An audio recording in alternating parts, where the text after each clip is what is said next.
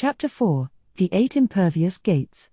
With Laplace gone, only Diablo remained. His smile grew as he marveled at how everything was going as planned. He would be able to watch his beloved master wage battle up close, a valuable reference for his own future service. It was the perfect opportunity to gauge what his master lacked and how he could make up for it, and he was truly grateful. Well, no, Sir Rimuru cannot be lacking in anything. The key thing here is to determine how I should best act moving forward. No matter what happened, Diablo wanted to remain useful to Rimuru. And he had another reason for not participating in the battle. If I were to join in, I would have no problem against anyone but Lady Veilgrind. It would be a waste, yes? They all had a chance to fight the strongest of the strong, and they needed to make the most of it. In Diablo's view, Benimaru was showing signs of growth as well. Evolution had given him much more strength, and the best way to hone that strength was to fight worthy opponents. That was true not only for Benimaru but for all the other top cabinet members Rimuru gave his power to. And given the intense challenges potentially awaiting them, Diablo wanted to be sure he took full advantage. Although I would assume Sir Benimaru saw through my idea, judging by how he didn't voice any complaint about it, that must have been his intention from the very beginning. Despite his usual calm demeanor, Benimaru could be quite belligerent. He had a taste for taking on the strongest opponents possible, although not quite as much as Diablo did. The demon was looking forward to his future growth. If he survived this battle, it'd doubtlessly make him stronger. Besides, Sir Rimuru's orders are law. We are not allowed to die, and thus, there is no other way but to win. He wanted to have everyone survive this and become reborn as even stronger versions of themselves. And he wasn't about to skimp on helping them toward that goal. There's no point to power that's granted to you as a gift. Only when you actively acquire it and use it to its fullest will it attain its full shine, and they had the perfect stage here to do just that. Give them an enemy, then take them down. The growth stemming from that, Diablo thought, was what Rimuru was hoping for. Testarossa is one thing, but I can't help but notice how people like Carrera and Ultima are just blindly throwing their might around in battle. That's a particular issue for Carrera, in fact. Giving them a tougher fight would be a good experience for them. So they'd best survive, please, or else I really will kill them. His grin extended even further. And as he saw Rimuru and Veilgrind fight before his eyes, his excitement rapidly reached its climax. On the outer deck of the Emperor's flagship, the Imperial Knights were gathered. Veilgrind was there, her presence as protector of the Empire fueling the Knights' fighting spirit. With Lady Veilgrind on our side, victory is assured. That it is. Now we just need to do our part. Victory here would allow us to conquer the Western nations at once. You're right. The day is near when our Emperor will unite the world under a single banner. Long live the Emperor. Glory to the Emperor. They weren't being shy with their feelings, out there on that cramped deck. They all looked at the enemy before them. Here they come. That demon lord's minions. The moment the evil Veldora was taken from them, their defeat was set in stone. Some of them were already scoffing at the enemy, but the majority remained silent, unsheathing their swords. The reason was clear as day, the forces headed their way were a clear threat to them. They were prepared for this to be the final battle, and so they moved to intercept them. But they didn't know yet. They weren't aware of the despair that was so close at hand. And once they became aware of it, their lives would be over. Testarossa flew gracefully through the sky, her expression somber, as if something was bothering her. She could see people atop the airship that was her target, foolishly brandishing their swords. Oh brother! They see us, and still they want to challenge us. Could they be any more clueless? Benimaru remained silent. He wanted to nod his head in agreement, but as he saw it, it was only natural for an opposing force to act that way. So he bit his tongue. In a way, the decision showed that Benimaru still operated on a framework based on common sense. The truly insane demonstrated their abnormality from the very beginning of their thought processes, and as if to prove it, Testarossa took action. How dare you be foolish enough to misjudge the strong? It's so pathetic. They deserve the blessings of mercy, not fear. To be honest, Testarossa did want to go on the rampage a little bit, showing off her skills and feeding off their mortal horror. But if you're fighting an opponent completely resolved for the battle, it takes time to strike fear in their hearts. That was both annoying and wandering a bit from the purpose of the mission. So she decided to get rid of these interlopers as quickly as possible. Without further hesitation, Testarossa unleashed some magic targeted to take effect over the entire airship. This was the nuclear magic death streak, the ultimate in forbidden spells that could even destroy people's souls, and now it was exercising its full merciless fury. A jet-black sphere formed around the airship, bringing nothing but death to those inside. Nearly everybody on board died at once, bathed in an insidious ray that was fatal to all forms of life. Major General Zamdo, who had just finished speaking with Gradim and was busy preparing for the upcoming battle, was one of them, ceasing to exist without even realizing what had happened. Luck simply was not on his side this time. If Rimuru wasn't so distracted at the moment, he would have remembered Caliculio's pleas to save his soldiers and instructed his troops to keep Zamdo and the others out of it. Reality, however, was far crueler, and so death did its work equally on them all. That soon? I know I ordered a preemptive strike, but now we have hardly anything to do here. Perhaps I overreacted a bit? I was just trying to save you all the trouble. Ha! You mean you didn't want anyone else taking your prey from you? Testarossa gave Benimaru's admonishment a gleeful smile. Oh, you picked up on that? You always were an intelligent man, Sir Benimaru. I've never been sadder to receive a compliment in my life. But despite this banter, Benimaru didn't see it as any problem. In fact, he really was glad to be saved the trouble. But the two later arrivals were far more reproachful. Ah. I wanted you to save some for us, too. Talk about a mistake in judgment. We should have left Diablo to himself and given this more priority. Ultima and Carrera shot Testarossa nasty stares. She brushed them off with a wry grin. You both have a lot to learn still. Take a closer look at the airship. There are all kinds of survivors for us. Very true. Anyone who'd let something like that kill them would never be a good opponent for us. In fact, I should thank you for weeding them out like that. I'm grateful for that, Lady Xion. Testarossa smiled, knowing she was right all along.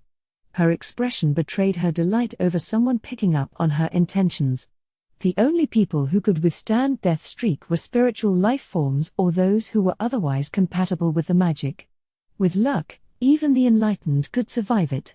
But whatever the case, if there was anyone alive on board, it was safe to assume they were real tough cookies. Ultima and Carrera were still frustrated, but they knew that complaining wouldn't help their cause. Realizing that, they decided to relent. And then, let's go. At Benimaru's command, the raid began.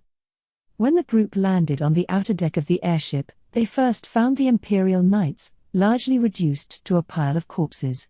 Their bodies were still there, at least, and they showed how desperately they tried resisting their fates. No. I don't want to die. Some were still clinging to life, even, fruitlessly reaching for the sky. But their lives were as good as over. No healing medicine or magic could help them, their fates were sealed the moment they crossed Testarossa. Ugh. This really was a waste, I think, Ultima grumbled. If they were this high quality, I'm sure I could have had them singing sweet hymns to me in no time. Quit being so selfish. Look. They've come out to greet us. Testarossa pointed to the bow of the flagship. There they saw the highest echelons of the Empire, Emperor Ludora and the still sleeping Veilgrind. Kondo and Damrada stood by their sides, with 4 men and a woman behind Ludora and another, more mature-looking man next to Kondo. A greeting from the Emperor himself, Benimaru boldly said. What an honor. The Emperor didn't move. Kondo and Damrada were about to take a step forward when Ludora stopped them. Let them be. Why not face up to it? I've built up so many pawns for over 2,000 years, and now this is all I have left. If you are here representing the Demon Lord Rimuru, I will allow you to directly address me. Thanks. So, what is the purpose of this visit? Well, it's very simple. I haven't been entrusted with full authority, but I'm giving you our demands in place of Sir Rimuru. You must cease all hostilities at this moment and give us your unconditional surrender. If you agree to that, we will stop pursuing you. And if I refuse? If you refuse, Sir Rimuru has given me the order to annihilate you. It will be a battle to the death until just one side is standing. Not that we're allowed to die, Benimaru inwardly added. But it didn't show in the arrogant attitude he was copying. It was little wonder that this response infuriated the Imperials. How dare you? It was Marco who spoke first. You can act that arrogant because you're a puny little worm who doesn't know his place. A fool without a clue what lies up in the loftiest heights. One of the 4 knights looked down at Benimaru, a spear in his hands. He heard him, of course, but Benimaru's gaze remained on Ludora, uninterested even in engaging with the knight. The others remained silent. It was Ludora's choice to make, and since Ludora allowed the other side to address him directly, they felt it'd be impolite for them to talk. It's quite ridiculous, isn't it?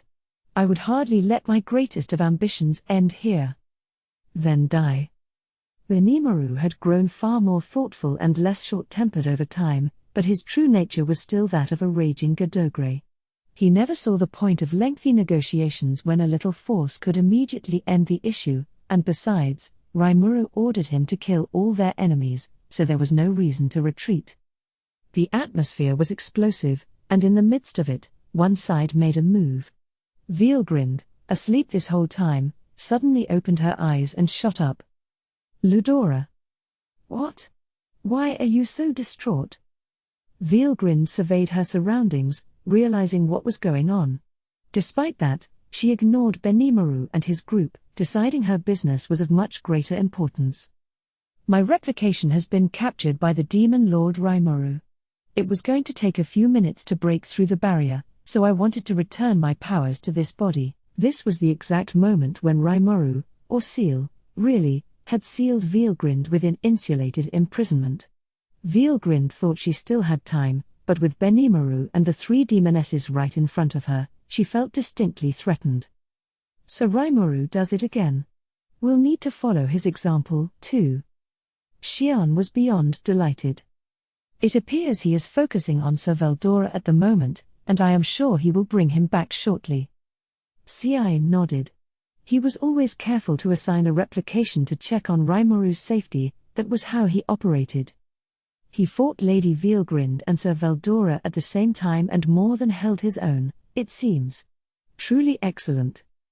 It sure is. I wasn't expecting it to turn out this well, to be honest. You said it. My lord's talents are truly ceaseless. Testarossa, Ultima, and Carrera all meant what they said, having a full knowledge of how strong Veelgrind was. They were left in total disbelief. What a mistake. I knew I shouldn't have let Diablo trick me with his sweet talking. So true. He knew this was going to happen, and he wanted to be the only one who could watch it happen, the bastard. To a demon, being called a bastard was high praise. Xian nonetheless vowed to rake Diablo over the coals about it later. Ci, also observing that battle, remained calm. Benimaru quietly looked away. He, too, was watching Rimuru's fight via Moss. Meanwhile, the Imperial side was in an uproar. No. He has that much power? Emperor Ludora, a calm, collected man who never showed his emotions, stood up and shouted. He held Rimuru in high esteem, based on what Kondo said about him, but there was no doubt that he had underestimated him. He couldn't see him as a threat on par with Veldora, and now, all too late, he realized how wrong he was. Kondo, too, recognized his blunder. Seeing his attacks fail on him was a warning sign he took full notice of, but even so, he hadn't done nearly as much as he should have. No matter what happens, I will protect His Majesty's body. He silently resolved himself to this as he stood there. Damrada, on the other hand, believed the demon Lord Rimuru was a threat from the beginning.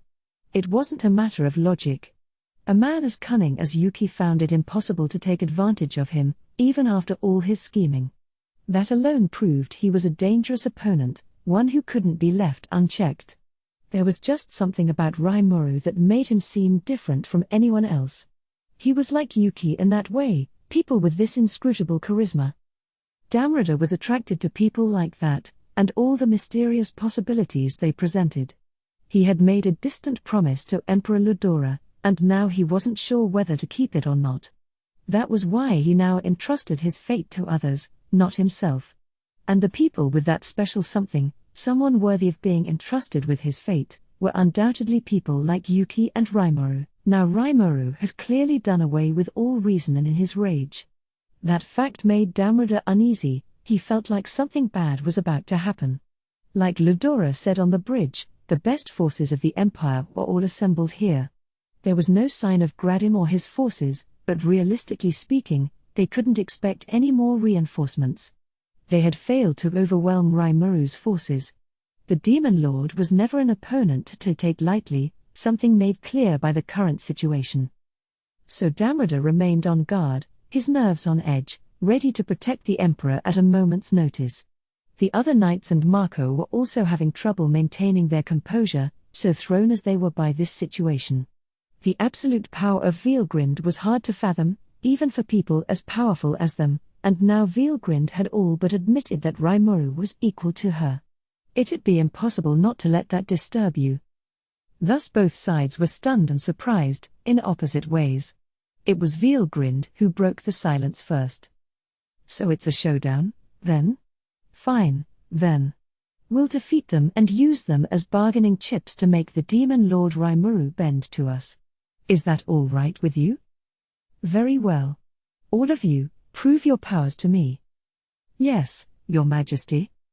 As soon as Ludora made the decision, the Imperial Knights' agitation vanished from their faces. There was power in his voice, the kind that put these stout warriors' hearts at ease. Yes. Victory is assured, I promise you. Veilgrind flashed a fierce smile, her beautiful yet terrifying countenance foreshadowing the horrors of the battle to come. Are all of you fine with that, too? Yeah. We must win this and cut these weeds down before they cause any more disasters. All right. Good luck, then. With that, Veilgrind spread her arms out and held them up to the sky. Then she activated what were called the 8 impervious gates. Each of them appeared in midair, lined up in the center between both sides of the war, and shrank down to the point where just one person could go through them at a time. This flagship, Veilgrind explained, has now been isolated inside an alternate dimension of my own creation. If you want to escape, you will have to destroy all 8 of these gates. Not counting Ludora, there were 8 Imperials left on the airship. This meant that each one of them had a gate to guard. What happens if we all go into one gate? What a funny thing to say. You're free to try it, but once you're all inside a gate, only the person who kills its guardian is allowed to enter the next gate. If she was telling the truth, it meant that if everyone piled into one gate, only one person would be left to challenge the next one. They had to break through all 8 to escape, so that was too risky a choice to take. I see. So the smart thing would be all of us to charge into the last gate remaining instead. Very good. You're a smart one, aren't you? Yes, if you're going to challenge the gate I will guard, that would be the right thing to do. Veilgrind smiled at Benimaru's suggestion. She must have assumed he would reach that conclusion. But as confident as she was about her chances, she didn't see any problems with explaining all of this at the beginning. Of course, since I've set up this dimension in advance with these set conditions, I can keep it maintained at very low magicule cost. You can neither escape nor touch Ludora without breaking through all the gates. Or did you want to go all out here instead? Either way is fine by me. The 8 impervious gates put the defenders at a disadvantage. Since they knew exactly who would be guarding each gate, there was a risk that the raiders would plan their approach in advance, working out countermeasures for each guardian. But if they resorted to all-out warfare instead, even Ludora could be at risk, and Veilgrind really wanted to avoid that. What's more, Vielgrind wanted to keep Rymuru's soldiers banished in an alternate dimension as they fought it out. She was willing to take a slight disadvantage for that. All right. We'll accept your challenge. Benimaru didn't hesitate to respond. Hearing him, Vielgrind was now assured of her victory. Unless I somehow lose, there is no breaking out of this dimension. There is simply no way for us to lose. Vielgrind was sure she could beat the enemy, even if they all charged her at once. That's why she went with these gates, what she thought was the safest strategy for them. Benimaru fully understood her intentions, but there was no way to avoid combat with Vielgrind here anyway, so he opted for the path they'd have the best chance of winning with. So, with both parties in agreement, the site of this final battle was decided. One by one, the Imperials disappeared into the gates before Benimaru and his team. Then Vielgrind, the last one remaining, exchanged a light embrace with Ludora before going through her gate. The gates then slowly began moving, encircling themselves around Benimaru and the rest. But it wasn't like they didn't know who went into which gate. Only a fool would fail to keep track of that. It's such a coward move, isn't it? Rearranging them like this so we don't know who's guarding what. Xion was that exact sort of fool. We're fine. I remember them. Weren't you paying attention? Benimaru thought. Now he began to understand the pain she put Diablo through. Hee. What a fun little diversion. If you emerge victorious, I will grant you the honor of fighting me then.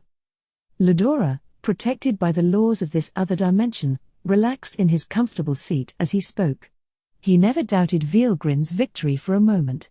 Judging by his demeanor, he saw this battle as little more than light entertainment. We'll see, won't we? You never know what can happen in battle. But we're gonna show you that there's some things we'll never yield to. Benimaru looked around at his companions, figuring out who should be put in charge of whom. But one person was too impatient to wait for his decision. It was Xion. Well, I think I've been putting up with things for far too long. I've had enough. Whoa. Hey. So Rimuru told us to kill our enemy down to the last individual. What's there to worry about? Let's just get these taken care of. Have you ever worried about anything your whole life? Benimaru almost said out loud.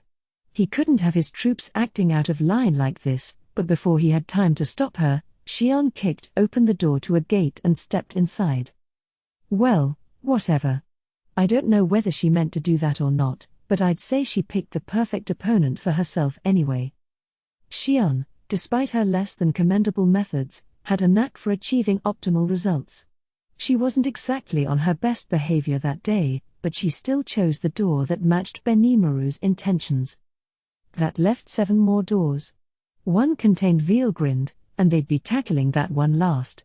So who'd be the right person to deal with whom? If I could, Veyron began. What? Ultima replied with more than a hint of tension in her voice. To tell the truth, I have not yet settled my score with Marco. The way I am now, I believe I would absolutely win over him. It was a standard strategy, start with an opponent you know you can beat. Benimaru saw the wisdom in that, and any victory would be one step closer to getting out of here, so he rapidly granted his permission. All right. You can take on Marco, then. Very good. If that's what you want, Benimaru, I have no complaints. Ultima seemed calmer now as well. Veyron's partner was now chosen. Ajira, witnessing this exchange, was the next one to speak. May I ask a favor as well? Ajira, right. What is it? Well, I too have an opponent I have yet to settle the score with, although it is nothing on the level of a deep-seated grudge or the like. I would like to be paired with him, if at all possible. Who is that? The man called Kondo. He is a fighter from the same school as myself, and as a pure swordsman, I cannot ignore him. Oh? It sounded like a pretty deep-seated grudge to Benimaru. He was curious about Ajira's fighting style, and he knew that Hakuro had taken a liking to him. So he was inclined to give him the okay, but there was one little problem. Are you confident you can beat him, then? If Ajira lost, after all, this whole thing was rather pointless, and in Benimaru's view, Lieutenant Kondo was a serious handful. Even Rimuru was wary of him. He was sure Ajira would have a tough time. Well, Ajira paused. As a swordsman, he believed he would have no regrets losing to someone like Kondo, but that would fly in the face of Rimuru's orders. Even he understood how selfish this request was, but suddenly, he found a supporter. "All right, Ajira. It's rare for you to ever ask for anything. Why don't I help you out?" It was Carrera, the demon Ajira served, sounding as dignified as she could. Benimaru nodded. No need to ask if she could beat him. "I'm not sure," he said, "if even I could defeat Kondo. So I'm going to ask you not to lose, but at least try not to die." Carrera gave this a loud laugh. "Of course not. Besides, why don't we make this a test for Ajira? We have to see if winning really will open up the next gate. Best to conduct this experiment against our weakest opponent, I'd say." "I agree. Shion's already gone, but there's no point in this strategy if you can't fight again after you win." "Very true. It might be that only certain people will qualify to take on Lady Veilgrind, but she's a proud woman, so I don't think she would lie about that." Benimaru had naturally considered this possibility. He had been thinking of having Shion try it out when she got back, but if Ajira's group wanted to first, there was no reason to stop them. "Okay.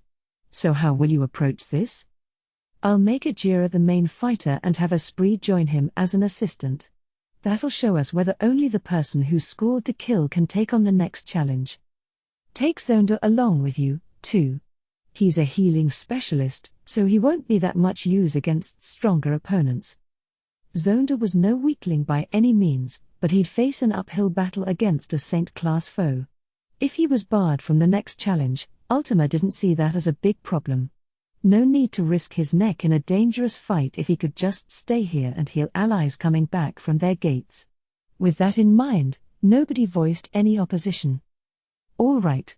Ajira, Esprit, and Zonda, you three will be tackling this gate."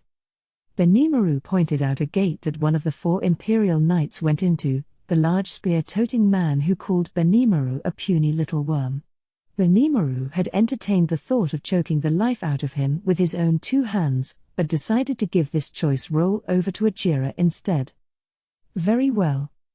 We won't let you down. Victory will be ours, I promise you." So the 3 of them went through the gate toward their battle. 2 gates were now being attempted. The rest of the group stayed there, waiting for Benimaru to decide where to dispatch them.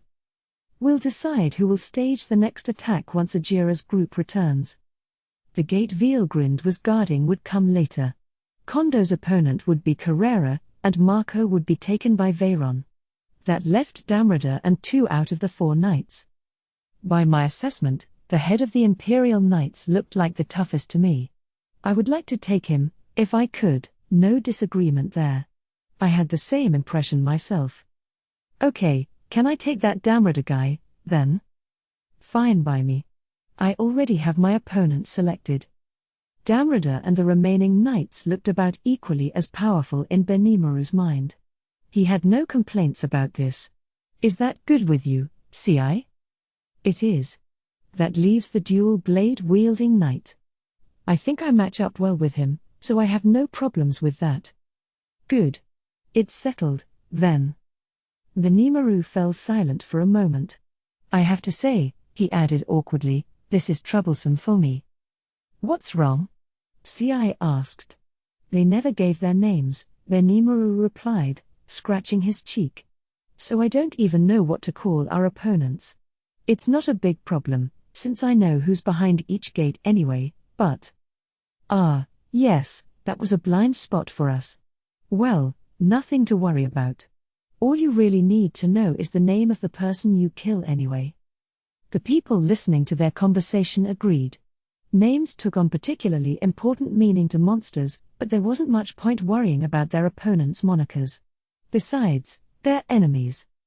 Ajira, Esprit, and Zonda passed through the gate in high spirits.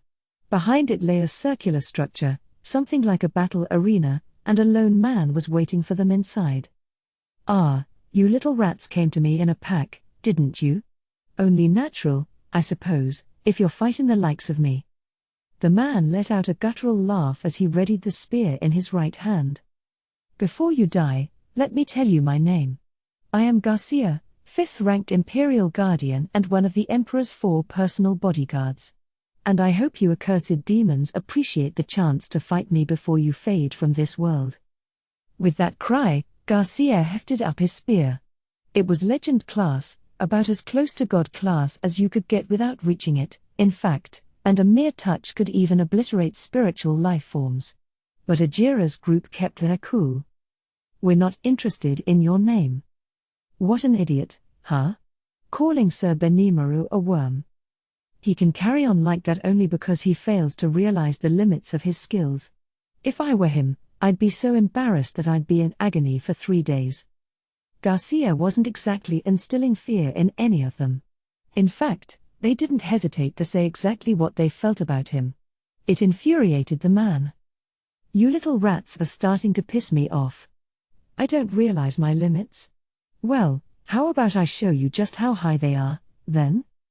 Then he released the power he had been suppressing. When someone reaches the saint level, their magicule counts compare well against an awakened demon lord. Ajira's group were all demon peers themselves, but the difference was still several orders of magnitude. Garcia stepped forward, his body radiant with intense fighting spirit. That alone made the arena's marble floor crack. You better brace yourself, bastards. Brace yourself, and regret making me angry. Whether he was angry or not, Garcia probably would have done the same thing either way. That's what everyone thought, although no one said it out loud. Ajira, hand on the sword hanging from his waist, opted to wait and see how his opponent would react. Even a single blow would inevitably cause major damage, so for now, he wanted to focus on defense. Esprit, meanwhile, was going to use Ajira as a shield, pelting their foe with magic from afar. The more Garcia focused on Ajira, the more time Esprit would have to let off bigger spells. She was as carefree as she could be, reassured that she could fight in perfect safety. Finally, Zonda was all about support, gifted in recovery magic and capable of assisting Ajira at key points. As Ajira saw it, he'd much rather team up with him than Esprit. But Garcia scoffed at the demon's tactics.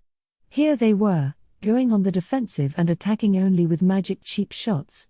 It'd be impossible to damage him with that kind of style. So, feeling he had already won, he continued to disparage his enemies. Ha! Damned cowards. All going around, bragging about being demons. Well, you're no match for us. We are the strongest of knights, and we've exorcised your kind many times from the world. I've heard talk about how demon peers are these almighty creations, up there with demon lords, but those are just tall tales from small minds. To us, you're all nothing more than worms. The spear that he slammed into the marble as he showed off his bravado left a huge hole in the floor. Ajira and Esprit easily avoided it. Even if they were made out to be fools, it was nothing that could rile up Ajira. They hadn't forgotten that this was just the prelude, the real fight was still coming up. Esprit, for her part, was being even more thorough. She kept her eyes open, calmly dealing with their opponent's attacks and hiding behind Ajira to avoid taking damage. Her unique skill observer was a perfect fit for this kind of strategy. It allowed her to maintain contact with anyone, even if they were separated by time and space. It only worked with people she was previously acquainted with, but since she just used this power to keep in touch with Carrera, it didn't matter to Esprit. In fact, she was glad not to give it much use. If someone like CI found out about this power, she'd doubtlessly be forced into espionage work. Esprit, who hated work on principle, wanted to avoid that, so she continued to provide the appropriate support to Ajira here, passing information on to Carrera the whole time. Zonda, by the way, always retreated to a safe zone after he was done providing support. He fully understood he wasn't a fighter type, so he kept on his guard, watching to make sure he didn't hurt himself. Based on what he was seeing here, Garcia concluded that he had Ajira's group on the run. They were in such a state of shock, he figured, they were already completely helpless. Ha! That's all you have, then? Running around like scared little mice won't let you beat me. Garcia kept up his bravado as he wielded his spear. He might have been a crude man, but his ability was unmistakably genuine, the spiritual power pervading his large physique unparalleled even for saints. He had also been granted a skill as well, of course, by Emperor Ludora via the ultimate enchantment alternative. This skill, known as subjugation conquest, let him transform his will to defeat his enemies into a palpable fighting force, a force he added to his beloved spear. This turned it into an evil smiting holy weapon that purified any kind of spiritual life form, from evil spirits to demons. Thus, constantly berating his enemies like this was strengthening his own body, a body protected by legend-class armor, so he didn't have to worry about the repercussions of his vitriol. Garcia knew very well how his skill worked. Even as he continued to goad his adversaries, he never let his guard down. And as he stated, demon peers were legends, the pinnacles of demon-dom on par with a demon lord, a first-class threat and no one you wanted to trifle with. Besides, Ajira's trash talk didn't seem to mean much to Ajira. Demons usually tended to look down on humans, so provoking them usually resulted in fierce agitation and, by Garcia's experience, that usually opened up enough of a hole to easily defeat them with. That didn't seem to be the case this time. These opponents were trickier, and that frustrated him. Calm down, human. You have far too vulgar a mouth. I do not see all humans as inferior, but it must be said that every soul has a certain dignity to it. And you should know that a person truly vulgar at heart cannot hide it, no matter what he does. Garcia, who saw his attitude as an act he played up to improve his fighting power, was now being told that, no, his actual soul was just as crass. It sorely offended him, causing him to slow his pace and reveal more of his true self, never realizing that this was Ajira's attempt to provoke him back. He continued to evade Garcia's attacks with minimal movement, still not drawing his sword, and that wounded Garcia's pride even more. Esprit, watching this up close, was amazed at Ajira's agility. If he's this good at close-range combat, why is he even a demon at all? He can't even cast a single magic spell. It seems so silly to me. It was with this mixture of praise and put-downs in her mind that she kept watching the fight unfold. This, too, was transmitted to Carrera in real time. "Silence," shouted Garcia, now clearly agitated by Ajira. "I will defeat you all and offer your heads to His Majesty the Emperor." Rather soon for that talk, isn't it? I am generally a patient man, but I can see you are rather impatient. Still not as bad as Lady Carrera, though. She's so short-tempered and simple-minded, it can often be difficult for me. This, of course, also got instantly relayed to Carrera via Esprit. Esprit never told Ajira about her power, she kind of had a mean streak that way. He's gonna be in so much trouble later. He. It was almost like she was an audience member instead of an active participant in this battle. But what Garcia said next brought her mind back to reality. "Impatient, you say? You bunch of fools. You haven't recognized the difference in our abilities yet? Are you saying that your master is that little brat with dark blue hair? Or that sassy blonde instead? That white-haired beauty needs no introduction, but she's as clueless as a toad at the bottom of a well." Garcia spun his spear above his head, thrusting it straight at Ajira. Then, proudly and triumphantly, he dropped another bombshell. "I'll tell you this since you'd be ignorant of it otherwise, but there really is such a thing as true monsters in this world. If you knew the true powers of our marshal," Lady Veal grinned, "you'd know exactly what I mean. And Lieutenant Kondo is a terrifying man as well. Nobody can defeat either of them, not those ogres, and not you demons, either. They'll all be slaughtered pathetically, like stinking insects." Only when things progressed to this stage did Esprit finally stop sending information over to Carrera. She had gotten so worked up that it took her longer than expected to shut the skill down. By then, however, it was already too late. Ha. I just heard a very funny story from Esprit. Carrera sounded cheerful about this, but there was already an edge to her tone. "Oh? What kind of story?" Ultima asked, already guessing what it was. "Well, The enemy inside this gate just called you a little brat. Aha. Blue veins streaked across Ultima's forehead. It made Veyron start to panic. If this was going to happen, he regretted not jumping into a gate the first chance he had. Deep down, he reminded himself that sometimes, ignorance really is bliss. And he said you were a toad at the bottom of a well, Testa. A toad? Testarossa was stunned into silence. Many had praised her beauty, none had ever rebuked it before. Being called a toad was a first in her life, and it made her so angry that she couldn't even properly express it. That, and he called all of us stinking insects. Benimaru raised an eyebrow. First it's worms, and now it's insects? He asked, not looking too pleased about it. He seemed calm at first glance, but now he was thinking he should have stepped in and taken care of this foe himself. Only Ci retained his serenity. So you can maintain a channel with her in this dimension created by Lady Veilgrind? A very interesting skill there. He crossed his arms and remained silent, keeping a perceptive eye on Esprit. The cat was out of the bag with Ci, and he'd doubtless be sending Esprit on all kinds of covert missions from now on, but that's a story for another time. Carrera's report continued. This man claimed that we'd never be able to beat Lady Veilgrind or that Kondo guy. He's really dragging our names through the mud, I'd say. Apparently we have nothing but a pathetic slaughter ahead. Her tone was matter-of-fact, but that's only because she was too busy trying to process her own emotions. Carrera could certainly dish it out, but taking it was another matter. Well, Testarossa flatly stated, you never know how a competition will turn out until you try. It was true that they couldn't beat Veilgrind the first time around. But Testarossa wasn't being a sore loser here.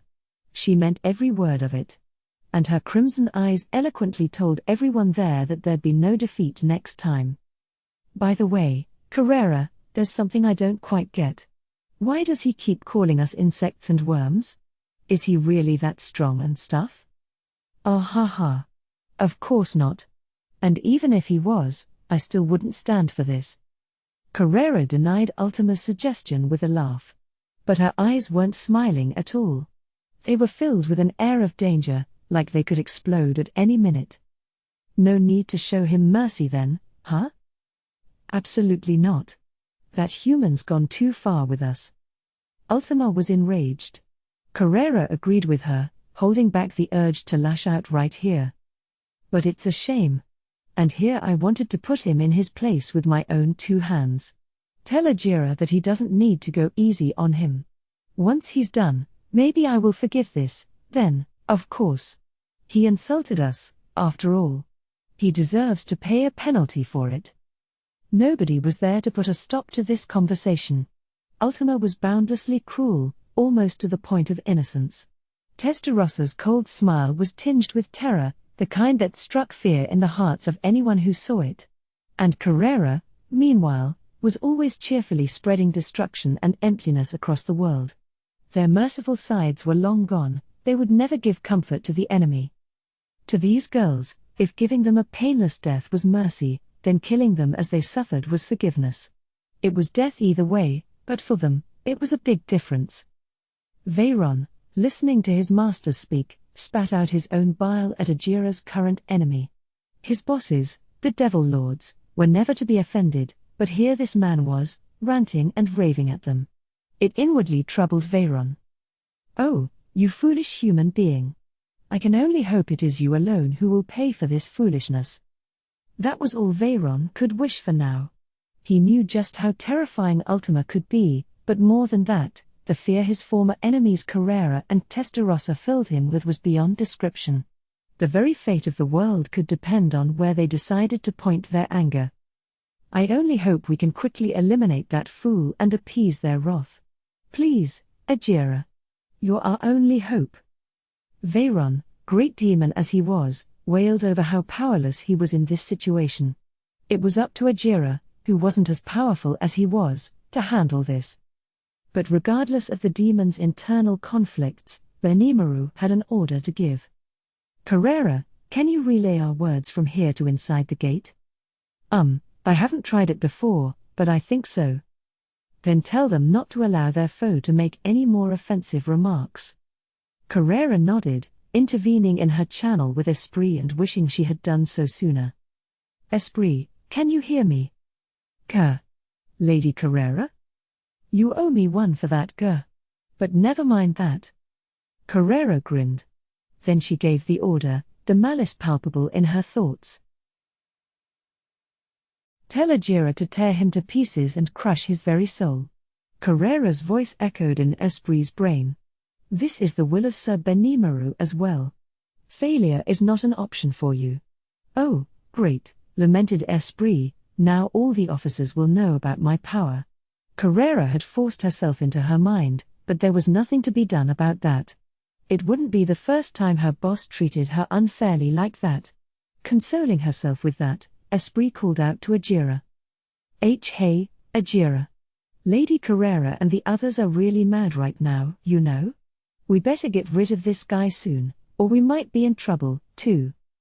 I can't help but wonder why Lady Carrera is aware of our situation in here, but let's drop that. For now, we must resolve ourselves. Our masters have been insulted.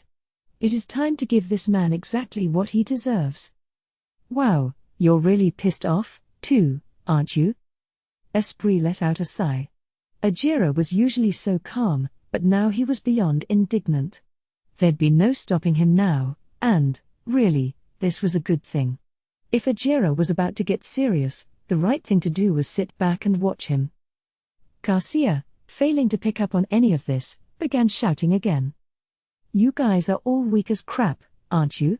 Just give up and die already. And don't worry, I'm sure your masters have all been taken care of already. Now you'll get to serve them in the afterlife, just like you do now. This commentary was faithfully transmitted back to Carrera, and not just her, but everyone else, too, via thought communication. What a joke this man is. What is Ajira doing?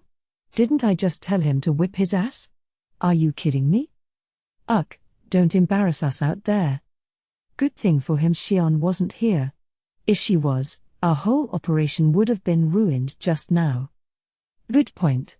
Hey, if you're having trouble in there, we can swap out, but either way, get moving. It was becoming a pretty lively scene. And indeed, if Xion were here to listen in on this, Ajira's wishes would have been summarily ignored, not that it'd trouble Esprit at all, but every demon has a certain pride they'd prefer not to see hurt. Or, really, it felt to Esprit like their reputation was going down the tubes every second. This sucks, she thought, and she meant it. Garcia's trashy talk and behavior made him sound like a wimp, but he really did have the strength to back it up. That's what made him such a surprising handful. Still, they were here to put up results. If they didn't beat Garcia soon, they were bound to incur the wrath of their commanding officers. And still Ajira was just continually evading Garcia, seemingly uninterested in any kind of offense. Ajira would never lose unless mortally wounded, but if he couldn't win, there wasn't much point to any of this. Esprit would then have to step in with her magic, but that didn't seem like a realistic strategy here. She had tried several approaches, but it looked like Garcia boasted high magic resistance. What's the matter, huh? Is running away all you can do? Now Garcia was in his element. But Ajira showed no signs of a counterattack. Hey! Ajira! We're in real trouble here, okay? You have to hurry, or else Lady Carrera really will turn her fury upon us. The full fury of their boss would make even the powerful demons serving her quake in their boots. If it was directed at them, the sheer horror would be unbearable. Esprit, normally quite easygoing, was now in a real rush to get things moving. But Ajira kept silent. Zonda, meanwhile, was preparing tea a safe distance away, like he had nothing to do with this. Apparently he wanted to serve it to their commanders once they were out of here, but from Esprit's point of view, it was beyond ridiculous. Hey! Zonda. I let you out of my sight for a moment, and now what are you doing? Well, isn't it obvious? Sir Ajira is not injured at the moment, so I have little to do. Don't give me that crap. Why am I the only one feeling any pressure from our leaders here? Esprit was all but lunging at him. That's none of my business, Zonda replied with a breezy smile. I swear I'll kill you, Esprit thought, gritting her teeth. Zonda was on the Viscount level, Esprit a count, and yet he wasn't the slightest bit afraid of her. But I suppose you need to be that thick-skinned to serve Lady Ultima, don't you? So Esprit stopped thinking about it any further. If Zonda was useless, all she could do was beg Ajira to do his best. He was emotionally agitated, no doubt about that, but there must be some reason why he refused to attack. If he was aiming for some sort of hole to strike, Esprit would just have to count on that happening sometime soon. But then Ajira shocked her out of nowhere. Esprit, I will tell you what I understand so far. What? It seems, much to my chagrin, that it is impossible for me to defeat this man solely by myself. Huh? You've got to be screwing with me, Esprit thought. There was no way she could contact her bosses and simply say sorry, we can't. Carrera was usually a playful, chill kind of demon, but rile her up, and things go out of hand quickly. In fact, isn't she watching all this right now? Before her bosses had a chance to rage over this, she had to confirm with Ajira what he meant. What are you talking about? It's quite simple. As this man revs himself up, both his offensive and defensive capabilities receive a boost. I've just realized that no matter how often I hit him with my sword, I would never be able to kill him. The effects of alternative, that ultimate enchantment, and in particular, its subskill subjugation conquest, were combining with the legend class Garcia had on to upgrade his defense to god class level. Ajira, realizing this, concluded that his blade could no longer slash through it. Is that why my magic didn't work, either? Indeed. He is not at all nimble in his movements, but if I cannot wound him, then we are getting nowhere. What Ajira said made sense. All Esprit could do was scowl and nod her agreement. And if they couldn't win, that was the news she'd have to report to Carrera, a terrible shame upon the two of them. She had eyes, too, and just like Ajira, she concluded they were inferior to their adversary in force. Their skills couldn't compete against ultimate enchantments. If they were true dragons, even a simple attack could break through ultimate skills. That's what having the most strength out of any spiritual life form got you. Esprit and her cohorts were demon peers, a high-level type of spiritual life form, but the power of their wills wasn't enough to overcome ultimate skills. That was the reality, and until they could do something about that, technique alone was never going to give them victory. Ha ha ha ha. Now do you see the difference? Have you given up yet? Garcia laughed loudly across the arena. Not being able to land a spear strike was aggravating, but he wasn't going to sweat it too much.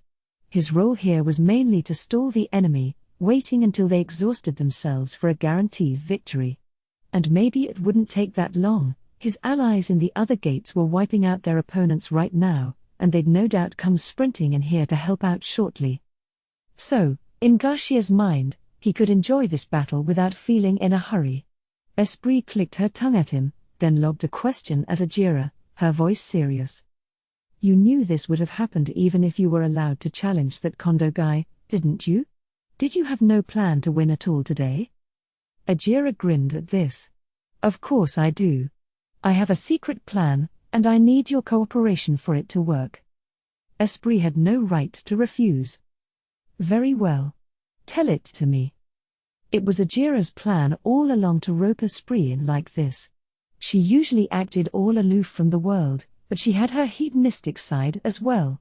If he simply asked her for a favor at the start of all this, she would never have said yes. That was Esprit for you, a demon who loved it when her friends came crying to her. Ajira was well aware of this, so he decided to hold out until Esprit truly had no option left but to help him for a change. Of course, if that attracted Lady Carrera's ire, I might have been purged as well. He was very pleased to win that bet. But before Esprit could change her mind, he needed to tell her about this secret plan. I am going to transform my will into a blade with which to strike him down. That is the only way.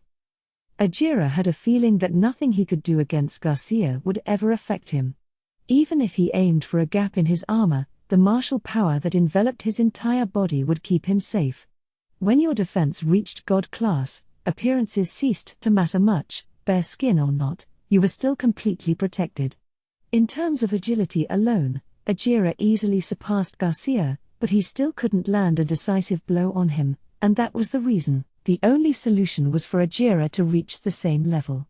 If he could master the art of listening to the voice of his sword, becoming one with it. Concentrating all his strength, Ajira lent an ear to the blade he was born with. Then, he reached a conclusion. So our will cannot pierce his armor? Trust in me, Esprit.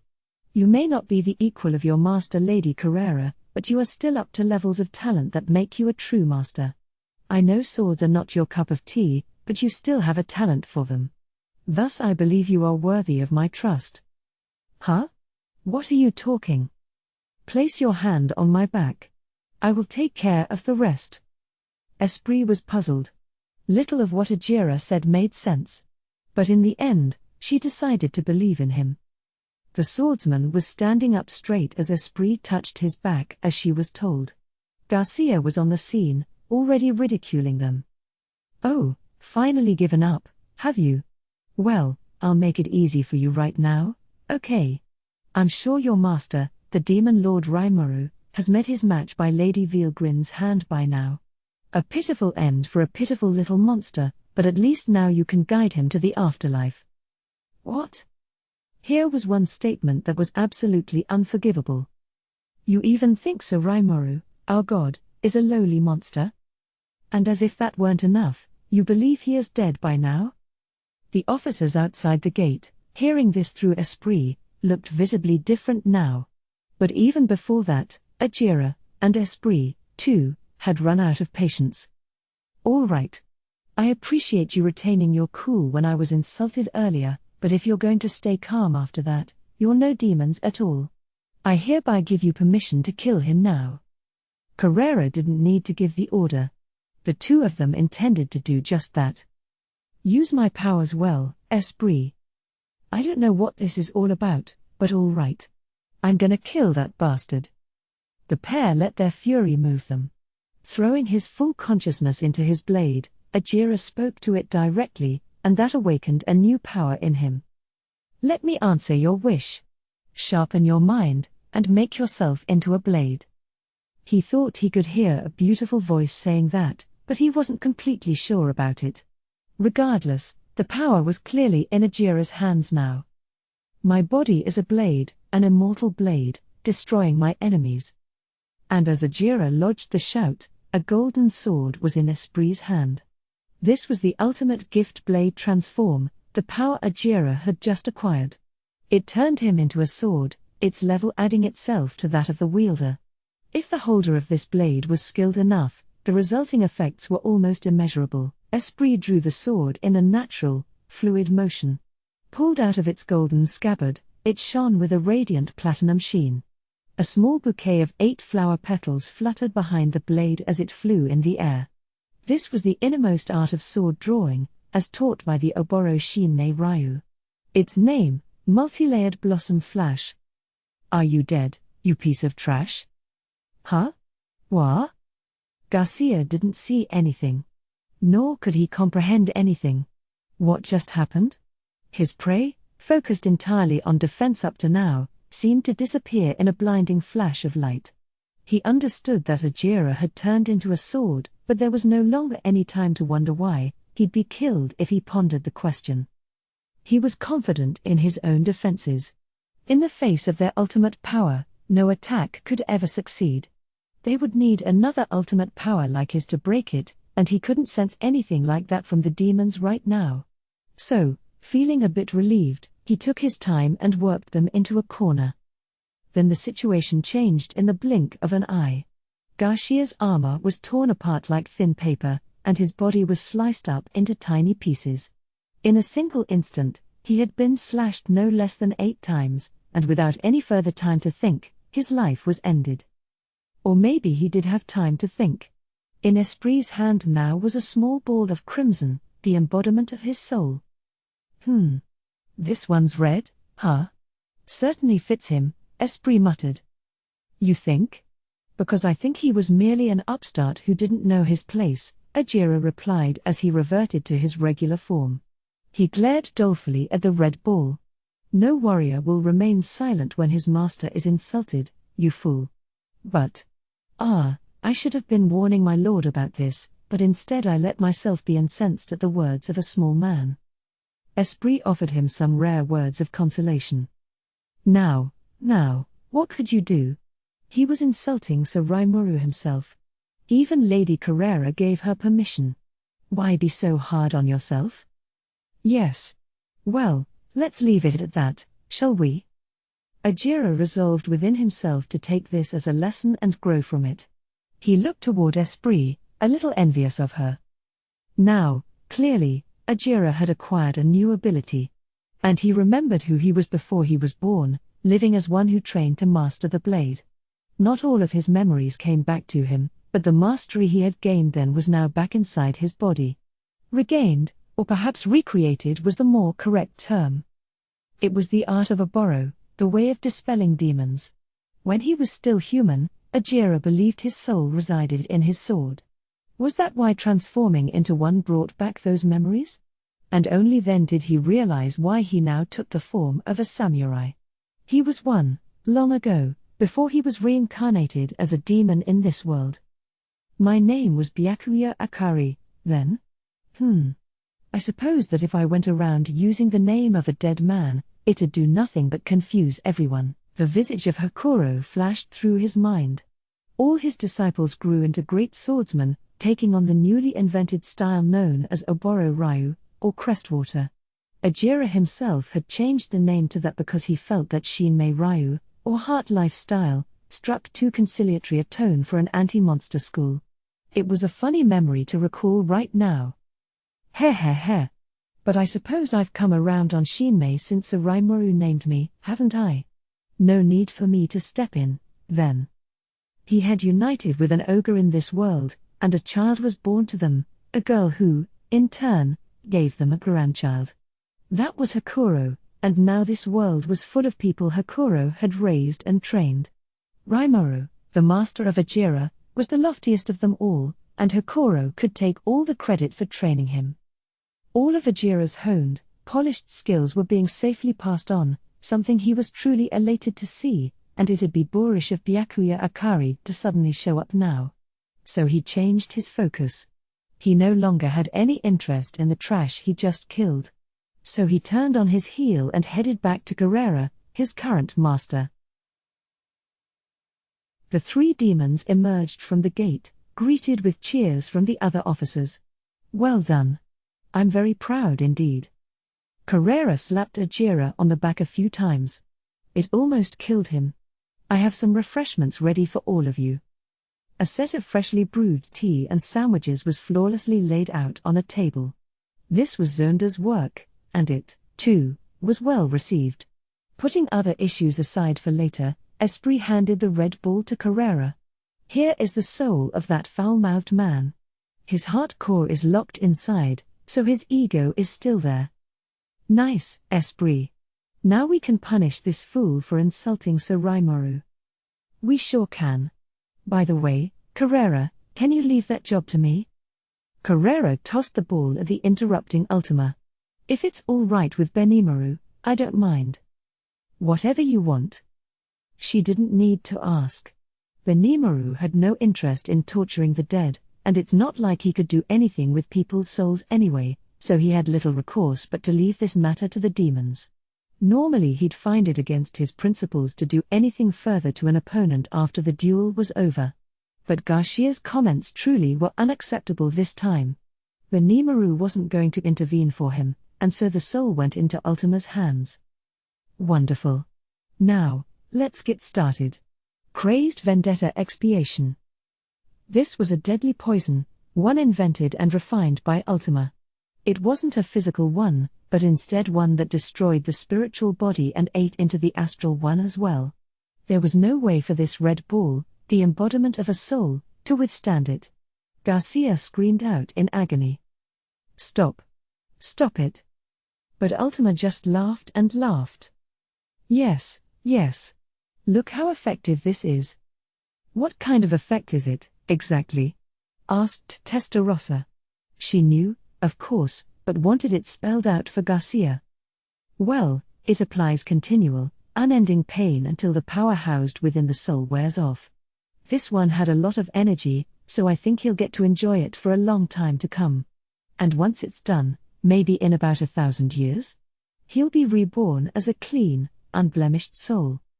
Ultima was only too eager to explain. Garcia, meanwhile, could only weep in silence. He wondered where he went wrong, although it was too late for that now. Ah, yes, good for him. I'm sure he's thanking you right now for letting him atone for his sins. Testarossa smiled warmly. Benimaru sincerely doubted any of that, but this time, he would offer their victims no quarter. Besides, they had Zonda's nice little tea break to enjoy. You know, Esprit said, internally wondering if they had time for this break, when Ajira started talking about not being able to win. I wasn't sure what I was going to do. Now that things were peaceful again, she felt safe lodging this couched complaint. She knew Ajira would have some kind of plan, but she was still bitter about being so spectacularly taken advantage of. I didn't say that we couldn't win, Ajira retorted, but to tell the truth, he wasn't entirely convinced his strategy would work. All was well now, of course, but if Blade Transform failed on him, there really was no plan B left. Right, but you should have at least discussed it with me beforehand. It's fine now that we won, but if we didn't, you'd be too dead to ever atone for it. For someone like Esprit who almost never left her safe zone during battle, she hadn't been in such dire straits like that in ages. It made her all the more irritated toward Ajira. Well, said Ultima with a smile, certainly, you would never have been allowed to lose there. I definitely wouldn't allow it. Besides, Sir Rimuru might not be angry if we lose, but he would be if we die. Yeah, I agree. And that's why I was watching over you guys via Esprit. Carrera seemed like she was taking a hands-off approach, but if Ajira's team looked like they were on the ropes, she would have been the first to rush in. Along those lines, the real battle for Rimuru's top officers was about to kick off. And maybe it was a little impertinent of her, but Esprit wanted to be prepared for what came next. She began, a little uneasily, is Lady Xion well? We finished our battle, but I don't see her here. She assumed Xion would be just fine. Now she was suddenly worried. No problems there, Benimaru nonchalantly replied. I have a feeling she's forgetting her mission here, but it doesn't seem like she's struggling at all. CI nodded his agreement. She's overzealous as always, indeed. She should know repeating the same old attacks won't work. She needs to consider other approaches. Esprit wondered about this. It was almost like they were watching her fight. So you're aware of what's going on in there? It was Testarossa who asked for her. Well, of course. I'm staying here in case something happens to our higher officials, you see. Carrera and Ultima spat out their tea simultaneously. Huh? Wait, Testarossa. Are you saying that you know what's going on beyond the gates without Esprit's reports? Absolutely. Testarossa's smile deepened as she looked at them both. Then it suddenly dawned on Carrera. And are you watching Sir Rimuru in battle as well? Ah. Ultima jumped to her feet as the possibility occurred to her. That's so unfair, Testarossa. Seriously, that's awful. And Diablo's the same way. Why do you always act like all that matters is what you want? Don't you think you could have invited us along, maybe? Carrera and Ultima were pretty riled by this. But Testarossa kept up her cool face. So did Benimaru and CI. Intelligence gathering was one of their assigned duties, and this was a match they could never miss out on. Incidentally, Xion was totally unaware of this, one reason why she was so eager to jump into a gate first. If she was watching Rimuru's fight, she never would have moved from the spot until it was over. Benimaru, aware of this, kept it a secret from Xion instead. Regardless, Carrera and Ultima were clearly miffed about it. Benimaru had no choice but to explain himself. So as you see, Moss's monitoring skills are very convenient. We had him infiltrate all 8 gates so we could set up a monitor for each one. It apparently was working without a hitch, which meant Moss was still on the job. Benimaru gave him strict orders to remain on standby, making sure the enemy didn't detect him. I see. I had tried the other gates as well, but I can't even touch any of them. It looks like this dimension is treating Ajira as the victor. Yes, and I cannot enter, either. Of course Zonda couldn't. All he did was brew tea in there. But Esprit was also locked out from the next challenge, it seemed. Vielgrin's judging standards were still a little unclear, but it now appeared that once you entered a gate, you could not enter any other unless you directly defeated the enemy inside. About what we expected, isn't it? Yeah. It was smart to have them go in first. Benimaru, Ci, and Testarossa nodded at each other. Right, so if one of us is having a hard time, then Testarossa will come in to support us? That's correct. I doubt that will be necessary, and I have other things on my mind anyway, but if it comes to that, I'll be there. I'd like to think there's no need, but we do have Sir Raimaru's orders to consider. We need sure victories here, so don't be overeager. Carrera smiled boldly as she spoke. Benimaru and the others nodded, all feeling the same way. Then Benimaru frowned a bit. Carrera, I wouldn't let my guard down around your opponent if I were you. Well, certainly not, but why? His name was Kondo, right? Well, he's the only one so far who spotted Moss. A single bullet took his replication out. Wow. How interesting. Carrera kept smiling, more fascinated by than fearful of her opponent's strength. Knowing you, Testarossa said, I'm sure I have nothing to worry about, but if something goes terribly wrong, call for help through Esprit. Carrera raised a hand, her attitude making it clear that she didn't see that as necessary. Testarossa smiled back. This was typical Carrera behavior. So the attack on the gates resumed. One was still being tackled by Xion, so that left 6, and with the exception of the one protected by Vielgrind, now 5 gates were being stormed at once. Xion, now alone, was in for a struggle. She was all smiles and excitement outside the gate, but now there was a look of dreadful murder on her face. Her opponent here was Minaza, a single-digit ranked 6th in the Empire. She was one of the 4 knights who guarded Ludora as well, and Xion was now breathing heavily as she glared at her. I must praise you for making this so difficult for me, she shouted, her voice full of raging spirit. Minaza was far from unscathed, either. Her uniform was torn up, exposing bare skin here and there, but there was no damsel in distress allure to that look. She had long since stopped using mimicry to hide her true form. She had to, if she wanted to give her all here. Shut up. You're the one who deserves to be praised for your futile efforts. I commend you for defeating my children, but you've made me angry, and I will rule the day. At Minaza's feet was an ominously large number of insectoid corpses. All of them had been slaughtered by Xion. And as an insector, a higher plane of existence over insectoids, she wasn't kidding about the children part. Ha! Those little grubs are nothing to me. I've seen training grounds filled with far more powerful insectoids, so I'm quite used to it. What did you say? He. Too bad for you, but I'm a lot more experienced than I look. If you think you're the first insect magic-born I've ever fought, you're wrong. Xion was tired, but still had plenty of energy left. She looked down on Minaza, smiling smugly. Come to think of it, Raziel was more of an insector than insectoid, wasn't he? He called it his complete form, if I recall correctly, so that must have been it. Minaza's expression changed. Raziel? You're the one who defeated the Guardian of the West? Xion sniffed at this. I didn't take him on alone, but yes, I dealt the final blow. He was a formidable opponent. I see, Minaza muttered. Then she turned her face down and began snickering. So you got rid of him for me. He betrayed us, you know. We are known as aggressors, a group of invaders from another world, but when Emperor Ludora accepted us, we finally found a safe haven for ourselves. But he refused to pledge his allegiance to us, continuing with his self-serving behavior instead. Truly the most unforgivable of fools. This all went straight over Xion's head. She rewarded Minaza's speech with a "What the hell are you talking about?" look. But one thing did bother her, so she decided to take this opportunity to ask. "Do you mean to say that it's not just Raziel? You have your people in other parts of the world?" Xion was curious about her friends Zijin and Apito.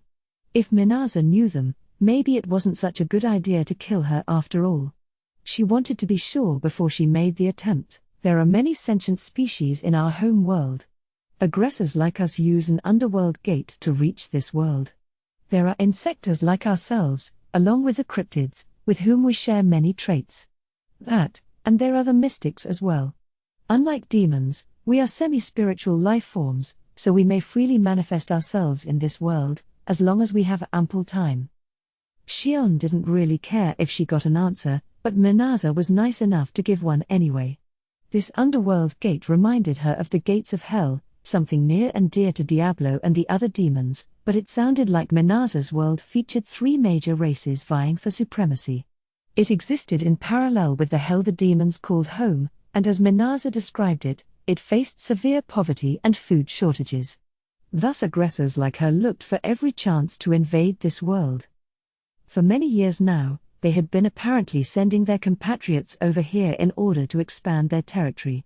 Insectoids like army wasps were apparently part of that effort. Of course, the full tale is a bit more complex than that. There are some races who are not so willing to bend to our desires. The leader of this offshoot band was Raziel, whom Xion's party defeated. He proved that the aggressors were far from a monolith, but then Xion recalled something else. Didn't Rimuru pick up Apito and Zijin while they were on the run from someone else? I think this Minaza is my enemy after all. She didn't have any real solid basis for this, but Xion made that call anyway. She trusted her intuition, and she was proud of the fact that it had never failed her in cases like these. And she was right, too. It was no coincidence, either. Having died and been revived once, Xion was now deeply connected to Rimuru, and now Seal, his newfound skill. Its computational skills were now interfacing with the fragmentary information Xion had obtained so far, giving her deep insight into the truth. "So you're my enemy, basically?" "Ha ha ha. A bit late for that, isn't it? And thanks to all the time you've wasted talking to me, I can now bring my lovely children back to life again." The moment she shouted it, Minaza's lower body swelled up. Several mouths grew out from it, usually hidden by the skirt of her military uniform, and each one of those mouths was now producing ominous-looking eggs at the same time. "Ha ha ha ha ha. You can act as strong as you like, but fighting all my children has thoroughly exhausted you. If you think you can win against these numbers?" Minaza stopped in the middle of her bragging. It was obvious why. A single flash from Xion's Gariki Maru version 2 snuffed out the lives of so many insectors as soon as they began. No. My children were supposed to have been reborn as warriors with overwhelming power, with the help of His Majesty. Minaza's power was similar to Apito's motherly queen in many respects. Termed voracious resurrection, it allowed her to regenerate her children by consuming their corpses, over and over again. Combined with the ultimate enchantment alternative from Ludora, it was further powered up, the death and rebirth cycle now taking much less time. The countless insectoids she was birthing were just as formidable for Xion as Minaza thought they were. Each one had abilities equivalent to a high-level magic born, and a few among them could even pass for pre-awakened demon lords. But although it was a tough fight, Xion had dispatched all of them. And now that she did, Minaza would never get another whack at it. Optimal action, part of her unique master chef skill, had no trouble defeating the reborn insectors in an instant. Minaza was shocked. This high-speed childbirth process was usually enough to exhaust opponents by itself. She didn't have to lift a finger. It was a proven strategy for her, so facing a wild card like Xion confused her. But she wasn't a queen for no reason. She stood up, indignant, and it was clear she wouldn't make the same mistake again. "You will pay for that. My children, lend your strength to your queen mother." "Perfect. Let's see what you've got." Taking her children's power as her own, Minaza shifted into battle form. Xion, Gariki Maru version 2 at the ready, joyfully engaged her, and so the long battle began. The fight seesawed back and forth. Minaza's attack could wound Xion, but ultra-speed regeneration instantly healed her. By the same token, none of Xion's attacks could so much as scratch Minaza's exoskeleton. She was protected with an ultimate enchantment incorporating legend-class armor, and even god-class gear would have trouble against it. Minaza's speed did surpass Xion's, but Xion had more muscle. Minaza had the upper hand in defense, although Xion was much more adept at healing. Ugh! This again. You insects are such a handful. So tough. Xion was trying her best to crack through Minaza's exoskeleton, no matter how small the fissure. Once she did, Master Chef would take care of the rest, and Minaza wanted to avoid that at all costs. She hadn't underestimated Xion, but she was proving far more obstinate than previously thought. To be honest, she felt threatened. I can't believe it.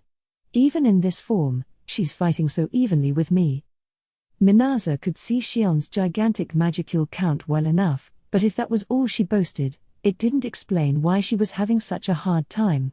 Xion was a handful because despite her seemingly slipshod style, she was still pretty handy with a sword, not as good as Benimaru, but her instructor Hakuro fully attested to her skills. That made her a master of the blade, and between that and her brute strength, this was turning into a nightmarish marathon for Minaza, but Xion wasn't enjoying this much. She wanted to take down Minaza at once and move on, but she was proving stronger than she seemed. She truly is a warrior among the Empire's upper echelons, no doubt. Just as Sir Rimuru said, I cannot let my guard down around her. Perhaps she could have considered that before diving in. But Xion was never one to think about things too deeply. Only now did she begin to wonder about how she was going to defeat this adversary. It was beyond too late for that, but at least she realized now that she needed to use her head a bit. But that alone wasn't going to suddenly spark a brilliant idea in her mind. It wouldn't, but Xion had Seal on her side. You possess great power. It took me a while to choose the best species among all the possibilities, but I have made my decision. The one best suited for you is. Hearing this voice made Xion remember something. She seemed to recall Rimuru asking her a whole bunch of questions when he endowed her with his evolutionary reward. Xion didn't give much consideration to her answers, just telling Rimuru that she'd accept whatever he provided, but in the end, nothing new did ever happen to her body. But even if the rest of her friends evolved, Xion didn't mind much. Benimaru had gone from an Oni to a Flame Soul Ogre, giving him powers equivalent to a true Godogre, but Xion was still a plain old Oni. She didn't mind this because, in her mind, she was already decently strong enough. This alone, however, would not give her victory over Minaza. It was thus natural that Xion would seek more, and in response to that, the Soul Corridor was opened up. Battle Soul Ogre. It is a high-level Chaos Elemental, but one that boasts unparalleled material strength. Now, examining your skills. I'll leave that to you, thought Xion, throwing the ball in Seal's direction entirely. Then she refocused on Minaza. She was copying a bit of an attitude right now, but even so, she thought the voice sounded a little happy. It might have just been her imagination, but more importantly, real changes were taking place. What are you? That surging aura of yours. Were you just toying with me up until now? Her spirit was now surpassing her body. As the voice suggested, the awakening of her new species was now in progress. Seal managed the assorted evolutionary possibilities, selecting the most suitable ones as it saw fit. Thus Xion was evolved into a Battle Soul Ogre, an uncommon but powerful Chaos Elemental, and since it was equipped with infinite regeneration, it was indestructible as long as any magicules remained. The attacks from this body cause not only physical damage, but also destruction on the spiritual level. And while this was a spiritual life form with no elemental weaknesses, it held a decisive advantage over all other elements. In a way, Xion had evolved into something that could be called the natural enemy of spiritual life forms. The evolution also remade her body, optimizing it to be more specialized for combat. Xion could mostly pick up on this by instinct. She felt refreshed, invigorated, as if stretching out under a clear blue sky. She readied Gariki Maru version 2. I've kept you waiting, haven't I? But my time with you has come to an end. She spoke to Minaza with the utmost politeness. Don't you give me that. You might have been hiding your power, but I have revealed my true form to you as well. Just as she said, Minaza had changed even further from before. It meant shaving time off her own lifespan, but still she yearned for even more offensive force as she tried to fight off Xion. So the battle began. Those who try to take away our safe haven will writhe in pain before dying. The ultimate enchantment alternative is released in its full force. Now, come to me. Feed upon my flesh, and use your instincts to kill. Chaotic fate. And was over in an instant. The evil, forbidden final attack that Minaza was about to trigger was shattered by Xion's sword before she could fully reveal it. Before Xion now was a dismembered pile of flesh, broken into innumerable pieces. You're both too loud and talk for too long. Wah! What did you? One of the chunks of flesh lying around was Minaza's head, or, to be exact, a bit less than half of it. She grew flustered, realizing unavoidable death was coming soon but unable to accept the reality. Xion looked coldly down at her. Would you like me to help you along? As an opponent, Xion was the worst possible match for Minaza. Before evolving into a battle soul ogre, they were evenly matched, given the right ultimate skills, but given Xion's lack of ultimate skills, the fact they were still even meant Minaza had no way to win. But after the evolution, the power of her will had reached its pinnacle. It also evolved her beloved blade, turning it into a god-class weapon you could call Gariki Maru Divine. Perhaps it would have been another story if Minaza's power was her own and not borrowed from the Emperor, but against Xion right now, there was nothing she could do. NGH. No. You're too strong. B. But my children will. Minaza only said this because she presumably couldn't see any longer. But her hopes were already dashed. Xion's chaotic fate had already slashed through every living thing in this arena. I certainly hope so. But Xion had nothing but words of mercy for her. How kind of you. But if you're that kind, you will never beat our insect lord. And Minaza's energy ran out there. With her life now a thing of the past, Xion had complete victory. Insect Lord. That title dropped by Minaza held very important meaning. But Xion didn't seem to care too much. Well, I'm sure it's none of my business anyway. Showing an almost refreshing amount of detachment from the problem at hand, she didn't even try to remember it. So Minaza, an aggressor from another world, met the same pitiful end as her children. She had been trying to build a paradise for the insectors under the patronage of Emperor Ludora, but now she vanished from existence just before she achieved her ambition. Out of the 7 demon peers who currently existed, Veyron was the second most powerful. He had achieved the rank of Duke, having been undefeated for over 4,000 years. Despite this, though, he was now on the floor, humiliated by Marco, standing before him in the guise of a warrior. Marco's unique skill adapter allowed him to mimic the appearance of Kondo, and he combined that with consummate usage of the ultimate enchantment alternate to give himself Kondo-level abilities. Nothing went to waste in his approach, and while Veyron was a titan, Marco was one step above him. Only because of Veyron's own great experience was he merely brought to his knees instead of killed outright. All of his combat skills, honed over many years of demondom, seemed to do nothing. It was a vaguely frightening reality to face, but Veyron had no fear. If anything, he was enjoying this situation, deep down. Of course he did. After all, he had declared in front of his master Ultima and all the officers that he could win.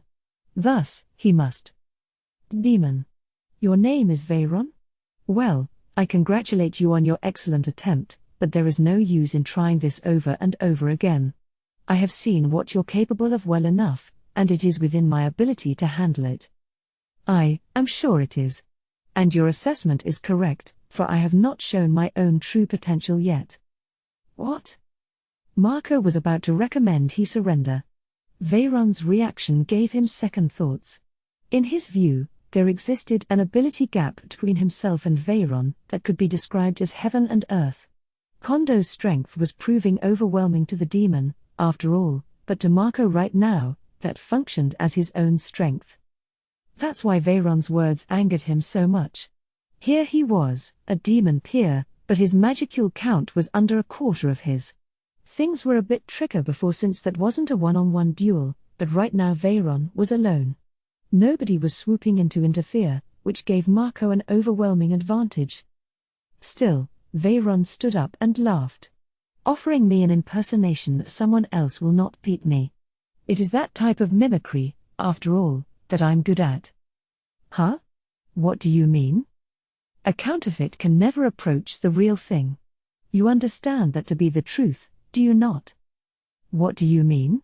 Marco asked, a tad agitated.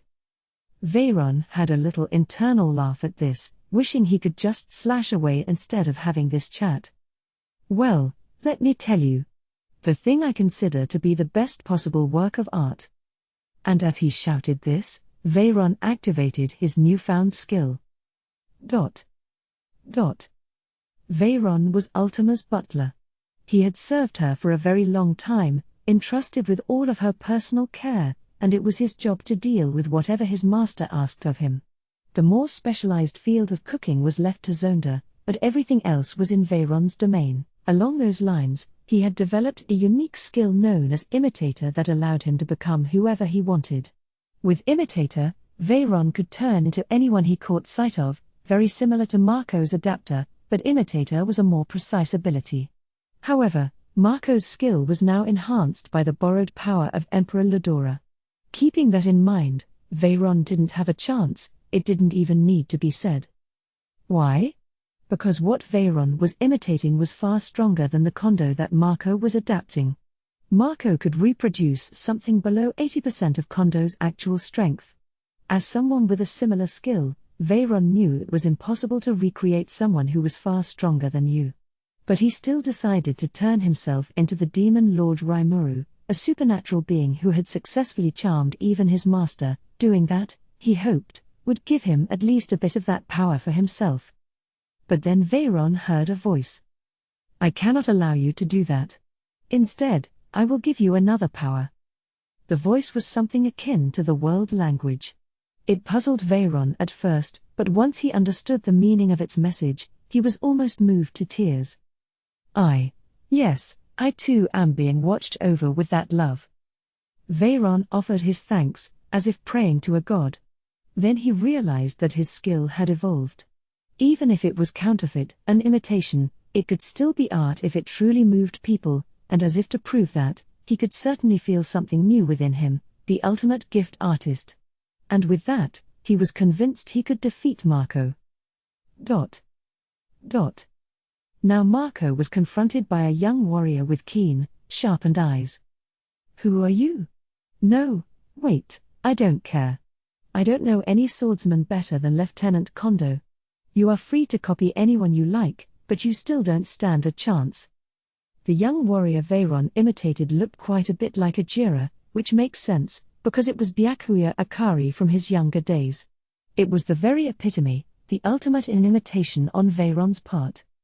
I suppose, he thought, a truly talented forger could copy paintings from the pinnacle of an artist's career, not their lesser years. He had come to this conclusion precisely because he had tried to master every field of art in response to Ultima's requests. Even if he had never met the person, the artist's skill could recreate the full power of his glory days, truly akin to cheating. To this Veyron now added his own unleashed power. Ultima, his master, had evolved through the force she received from Rimuru, and by her graces, Veyron had expanded his force as well. Veyron now possessed enough magicules to match up with an awakened demon lord, not just your garden variety one. Wait. What? You even feel like a different person from before? Marco was astonished. Veyron ignored him, instead materializing a sword in his hand with the demon-specific create material skill. It was just an imitation of the blade transform Ajira had, but it had the ultimate gift artist applied to it. There was now no doubt that it performed as close to the real thing as possible. Veyron glanced at Marco. Indeed. There is no underestimating this man, Kondo. But you know. But what? Now that Lady Carrera is setting off to fight him, I fear his fate may be soon at hand. Ha ha ha. Ridiculous. Marco laughed off the nonsensical idea. He could never imagine Kondo being defeated. The two sides stared at each other. They were at irreconcilable odds, and so there was no choice but to settle the matter by force. Both sides moved at once. Biker, Dokutotsu. Gallery fake, multi-layered, blossom flash. Here and now, the forgery had become the real thing. Veyron's 8 sword strikes batted down 5 slashes from his opponent, the remaining 3 amputating both of Marco's arms before he stopped the tip of the blade right against the nape of his neck. Ah ah ah. The intense pain caused Marco to shut off his mimicry. He tried to stop the blood from spraying out, but that wasn't going to happen now that his arms ended at the elbows. He. I'm not going to kill you. NGH. Taking me hostage, then? Oh, goodness no. Veyron went back to his own form as he grinned. I serve Lady Ultima as her butler, and I am willing to do anything in order to please my lady. It wasn't much of an answer to Marco's question. But it did give him an inscrutable fear of what was to come. What are you gonna do to me? He couldn't help but ask. But that reaction already proved he had fallen into Veyron's trap. My lady is quite cruel, he replied. She loves nothing more than the pain expressed by those who dare to oppose her, letting their bodies rot slowly over time, for example, rather than kill them immediately. It is my duty and responsibility to admonish her over it, and yet. I don't want to hear this, Marco thought. But Veyron was heartless. I must admit, I love it as well. In fact, I find nothing more pleasurable than to watch the great and powerful plead pitifully for relief. And that, Veyron was implying, is why you are the best toy possible. Stop. Please, stop. I surrender. In fact, I'll swear to you that I'll never disobey your will again. So. Marco began pleading with Veyron, and nobody could blame him for that. He had never known defeat before in his life, so being put on the defensive like this made him feel vulnerable indeed. There was no denying his solid abilities, but his inner spirit had never received the equivalent training. His ultimate power had only been lent to him, it wasn't something he had mastered. And as a demon among demons, Veyron was an expert at making opponents like that experience true fear. Sorry, my friend. No need to fill your head with that possibility. I refuse. Why? If a war is underway, then we must never accept surrender. Isn't that wonderful? If you were truly that weak, you should have submitted fully from the beginning. Trying to bargain after defeat is simply shameful. The mere idea is impossible for me to consider. But. And it's not wrong of me, is it? After all, it's exactly what you've all done up to now. I don't want to hear any back talk just because it's our turn. So. Veyron's lips curled, his mouth splitting open until his grin stretched from ear to ear as he laughed maniacally. The display, paired with his gentlemanly demeanor, was like fingernails on a chalkboard to anyone who saw it. It is time for you to take responsibility, and to please Lady Ultima. Now he revealed his true nature. As Ultima's first servant, he was a cruel, brutal, merciless demon. Help me. Help me, Lieutenant Kondo.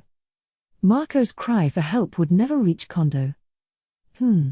Yes, a very pleasant kind of wail there. But it might disturb the others, so please be quiet for a while. With that, Veyron unceremoniously pulled out Marco's tongue. GRRK? NNNNNNNNNHH. So Marco's silent voice echoed away in this alternate dimension, cut off from the world we know. As for what fate had in store for him.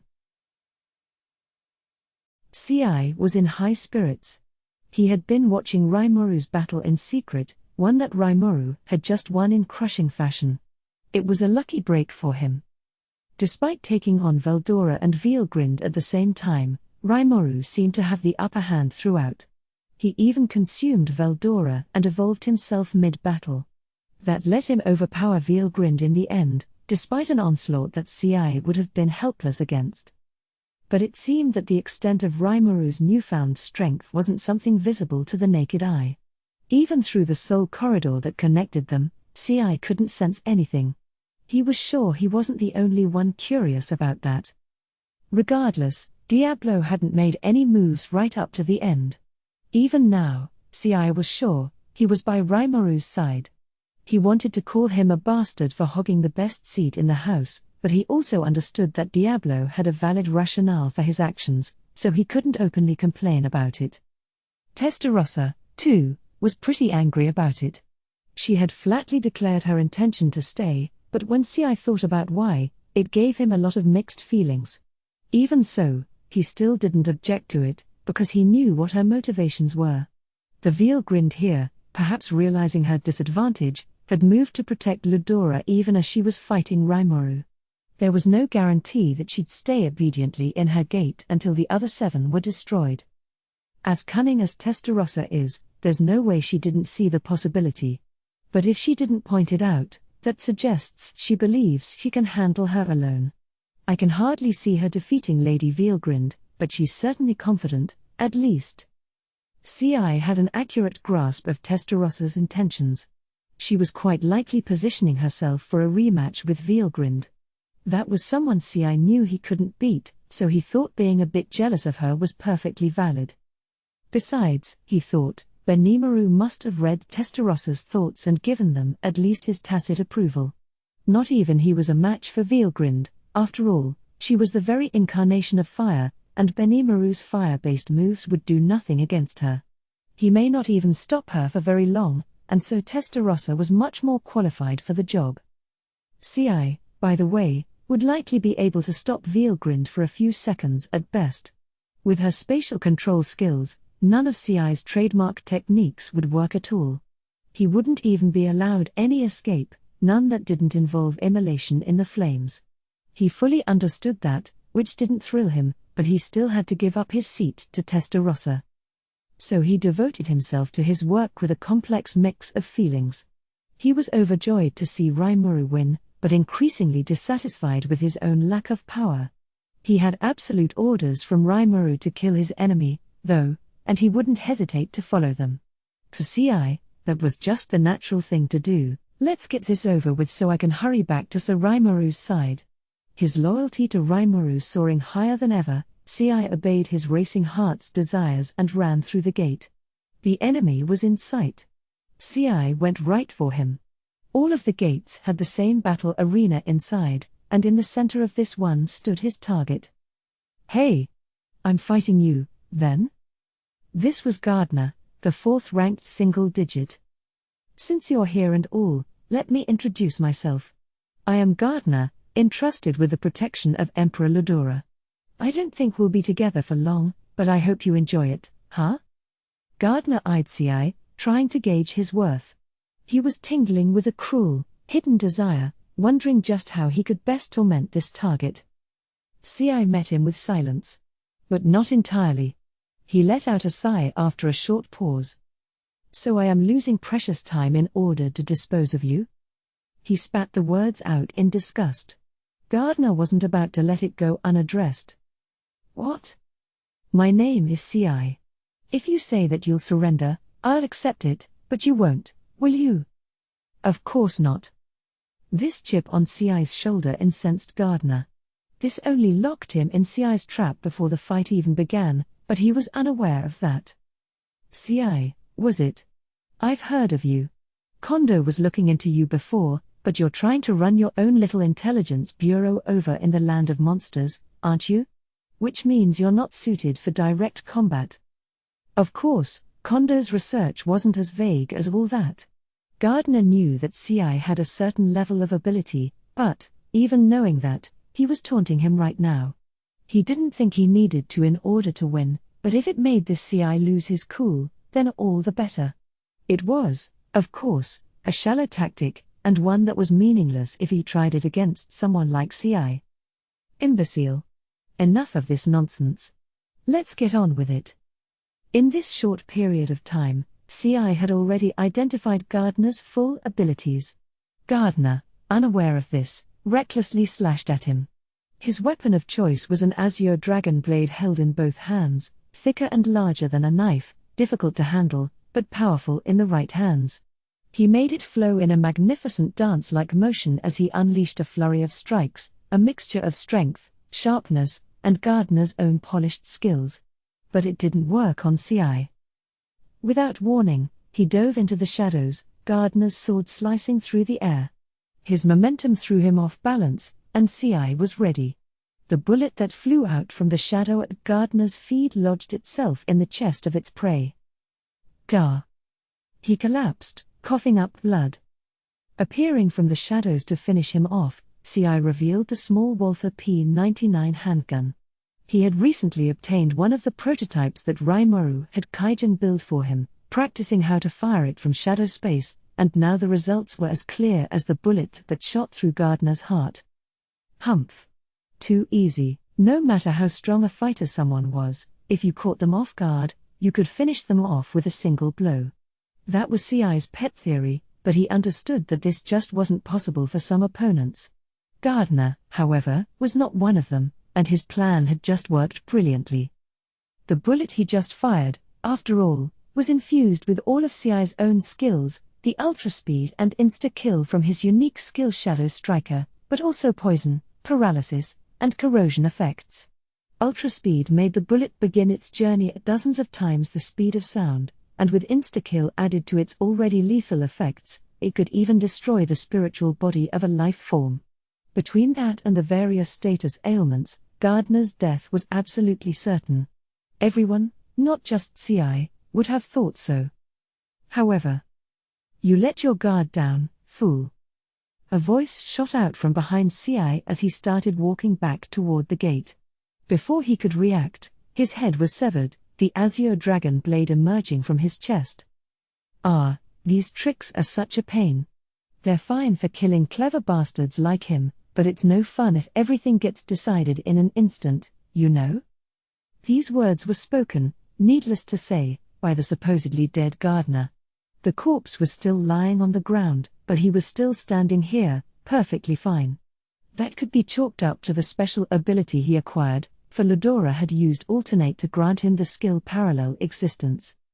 Unlike Vielgrind, who boasted a vast amount of magicules, Gardner's was about average for a saint-level person.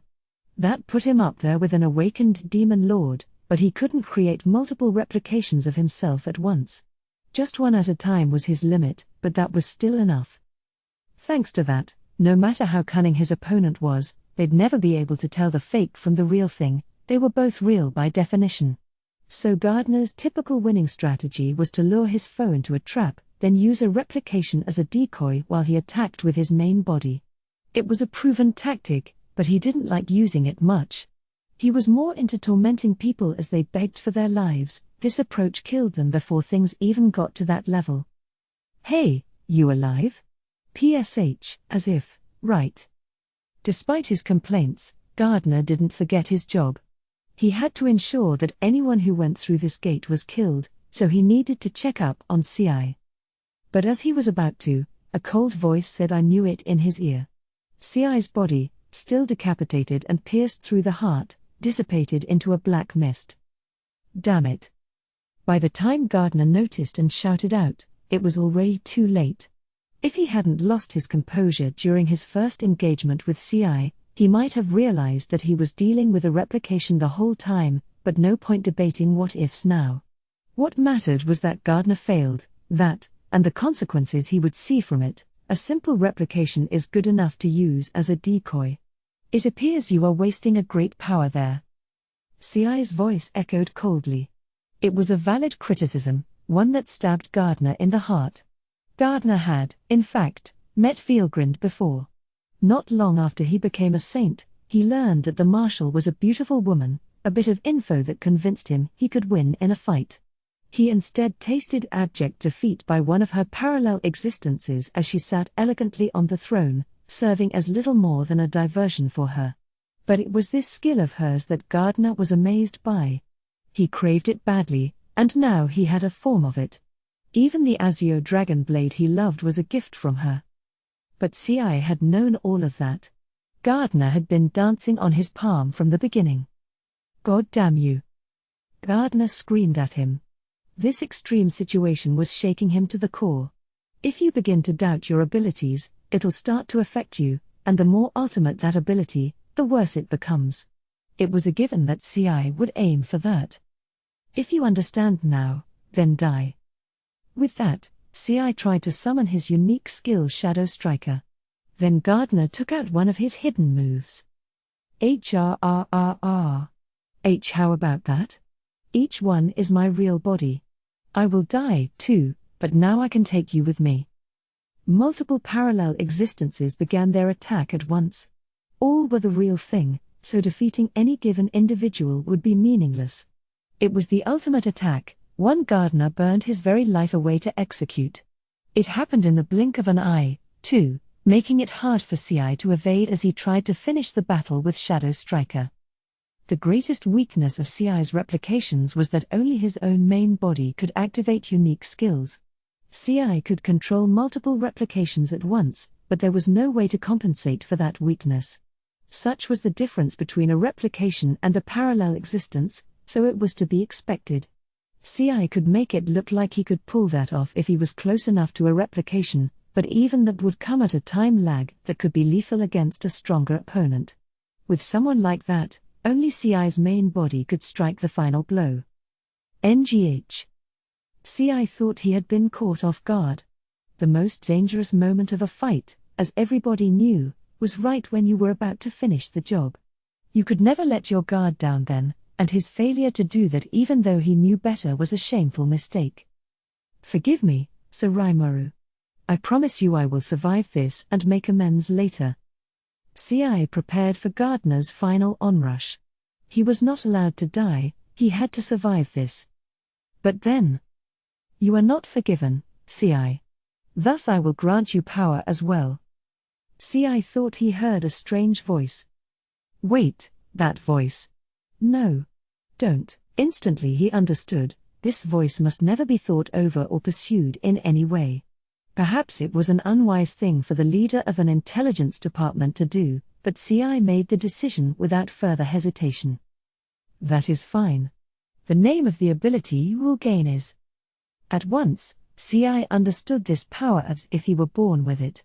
At the same time, within this field of consciousness that seemed to stretch out 1,000,000 times over, he realized that his replications were now separate bodies. It only meant one thing, Ci had also acquired parallel existence. Hya ha ha ha ha. I'm going to die, but it's the end for you, too. Taste my. Is that the end of your will, then? What? No. This has to be your main body. That it is. And so is this one. If you understand that, then die. God damn you.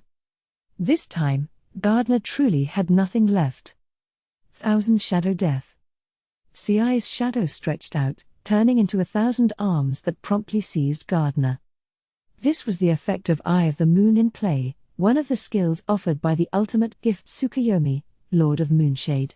It granted Ci the ability to manipulate shadows at will, and nothing could have matched him better.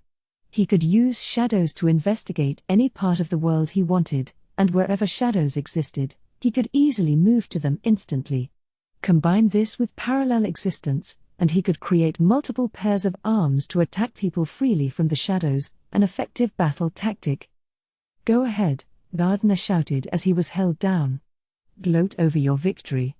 You will never beat Lady Veilgrind or Sir Granite. But his life came to an end before he could finish the thought, snuffed out by Ci's insta-kill. Sir Rimuru already took care of Lady Veilgrind. This Granite you mentioned is being attended to by Benimaru, one far stronger than I suppose, much like me. Ah, but that's no concern of yours. Without further comment, Ci melted away, allowing Gardner to be swallowed by the darkness. Chapter 5, The Truth Behind the Emperor. Damrada, alone as he watched over one of the 8 gates, couldn't help but wonder. Why did it turn out like this? Things couldn't be any worse. Yuki had fallen into the hands of Emperor Ludora, deprived of his free will like all of his friends. Ludora had ordered Damrada to watch over them all, and he was in no position to defy him. Now, however, Ludora had given another order. Yuki would be watched by someone else, and once the handover was done, he was to board the Emperor's flagship. So began that great air battle. Single digits ranked 6th or higher were allowed to learn the true identity of the marshal, but they could tell no one else. That was an absolute order, the information so vitally confidential that Damrada, whose business frequently took him to foreign lands, had his memories manipulated for extra security. Yes. I made a promise to him. And that was. Damrada recalled it once he saw the marshal reveal herself. Many more memories followed, coming back vividly. He had previously recalled the most important promise he had made to Ludora, but now he remembered the reason it was so important to execute on it. Well, now what? There was no time to stew over it. The demon lord Rimuru, whom he had seen not long ago, was a very nice person, one who didn't seem much of a threat. Once he was captured in Veilgrin's alternate dimension, he shouldn't have been able to interfere with their measures to capture Veldora. And now, indeed, Veldora was completely dominated, giving Ludora a decisive advantage over Guy. But this was of no importance to Damrada. Or to Ludora, even. With a clarity of thought that felt like a thick fog being lifted, Damrada began wondering what was truly best for Ludora. But before he could answer that question, the demon lord Rimuru made his move, truly unprecedented violence. Why did he ever think he wasn't a threat? Damrada wished he could interrogate himself over that. The fact he made it out of Veilgrin's seal made it no doubt that he was a force to be reckoned with. But more than that, the moment Damrada saw Rimuru appear, he realized just how naive he had been. The demon lord had taken one look at him and the rest with his golden eyes. It was a glare, a cold one, as if he didn't even recognize Damrada as his enemy. Kondo immediately stepped up to respond, but his attack didn't work. Is that all you have? Then I don't even need to be wary of you. All of you can wait for later. Have fun being terrorized. And try not to get killed until I can deal with you. That was the story Rimuru's eyes seemed to tell. To him, Damrada and the others were as good as dead already. Emperor Ludora was no exception to this. If things kept going this way, they'd all doubtlessly be killed. But what did tactical victory mean for Rimuru in this situation? It meant fulfilling two conditions. 1. Recapture Veldora. 2. Eliminate the invaders. Veldora was the demon lord's staunchest ally. For Rimuru, him losing his free will couldn't be allowed to stand. If he had come all the way over here, he must have been prepared to deal with Veilgrind, and from Damrada's point of view, there was no predicting the outcome of that battle. It was a vast contest in some far-off land, and he had no way of analyzing it. So what about eliminating the invaders? People called Rimuru a pacifist, but that didn't make him non-violent. His lands had been subject to numerous invasions in the past, and he had repelled all of them, by any means he saw fit. Thanks to Veldora's help, the land of monsters had a long string of victories. Rimuru would never forgive the Empire's acts of aggression. The time for negotiation was over. For him, the only course of action was to kill every single Imperial soldier. Bargaining in the face of this was meaningless, the only way out was to fight to the bitter end. Even worse, they had signed no previous agreement over this war, which meant there was no guarantee that surrender would bring forgiveness. The Empire, seeing no point in such actions, set a trap for Rimuru when he came to negotiate. Their trust was ruined, and it could be concluded that no further talks would ever be agreed to. We should have made much more of an effort to stop His Majesty. Damrada, too, had grossly overestimated the Empire's fighting ability. He saw no way they could lose, so he assumed they could dictate whatever terms of victory they wanted. He wanted to show off the Empire's strength, smash his opponents, and swallow them up before they showed any signs of rebellion. They could replace their leadership, establish a puppet state, whatever they wanted, as long as they won the war. This was how the Empire expanded its territory, but this time, they made a great miscalculation. Not only were the two sides evenly matched on the battlefield, there was no guarantee even Emperor Ludora would be safe. It was no wonder why Damrata felt so depressed. It should be noted that Damrata's primary concern was the promise he made to Ludora. There was no doubt in his mind that Rimuru wanted the Emperor dead as well, and that made Damrata wonder what the right course of action for him could be. He wanted to keep the promise to Ludora, but it was something he wanted to achieve with his own two hands. But, defeating Rimuru seemed so impossible. Damrata shivered a bit as he analyzed the issue. Their flagship had been surrounded by terrifying magic, with the survivors now protecting the 8 gates. Could you really call this fighting as equals? Because to him, this looked like nothing but a dreadful error. That brought us to now. Did I keep you waiting? Before Damrata's eyes was a young girl, smiling happily. She was one of the 7 primal demons, one bearing unbelievable strength, Ultima, servant of the demon lord Rimuru. He has primals serving under him, and he's even granted them power. She was an even more awesome sight up close. The accuracy and power of that fearsome death streak was far beyond what it used to be, proving that the demons had indeed been evolved. Rimuru had opened a massive gate to summon them all, not even caring about all the eyewitnesses, and then he did something to everyone there. There had been no time to investigate exactly what, but Ultima had now given them a firm answer. The demon looked amused with herself. Ah ha ha ha ha ha. You figured it out, huh? Well, that's right. So Rimuru gave me a bunch of power, and now I'm feeling really good. It was a nice anecdote for Ultima. To Damrata, it was his worst nightmare. Giving power to a primal, there was no way a mere demon lord could do that, as much as he predicted it himself. Not even Guy Crimson had evolved the primals under his control, which made clear just how extraordinary the demon lord Rimuru's actions were.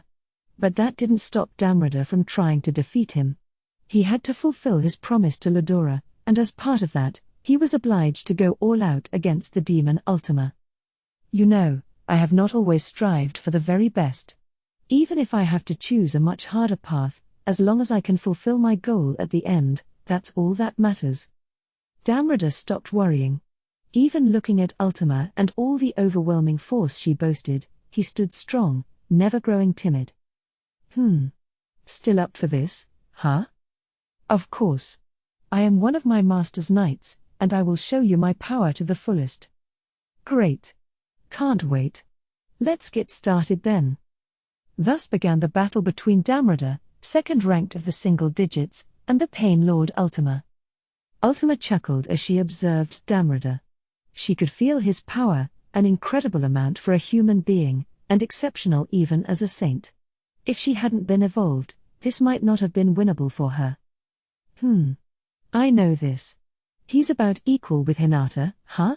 And she was like a natural enemy to all monsters, but it looks to me like this guy's honed himself purely against humans, and individual targets for that matter. His type certainly can be a nuisance. Ultima knew that people who improved and invented their own abilities, rather than have them granted by others, were a pain. Hakuro was a good example of that, someone who could use a seemingly boundless number of techniques to handle any situation in his way. Adapting and applying those skills was the secret to his strength, and to higher forms of existence like herself, it was an alien concept. Demons existed on a much higher plane of existence than people. All they needed to do was release a little magic force, and that itself became an attack. That was true of Ultima, who stood at the very top of the demon race. She was born an expert on magic manipulation, the perfect control of magic force, and she didn't have to work for it at all. Any wish she had instantly came true. That's what magic was, and no one could dare hope to compete against its overwhelming versatility. Until fairly recently, Ultima believed the only adversaries who could beat her were other primals or wild cards like true dragons. But this belief was mistaken, something she discovered during her battle with Veilgrind. She and her cohorts put up a good fight against her, despite being far outclassed. They even beat one of her separate bodies, although even that only had about 10% of Veilgrind's strength. At the same time, however, they discovered that using their power the wrong way could get them defeated by a lower-ranked opponent. The battles that followed offered a great many lessons. True dragons, already the most powerful beings in the world, exhibited highly precise, sophisticated magic manipulation that allowed them to fully overwhelm Ultima and the demonesses, despite their own magic skills. Ultima had no idea how Veilgrind pulled that off mid-battle, but now she did. The secret lay in applying an ultimate skill to your magic. An ultimate skill gives you a lot more precision over your magic control, right?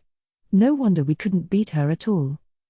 Veilgrind was doing little more than keeping the demonesses at bay, but even that was too much for Ultima to overcome back then. And for Carrera, a self-styled magic expert, seeing someone handle it so much better than her was a humiliation. Yes, a humiliation, but also a stroke of good luck. She enjoyed the opportunity to experience that battle, and she survived without tasting a decisive defeat. Never until now did Ultima consider that simply incorporating the effects of a skill into magic could potentially double its power. Now that this battle was behind her, she was quickly realizing some new possibilities.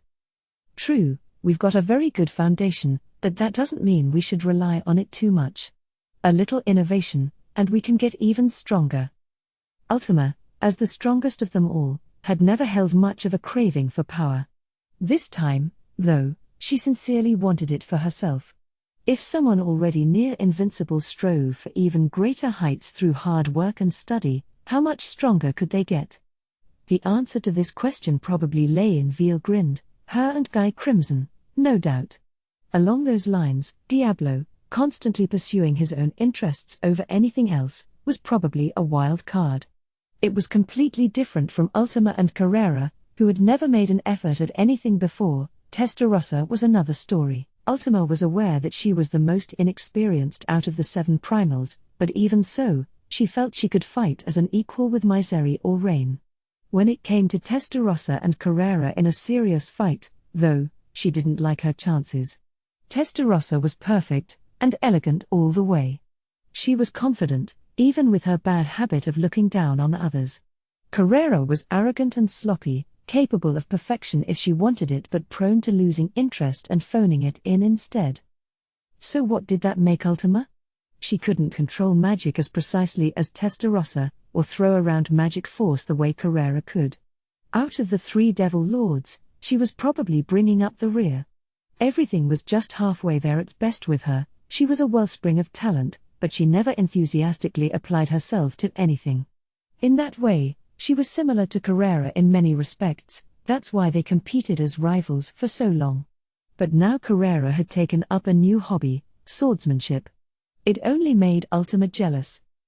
But that would end today. Ultima was blessed with the opportunity to awaken, and now she had the power she wished for. And I'm the one with the most room for growth among us all, right?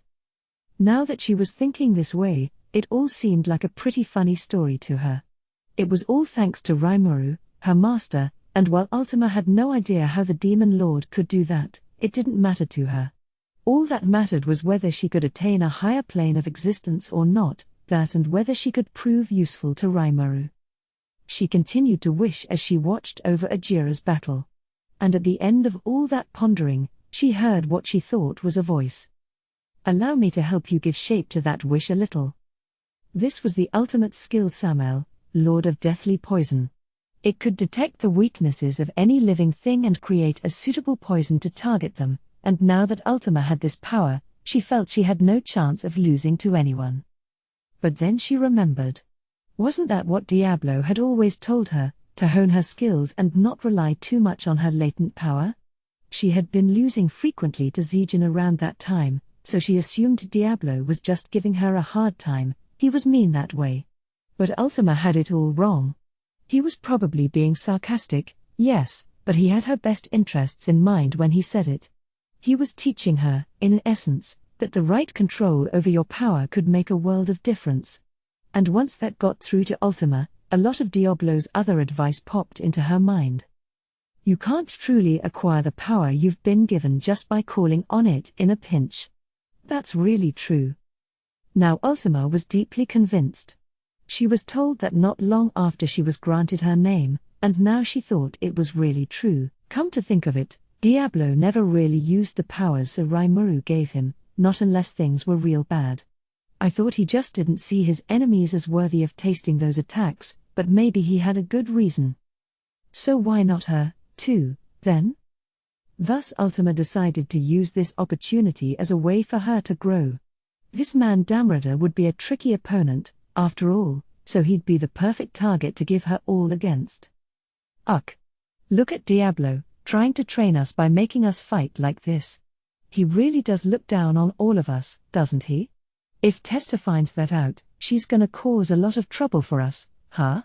But then again, maybe Testa went along with it. But, well, since we're here and all, I might as well take advantage. Even Damrada, a doubtlessly strong opponent, was merely a training partner to Ultima.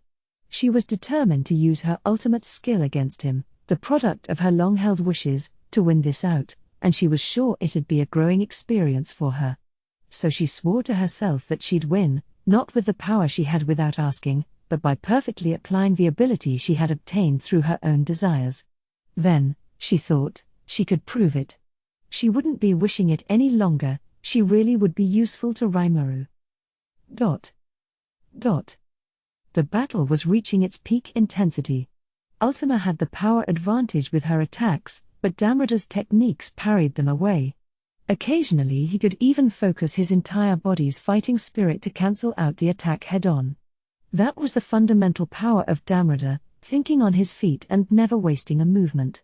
It was honestly impressive and fascinating to Ultima. It helped her realize a great many things mid-battle.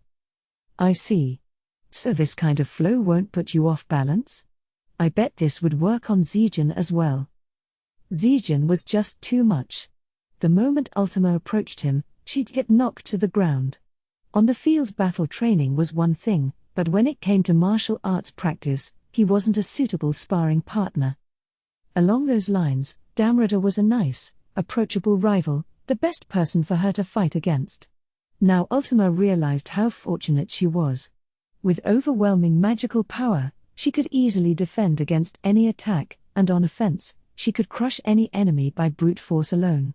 She thought she knew that, but now it actually began to feel that way, and as both sides increased their power, the battle grew more and more ferocious. The powers were so closely balanced, there was no telling when the battle was going to end, or, at least, it seemed that way at a glance. Ah ha ha. What fun! I never would have lasted this long in a training session with Zijin. Ultima looked like she was truly enjoying herself. Damrada, by contrast, looked like this whole affair disgusted him. You treat a fight against me as a training session? You truly do look down upon me. But despite his words, even Damrada knew it deep down. If this kept up, he would be the one who lost. Ultima was still growing, but Damrada was already giving her everything he had, all of his technique at once. There was no time to enjoy this, all that mattered was how he would ever defeat her. Primals, after all, were like the chosen ones of magic. No half-hearted attack could ever work against someone capable of writing the physical laws of this planet. Only through applying the ultimate enchantment alternate to all of his attacks could Damrada inflict any damage on Ultima. He had spent over 2 millennia training himself, growing capable of using this borrowed power the way you or I breathe. It was so familiar to Damrada now that he had all but forgotten Ladora had lent it to him in the first place. Besides, demons had certain checks placed on them. There was a set limit to their magicule counts, although that seemed to be unlocked at the moment. As a result, someone Sync class like Damrada had more overall energy on hand than Ultima, hence why he could keep it even with her. The more I attack, the more I expose my hand, after all. But I doubt any of my more powerful finishers would work against her anyway. So, I can't win? Damrada expended a bone-crushing effort to acquire his technique, but Ultima could just steal it after a single glance. It would have been better if he went on a quick attack to end this in a hurry, but he knew that could leave him open and vulnerable to self-imploding. Ultima was still launching multiple attacks at once, all with the same mind-boggling force, and he was still cancelling them all out at the same time, but that didn't seem to frustrate his foe. In fact, Ultima looked happy. That's so good.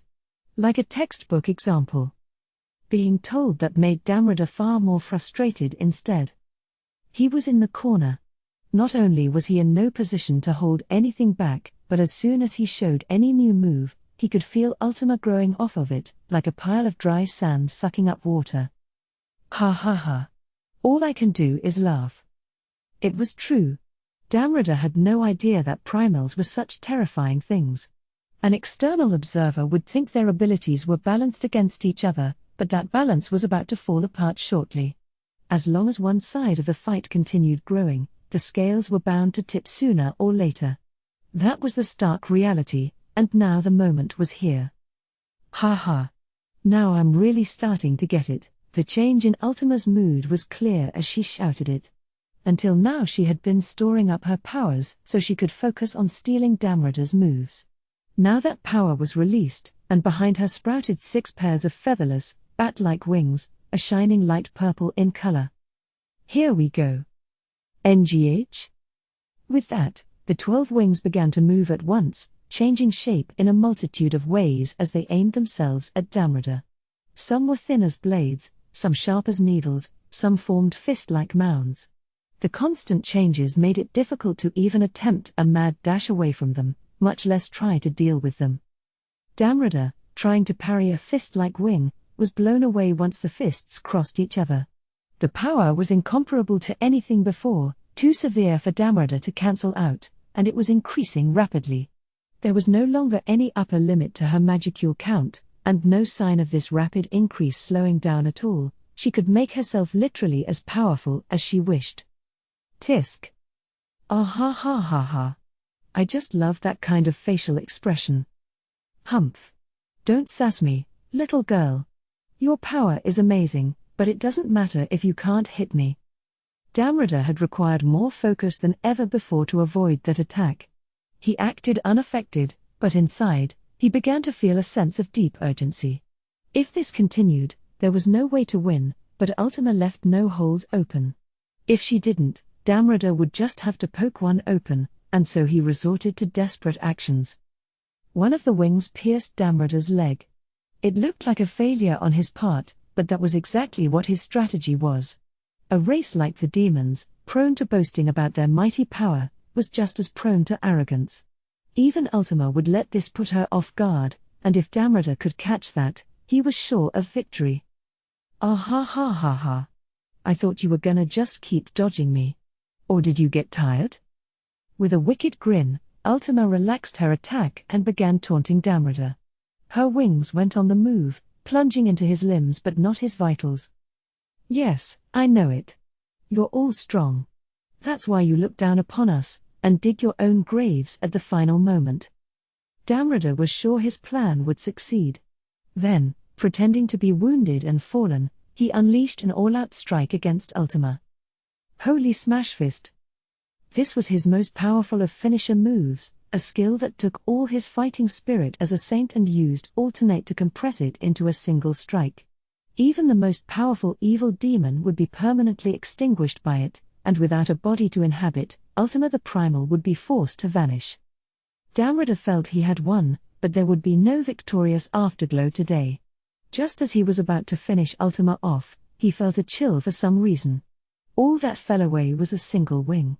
It seemed to change shape, imitating Ultima herself, but Damrada couldn't see it, and then it was too late. Poison Smash Fist, Ultima had punched through Damrada's chest. Her hand was infused with an enormous amount of magic force as she executed an open-hand spear strike, much as Damrada had. But with the ultimate skill Samael added to the mix, she was able to control it perfectly, the deathly poison from Samael turning her 5 fingernails a dark purple. It was well beyond a lethal dose, and it crushed Damrada's defenses. GNNH.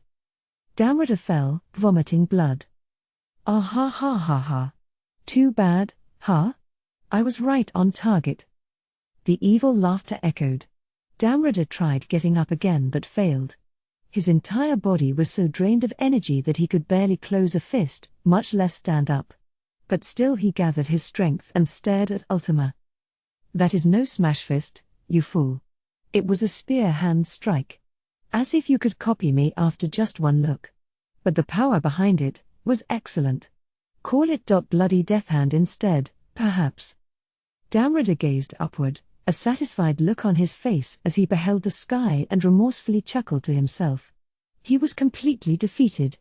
Long before he could challenge Guy to a final battle, the demon lord Raimuru's forces had crushed him. Perhaps some of the Empire's elites would survive, but it would be impossible to rebuild their position. Emperor Ludora has no time left to wait for the next opportunity. Before that, he needs to. Your Majesty, Damrada muttered, looking back on his life. Will you listen to me, Damrada? What is it? If it's more boring complaining, please save it for Lady Veilgrind. Or are you complaining at her, actually? Then bring it to her, not me. I don't want her to think I have a grievance with her, too. You really are a cold person, aren't you? But no, this is serious. What is it? He didn't want to know. He knew from the moment he looked into Ludora's eyes that this was a serious matter, but if he heard about it, their current relationship would cease to exist, and Damrada didn't want that. So it appears that every time I reincarnate, it wears my heart out a little bit. That or the soul, the way Guy describes it, but either way, if this goes on long enough, I may wind up not being me any longer. The resurrections of the hero Ludora were not magical in nature. They involved a special ritual, crafted to help the new body inherit the old one's overblown magic force. This was the cost for becoming both a god among mankind and the owner of a force that even surpassed that of a true dragon, the ultimate spiritual life form. It was up to Ludora and his own skills to manage that process. Damrada had no solution for him. The wearing of the soul, you say? And it would cause your Majesty to cease being yourself? Right. That's a funny joke. But I'm not so naive as to take it seriously and reduce your workload, you know. Eesh. Still all serious like that, huh? I think that's what I'm best at, yes. Ha ha. Maybe so, yeah. Well, forget about it. Stupid to ask anyway, I will do just that, then. There was no forgetting. Damrada was just running away from it. He wanted to serve Ludora forever, maintaining the current relationship they had. So time passed. Ah, I knew it. Every time I'm reborn, it seems, I lose something important to me, little by little. The problem is, I don't even know what. Your Majesty. Hey, Damrada? Yes? This is an order. When I am no longer myself, I want you to kill me by your own hand. Emperor Ludora. I can't really ask Veilgrind to do it, can I? Damrada struggled mightily to keep himself from saying he couldn't do it, either. This was the heartfelt wish of his best friend Ludora, there was no way he could deny him. That is a terribly weak-minded thing for you to say, my liege. But should that happen, I promise you that I will settle your affairs for you. So please, I hope you can rest assured as you go about your political duties. Hee. You never change, do you? Then it's settled. It was a promise made on a distant day. And time marched on again. I am tired. I can only keep Michael, Lord of Justice, from going out of control for so long. Absolute justice is no better than evil, when you get down to it, for there's no such thing as a justice that can be accepted by all. Your Majesty. Damrada, do you remember your promise with me? Of course I do, my liege. Ludora smiled. Good, then. He changed his expression, giving a stern order. Damrada, I hereby order you. You must find someone who can overcome Michael, Lord of Justice, and defeat me, should you yourself fail at it. It pains me to ask you to do this, but while I am still myself, I need to take all possible precautions. The order was tantamount to Ludora asking Damrada to wipe him from existence. But Damrada had no choice but to nod. You have my word, Your Majesty. Thank you, Ludora replied. And my apologies. His eyes pointed far away, his speech pointed toward no particular target. This Michael was entrusted to me by a friend, but looking back, it might have been too much power for me. Whether I win or lose my game against Guy, I think next time will be the last occasion I ever use it. I intend to use it well, but if you see any signs of it going out of control, please do not hesitate. Stop it, and stop me as well. Yes, my liege. Please. Ludora closed his eyes, recalling the oath he had given to Veldenava the Star King Dragon long ago and feeling frustrated at his inability to keep it. A small murmur escaped from his mouth. If you fail at this promise, I will apologize to you in the afterlife. Damrida, pretending not to hear it, quietly left the room. Choking on the blood seeping out from his own mouth, Damrida was brought back to reality. He seemed to have lost consciousness for a few tenths of a second. Your Majesty, I owe you an apology. You gave me your orders, and I failed to fulfill them. In his inner consciousness, already threatening to fade again, Damrida attempted to state an apology. But it was not to be. All he did was cough up blood again. There was regret. But there was also relief. To Damrida, the edict to seek out someone to kill his beloved master was nothing but pain. It had made him suffer for far too long. And of course it would, because to Damrida, Emperor Ludora was every bit the brilliant hero he had always been. How could I ever kill the one who I value so much? Why did it have to be me? Couldn't it have been someone else? Without you, I would have no lingering regrets about this world. I would gladly join you on your journey to the afterlife. That was what Damrida truly felt. The game between Ludora and Guy was of no importance to him. What mattered was Ludora's will, and the way that will was reflected by the world. Guy Crimson was an arrogant demon lord, but he was no tyrant who refused to listen to reason. His rule was absolute, but he still worked on a proper framework of rules that he stuck to. He and Ludora had different ideals, but they weren't incompatible with each other. From Damrida's point of view, they could have come to a mutually acceptable agreement. Guy would never move on his own. Ludora was sure of it. That must have been why he issued his orders to Damrida. But if they understood each other that well, why did they even bother keeping up with this game? It made Damrida wonder, but there was no way he could disobey Ludora, so in the end, he carried the order out. The journey would bring him all around the world, but after leaving the Emperor's side for many years, he found the right candidate.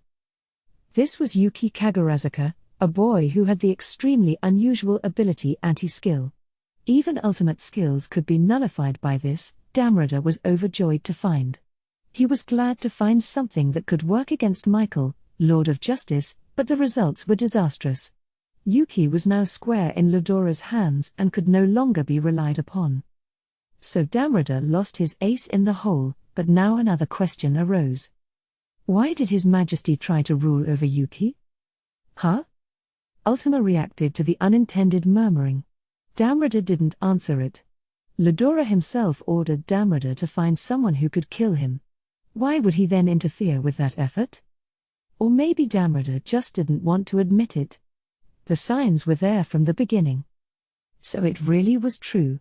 His Majesty, Emperor Ludora. He's all ready.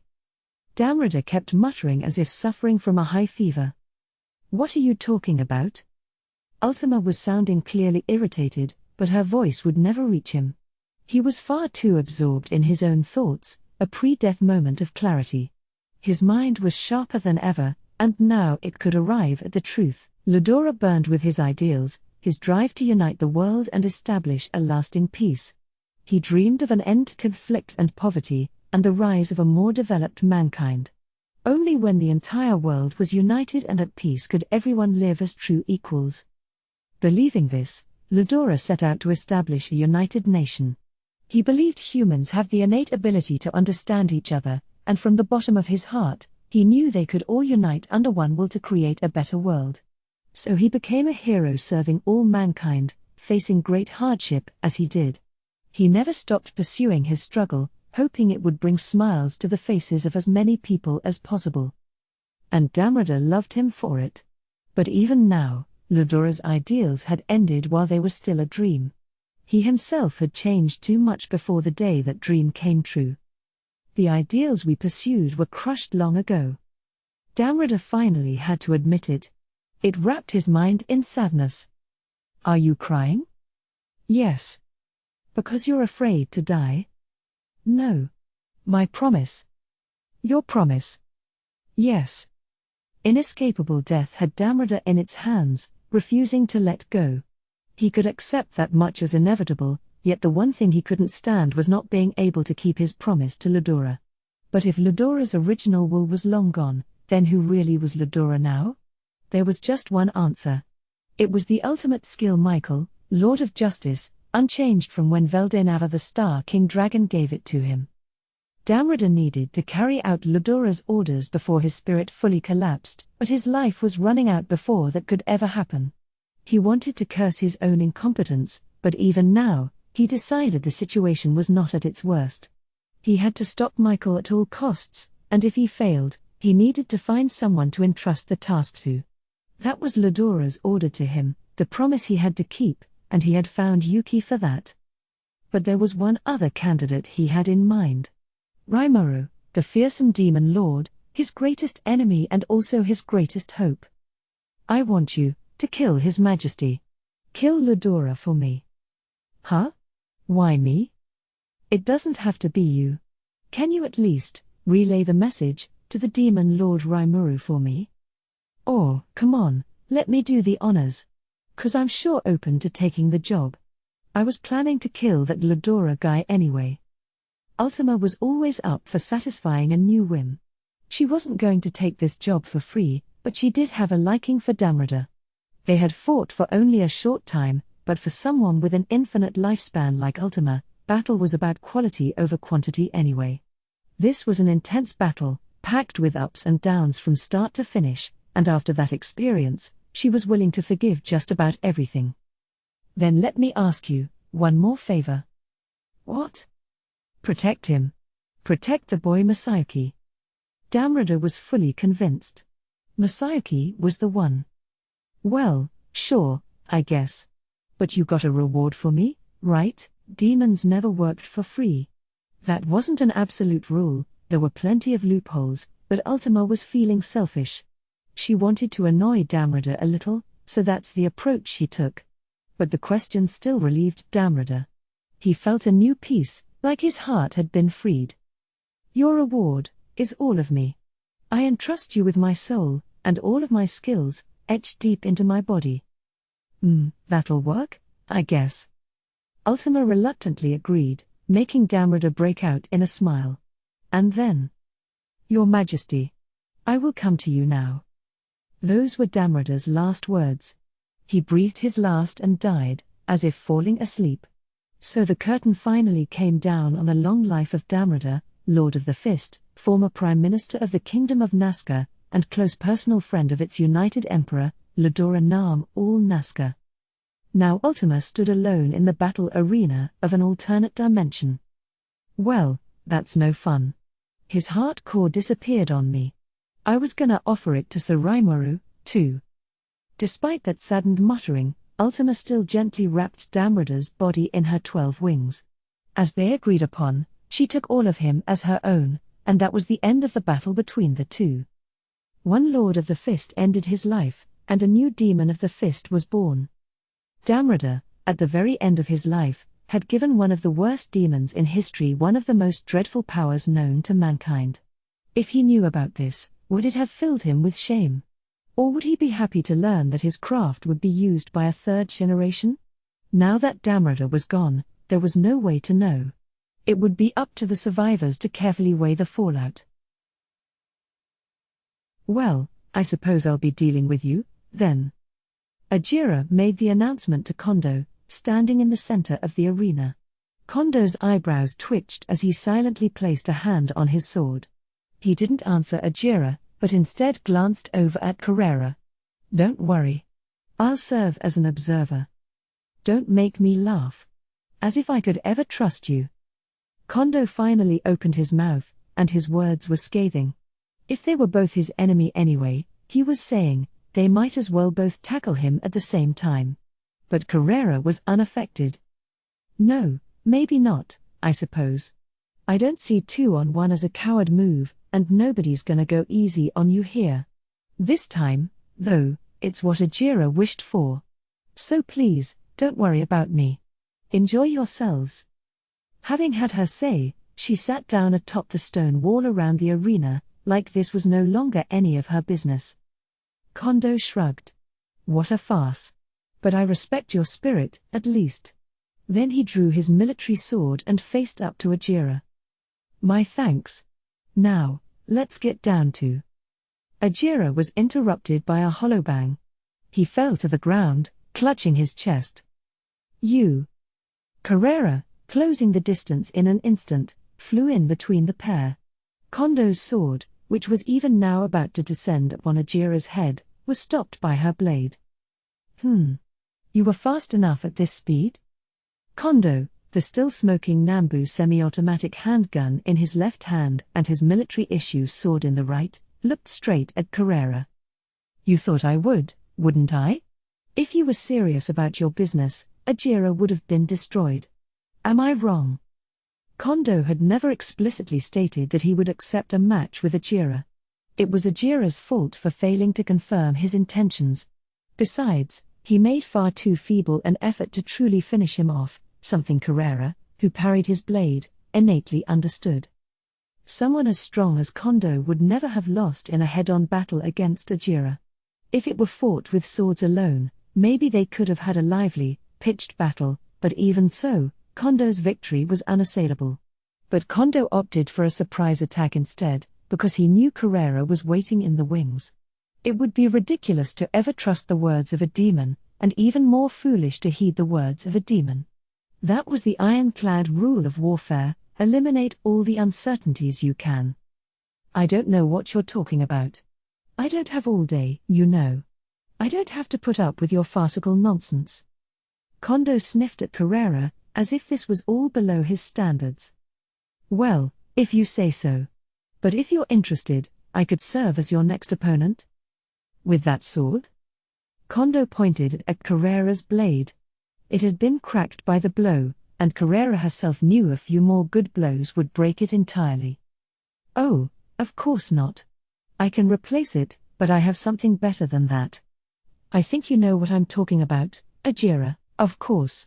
A pity that I could not cross swords with a practitioner from my own school, but this, too, is following my teachings. I have no reason to complain. But I cannot say I like how you disarmed me with such obvious disdain." Ajira stood up as he spoke. The hole in his chest was already closed. Kondo had shot him with an eraser bullet, which absorbs and eliminates the target's energy equivalent to the amount of magic force imbued in it. If it had been a necrosis bullet, Ajira would have great difficulty standing up right now.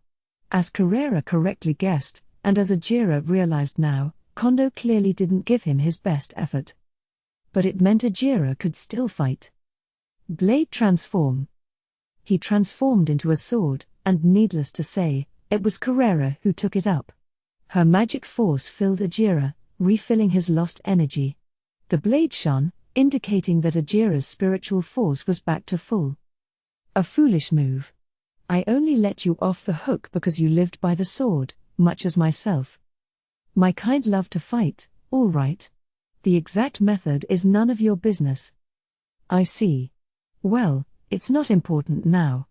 That person committed the unforgivable sin of deceiving our school's founder, and I will do everything in my power to make you pay." To Kondo, Carrera was just as guilty for holding Ajira in her hands.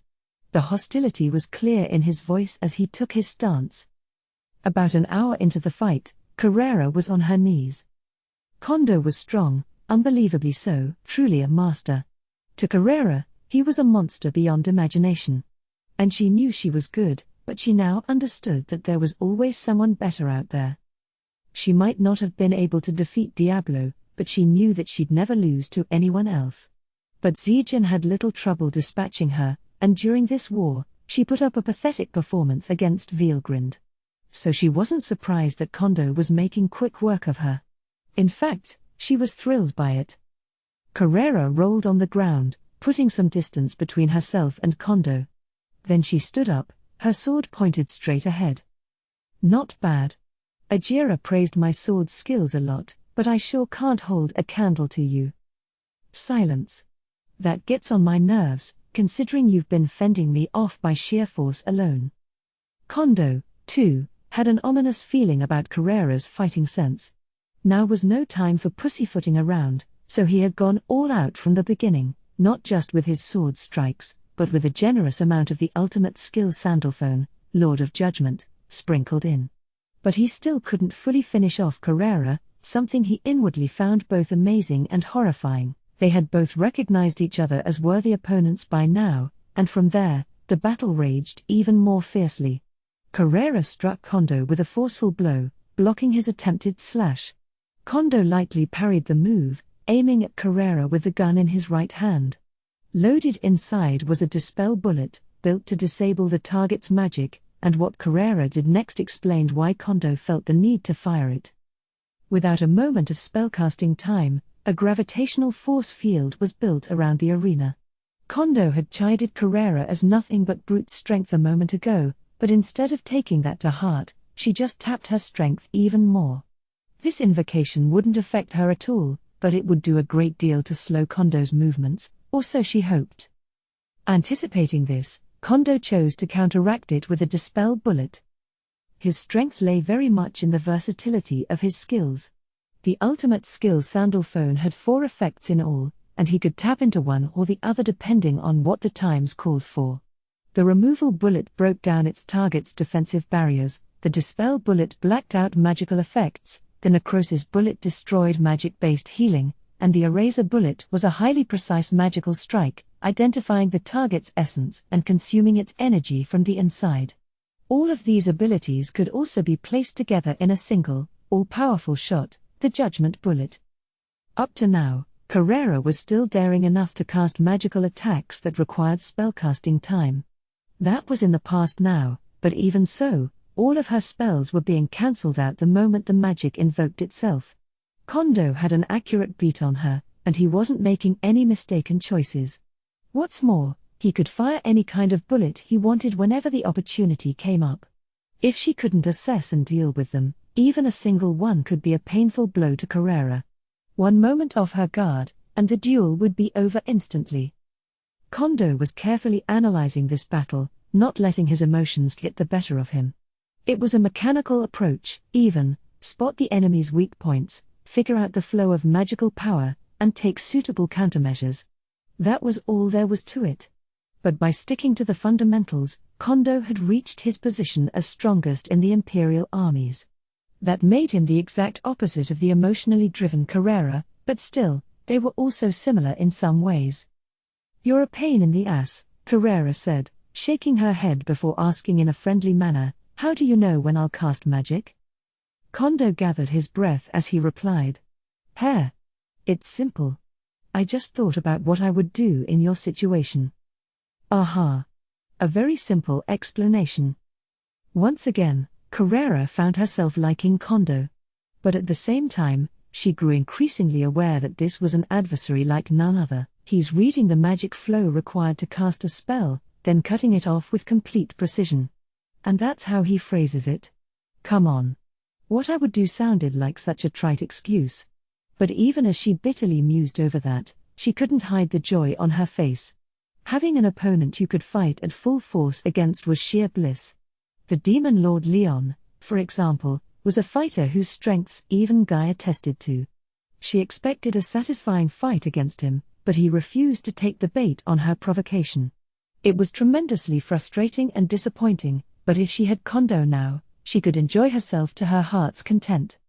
To her, after all, the process of the fight was far more important than the outcome. Well, good. Very good. Kondo was your name, right? You're the greatest enemy I could ever want. Kondo just sniffed away the praise, preferring to express his opinions with his sword instead of his tongue. He slashed at Carrera, and even this left-handed, single-hand strike was true. A truly beautiful demonstration from a master swordsman, and Carrera had to rely on both Ajira's skill and her own intuition to parry the barrage. After a while of this, a certain habit of Kondo's began to dawn on Carrera. His left hand held the sword, the other, his gun. That was his fighting style, but when he fired his gun, his eyes and finger muscles would involuntarily move in tandem, revealing the bullet's trajectory. It was a tiny quirk, Something only Carrera could have ever spotted, but the flaw was still fatal enough to potentially decide the fight. Here. With perfect timing, Carrera swung his sword away. Kondo, about to fire a gunshot, failed to immediately respond, and despite himself, he held out his gun to catch Carrera's sword. His reaction speed was up there with the best in the world, but it wasn't enough to stop her. Let's see you pick on me now. I've just taken away one of your weapons. Thanks to the twisted, off-balance stance he took to stop Carrera, he couldn't fully resist the demon's powerful strike. It wound up costing him his gun. The Nambu semi-automatic clattered to the ground. Carrera was delighted to have this bit of revenge against Kondo. But then something gave her the creeps. As soon as she felt it, Carrera followed her instincts and jumped back from the spot. Kondo's sword cleaved through the air. Tisk. Missed my chance. The next thing that fell to the ground was Carrera's severed left arm. Not even her orichalc skeleton could resist the force behind Kondo's blade. You. Carrera was enraged. But her heart remained calm enough to recognize the reality of this situation, even though she was trembling in humiliation. Now she knew that she'd never defeat Kondo like this. And as if to prove it, Kondo was now holding his military sword with both hands. It was a complete picture of beauty. He seemed like a completely different person from before.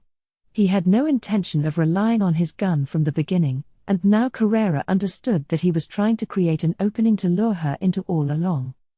Once again, Kondo had been looking down on her the entire time. He was at least an even match for her with his blade alone, but instead he was putting on this show the whole time to hide it. He was hoping to take me down easy with that, I'm sure, but even a master like him's using dirty tricks instead of showing off his full talents? I find that hard to forgive. It made Carrera let out a shout. How dare you damned human beings berate us? In a fit of rage, Carrera took a step forward to tear Kondo to pieces. But at that moment, Lady Carrera, please wait. Ajira, still transformed into a sword, spoke to her. Carrera and Ajira were now almost as one, connected by thought communication, of course, so it was possible for them to talk to each other through their minds. So, in a field of consciousness stretched 1,000,000 times over by Carrera's ability, their conversation began. What is it, Ajira? I'm busy right now, you know. Get in my way, and I'll kill you, too. Calm down, Lady Carrera. Losing your cool is exactly what Kondo wants from you. I know that. But he made me out to be a fool, you know. Me, an overlord. How could I ever forgive that? Ajira's chief role lately had been to stop Carrera before she got carried away. But he had never seen her this angry before. He hadn't, but if he didn't take measures right now, Carrera's defeat was inevitable. So, as earnestly as he could, he tried to persuade her. Listen to me. Kondo hadn't been relying on his sword since the beginning, and not because he thought little of you, either. Why is that? He's clearly belittling me. No, he is not. In fact, it is quite the opposite. Huh? He recognizes you as a threat, Lady Carrera, and that's why he is trying to conceal his hand.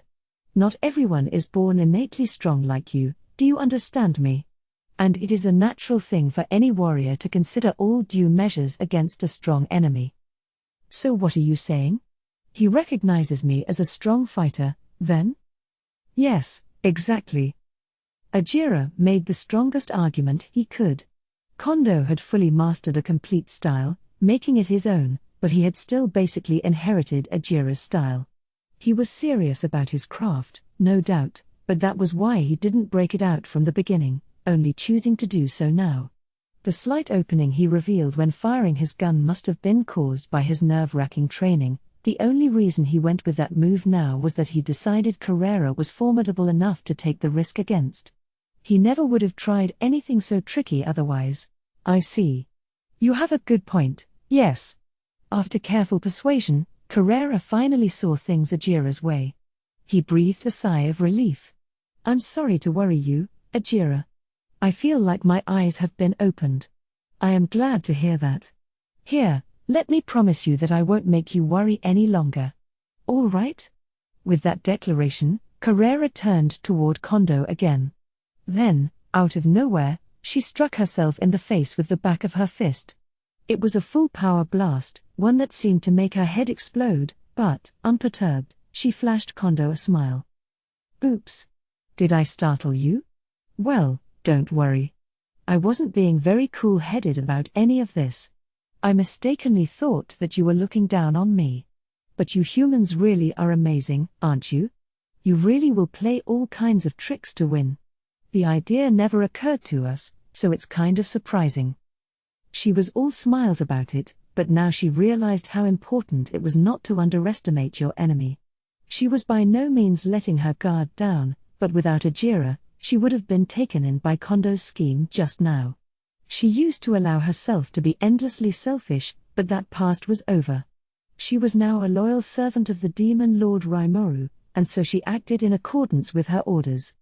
Defeat was one thing, but death would be unforgivable. Carrera admonished herself. That's what that blow was for, and it was a way to state her resolve. Carrera recognized Kondo as an adversary, one of the same rank as her. It was a very sober thought, quite unlike her typical, capricious self. Like, no way, you know? No way I would ever go all out, against a human, you know? Knowing she was the strongest of all races made her conceited enough that she never really gave her all before.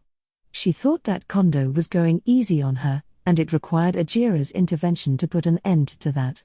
It was a blunder, and now that she realized it, she finally got serious. She flashed her horrible smile, one that looked boundlessly beautiful to Kondo. So the demon's treating this seriously now? A rather unwelcome turn of events for a hapless human such as I. For the first time in this encounter, his expression changed. He now saw Carrera as a worthy enemy. Very well. I, too, will take this seriously. With that declaration, Kondo put on his armor for the first time. It wasn't a uniform manifested by the power of his will, but a spiritual outfit of pure white, a god-class piece given to him by Ludora. It was modeled after the ceremonial uniform of the old Imperial Japanese Navy, and while it didn't make Kondo look all that different, the aura he presented seemed like something else entirely. To Kondo, this uniform was also the garment he would have been buried in. As a lieutenant, he vowed to carry the guilt of all the men he had let die.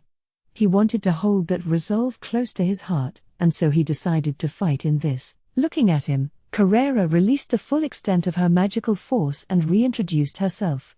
I am Carrera, Menace Lord and faithful servant of the demon lord Sir Rimuru. By my pride, I swear I will kill you.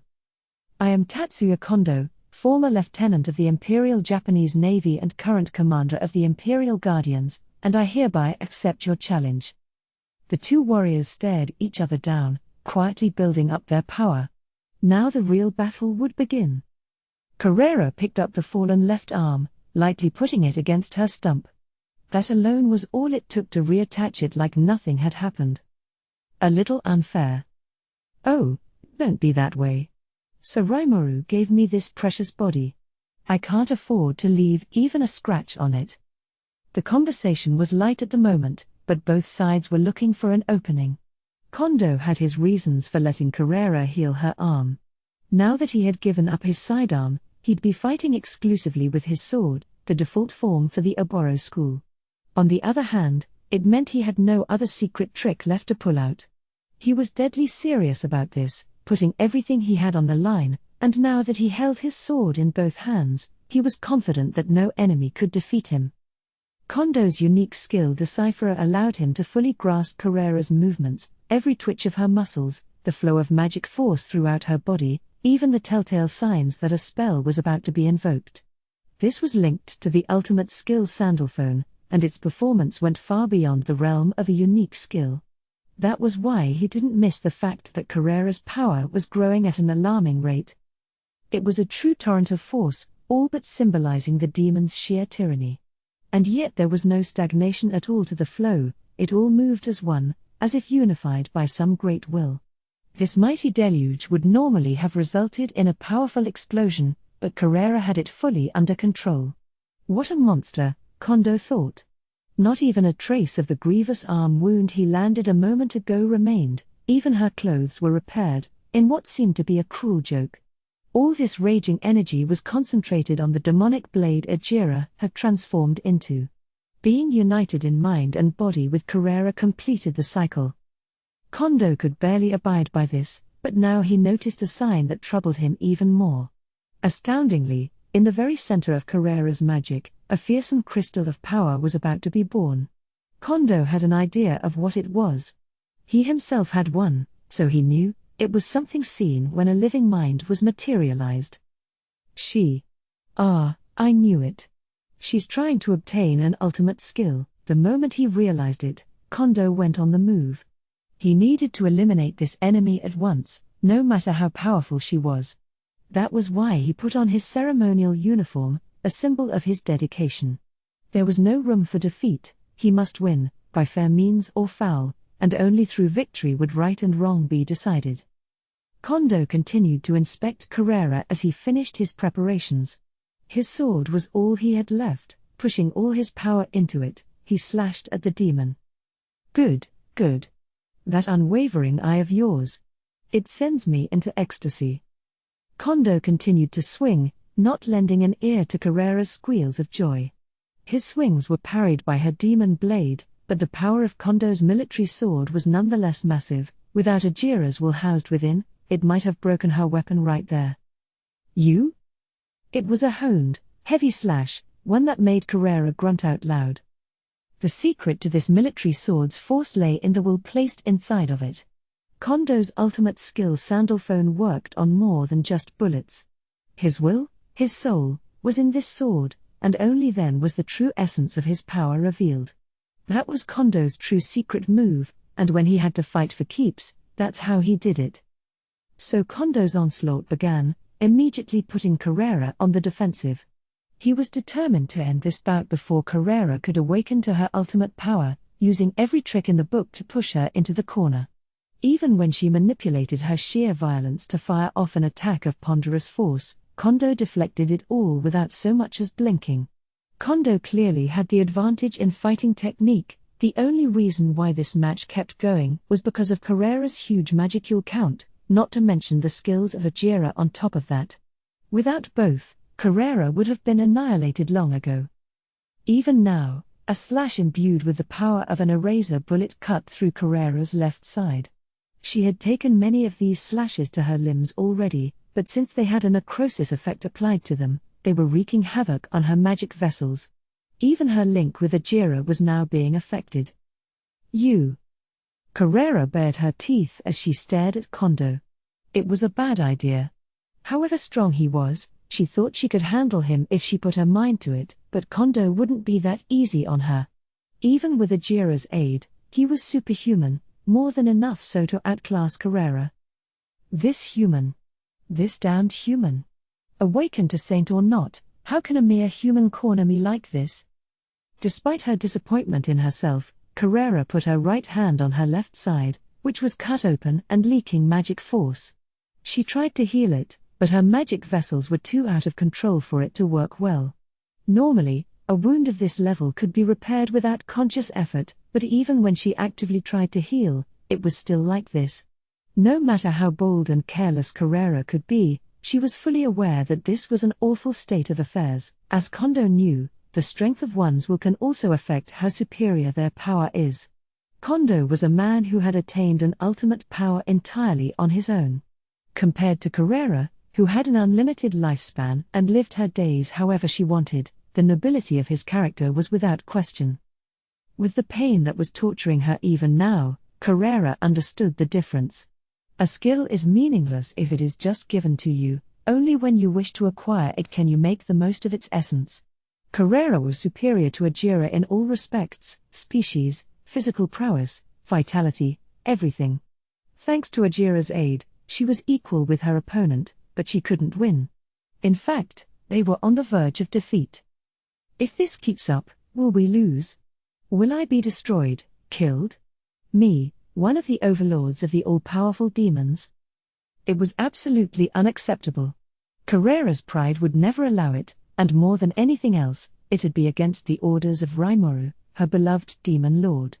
If it ever happened, she feared, it'd be such a blunder that he might kill her 1,000,000 times and still not feel sated. She might have been fearless in all other ways, but not being able to follow Rimuru's orders terrified her. I could never allow it. As soon as she shouted that, Carrera's bloodshot eyes ogled Kondo. Forcefully regenerating her body to heal the wound, she readied herself. Deeper and stronger than ever, she made a wish to beat the man before her. Until now, she had only been fighting with her all-dominant demon force. But it wasn't enough. Those who dwelt in the ranks of the ultimate were untouchable to her, as true for Diablo as it was for Kondo. She knew now that anyone who awakened an ultimate power was impossible for her to defeat, and if they were, she was no match at all for Guy Crimson, who stood at the very pinnacle of the world. Simply boosting her power wasn't enough. No matter how hard she struggled, she'd only be cannon fodder for the more powerful. Now that she was fully cornered, it finally dawned on Carrera. If she wanted to fight the truly powerful, she needed to understand herself more deeply, and what she needed the most for that was a strong will. And that was the moment when Carrera, a spiritual life form, sought the power of will, the very essence of it all. In that case, let me help you a little. She thought she heard a voice, and the next moment, Carrera felt something that had been nagging her in the back of her mind take shape. She turned her attention to it, this manifestation of her wish, her determination. Until now, it was just pure power raging inside of her, something she controlled and tapped into as necessary. Now, however, it was time to recognize that power as her own, and release it. But any ultimate power needs a name, my power. Let me give you a name. You will become my skill, and further release your force in order to fulfill the role Sir Rimuru gave me. Your name is the ultimate skill Abaddon, Lord of Destruction. Abaddon. The Destroyer, the one who destroys, and the King of the Abyss. For the Menace Lord, no power could have been more appropriate. Now she finally had it. The absolute, undeniable power to destroy everything. The ultimate skill Abaddon, Lord of Destruction. It was the embodiment of all Carrera's desires. A fearsome power that, once released, would bring certain destruction to its opponents. It took encountering a truly powerful enemy for Carrera to desire power for the first time, and now, that encounter was about to come to an end. This isn't funny, Kondo thought. Just when he was about to finish her off, Carrera had awakened to her ultimate power right before his eyes. He wished he could tell her to stop with that nonsense, but it was too late now. He had tried to deliver a fatal blow to her on several occasions, but no matter how many times Carrera fell, she kept getting back up. He used a removal bullet to slash through her barriers, then a necrosis bullet to disrupt the magical flow within her. Then, once she had accumulated enough damage, the power of the eraser bullet ability took center stage. This should have been settled long ago. And yet, despite all his earnestness, Kondo was unable to defeat Carrera, and now her power was awakened. It was, as he was keenly aware, a terrible mistake. Well, wonderful. If only I had any judgment bullets left. Perhaps it was Kondo's nascent timidity that made the thought come to his mind. A judgment bullet was a true Joker card, something he could only produce once per day, the strongest blow he could muster. But he had used one not that long ago to bring Veldora to his knees. Begging for something he didn't have in a life-or-death battle was the height of foolishness, something very unlike Kondo. Here she was, this formidable foe before her who had just gained an unknown power. The mere thought put him in a somber mood. But he could still rally himself.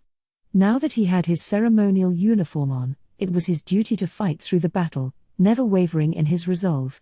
But as he took up that duty, he spoke to Carrera, revealing his personal feelings for the first time. You are all so unfair. She laughed at mankind as feeble, and rightly so.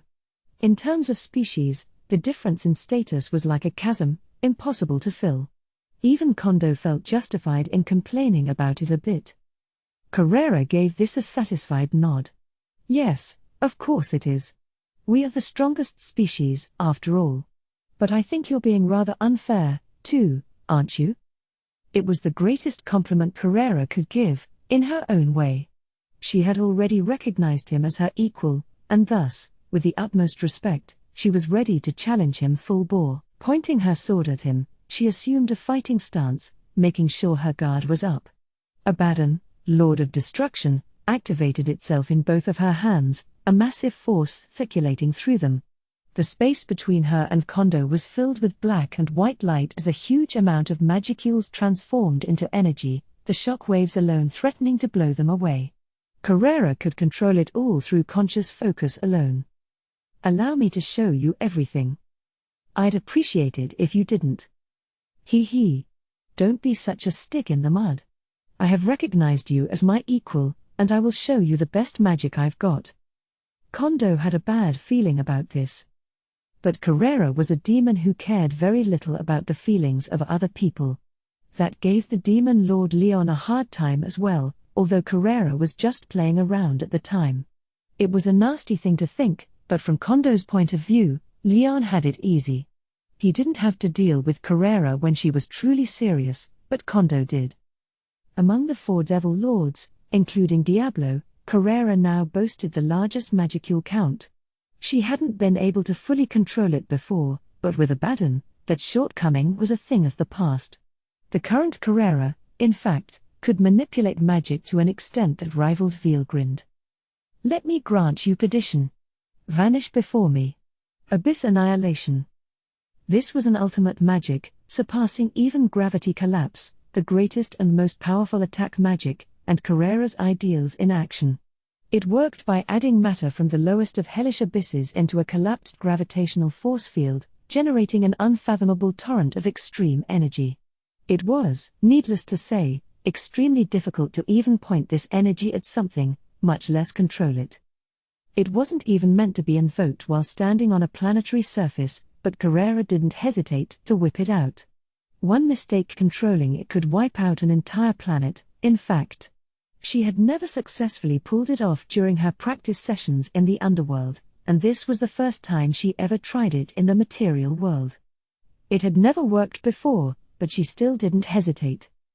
If the other demonesses were here, they would have stopped her at any cost, but Carrera wasn't about to be held down now.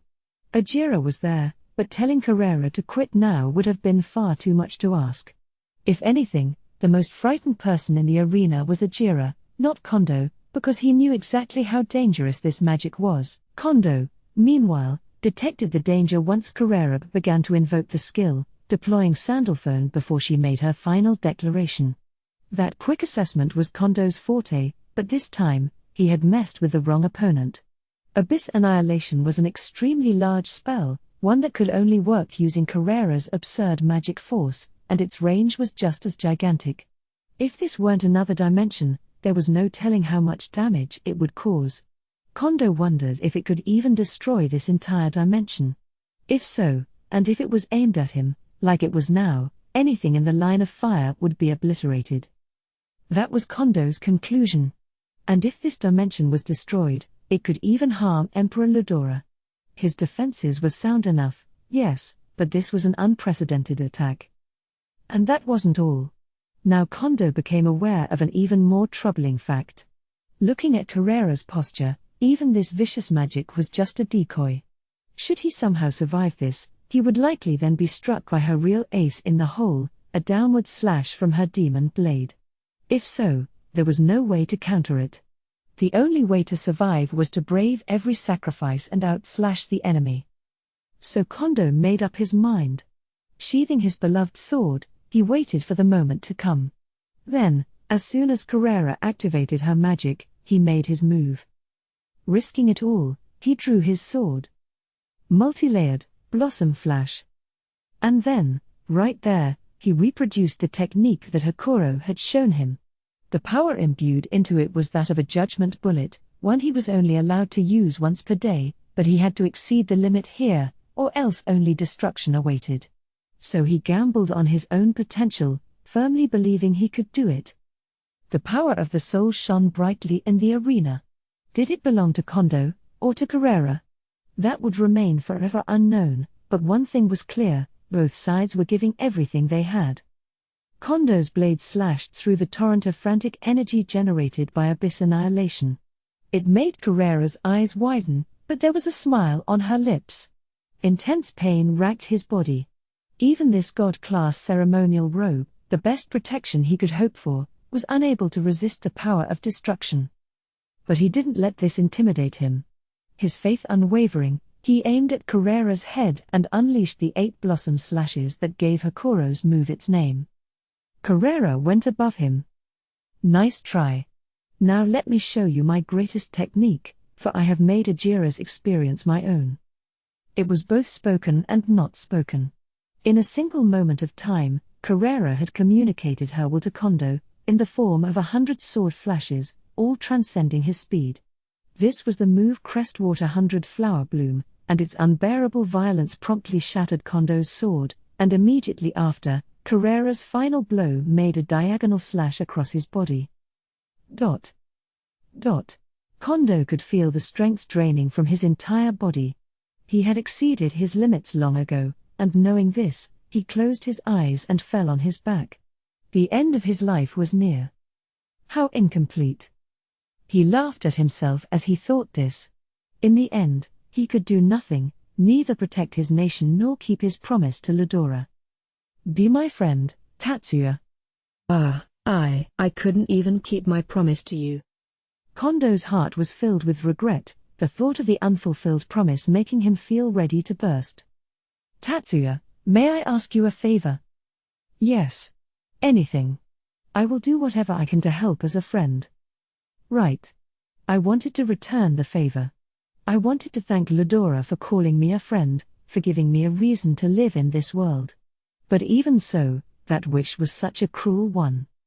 Long ago, I asked Damrada for a favor. I told him that should I ever lose sight of my ideals, I wanted him, my friend, to stop me. But I have now lived far too long, and Damrada is too kind a person to take my life with his own hands. I truly regret asking him for such a terrible favor. So, Tatsuya, I know you will be able to reason through it calmly. You will be able to kill me, won't you? So please, you must interfere with Damrada's efforts, and stop me with your own hands. He didn't want to. He wanted Ludora to live as much as anyone. He was an intelligent man, reasonable and always keeping his eyes on the prize. He was like an idol to Kondo, a lord he could always strive to emulate but never equal. He was the one who stopped Kondo before he could turn the blade upon himself, despondent after failing to protect his home country. Emperor Ludora, the great hero. But he still nodded, for he knew of Ludora's suffering. His body, his shining soul, had long since reached its limit. He had reincarnated himself many times in his quest to control his special skill Michael, Lord of Justice. Thanks to Decipherer, his own unique skill, Kondo felt he understood that better than anyone else, even more than Veilgrind, in all likelihood.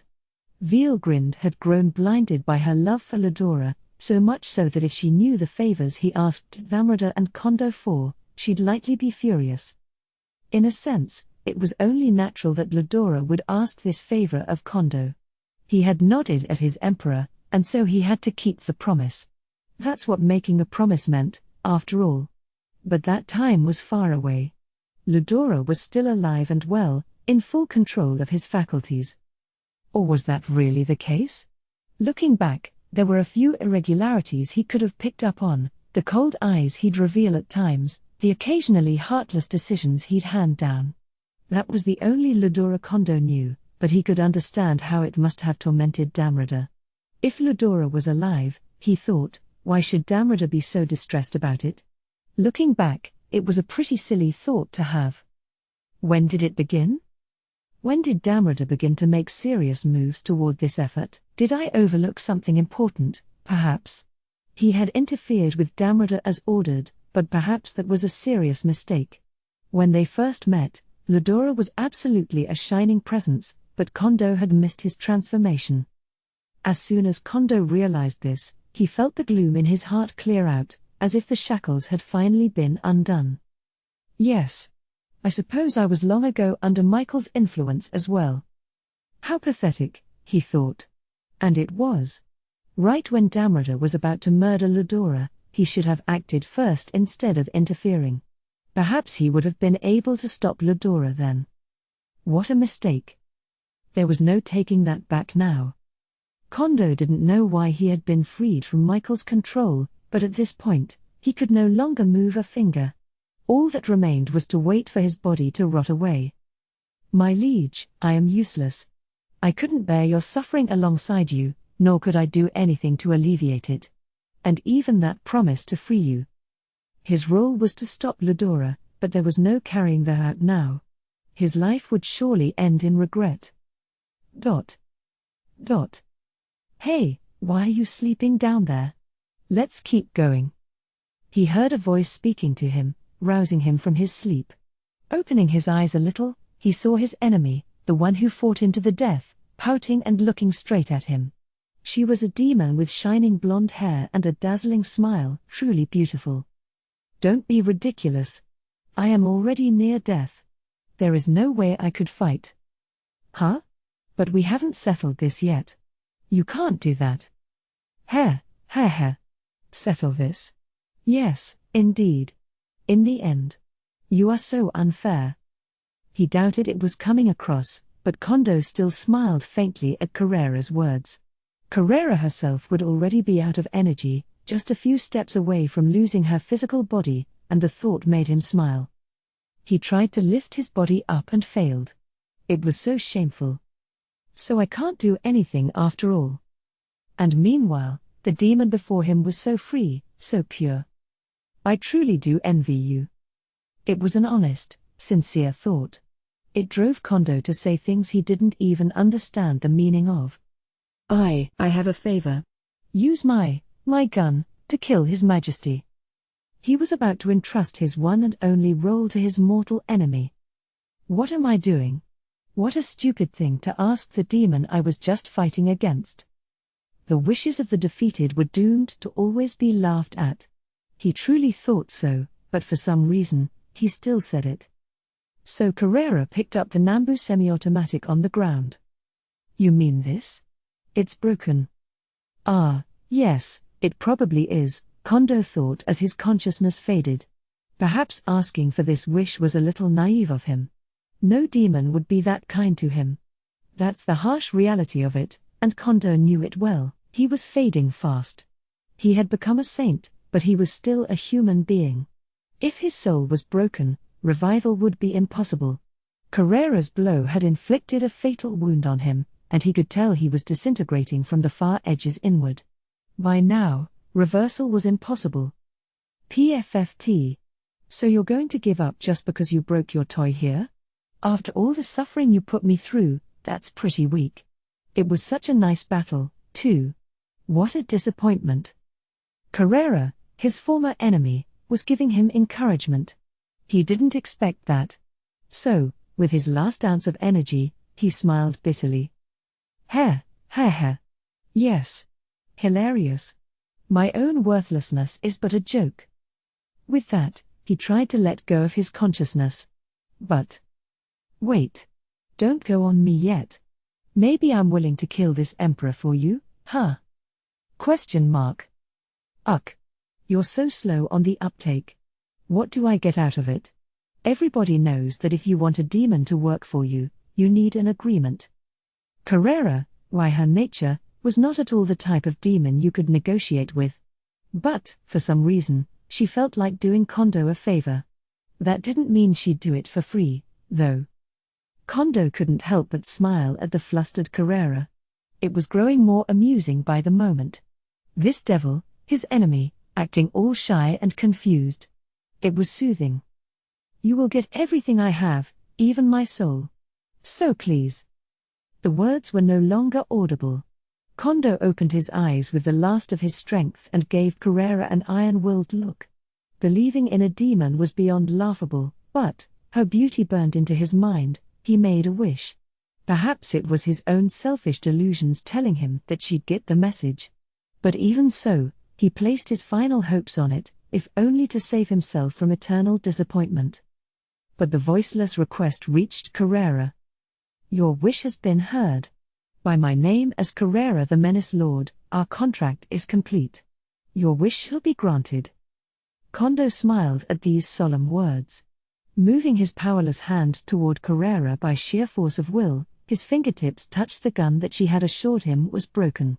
The moment his finger touched it, the Nambu semi-automatic glowed a golden shade.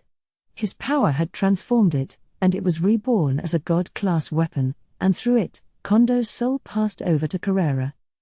But it did not include his heart core. Carrera expected this. The heart core of someone who had attained enlightenment and absolved himself of all sin could never be reborn, even if bound down. It was released from the wheel of reincarnation for good, with no restrictions placed upon it, and then it would travel to the promised land. Liberation. It made Carrera a little sad. PFFT. This isn't funny. It's been a long time since I had an opponent with some actual backbone. And as she muttered that, in that case, let's merge the ultimate skill Abaddon, Lord of Destruction, with Sandalphone, Lord of Judgment. She felt like she heard a voice. Hurriedly, Carrera turned her attention back to the gun in her hand. Its golden glow seemed to brighten further, as if to tell her she'd no longer be alone. It was something to remember Kondo by, and now, it was Carrera's new partner. Oh. So you're with me now? When she spoke, the light from the gun seemed to blink for a moment, and as it did, she began to feel the power flowing into her. The way you use your power is far too careless. I will help you, so you must make sure to use me better than that. It sounded like Kondo's voice to her, and the next moment, she understood everything. In an instant, she had made Kondo's ability her own. How is that any of your business? Stop treating me like a child. Arrogant to the end, Carrera thought. But at least she didn't feel lonely any longer. She stood up. Congratulations on your splendid victory. I, Ajira, am thoroughly impressed. You too. Good job surviving that and all. Heh. It's very embarrassing to receive praise from you, you know. Ajira, despite being wounded up and down his body, was still smiling. He had taken the brunt of Kondo's sword skills, all while taking in the full fury of Carrera's magic. It had brought him almost to the breaking point, but now that he was no longer in sword form, that all fed back to him in the form of serious injury. It was a wonder that he was still manifesting himself here, but still, he looked tremendously satisfied with himself. This man Kondo. He was a descendant of one of your trainees, wasn't he? It would appear so. Guess I shouldn't treat all humans like idiots, given the way they can inherit and accumulate skills and everything. Ajira happily nodded. But seeing how much stronger he was than you was a surprise. The smile disappeared. He was, but only because he was a truly exceptional man. If we had fought with swords alone, I am positive I would have won. Yeah, right. They shared a loud laugh. If they were alike in any way, it was that they were both sore losers. But beyond the eyes of the laughing Carrera was a rift in this dimension, which was already collapsing. Through it, she could see Emperor Ludora sitting on his throne. Let's go. This fight's just getting started. Carrera strode on, her usual bold smile now front and center on her face once more. Of course. I will be glad to join you, and we shall strike terror in the hearts of those who dare to stand in our way. Ajira followed, wounded almost to the point of death but totally unconcerned about it. The enemy was still out there, and the most important thing now was the promise they must fulfill. Granite, the third-ranked member of the Single Digits, was a hero who supported the Empire from time immemorial. He helped lay the foundation of the Empire, playing an instrumental role in the 1,000 years of peace it enjoyed. Glorified as a god of war by its subjects, he was a great man, one chronicled in history books. Although he had disappeared from the public eye in the years since, he was still alive and well, serving as the Emperor's close confidant and captain of the 4 knights who guarded him. A skilled warrior versed in all manner of weapons and fighting techniques, his physique was magnificent. Despite being over 2,000 years old, his black hair, slicked back and kept short, gave him an eternally youthful impression. He was now facing off against Benimaru, the Flare Lord. Both men squared off against each other in the center of the arena. I am Granite, guardian of the Empire. Benimaru. Consider me the second in command of the demon lord Rimuru. And after those introductions, all that remained was to fight. That was Benimaru's thought, but Granite just smiled at him.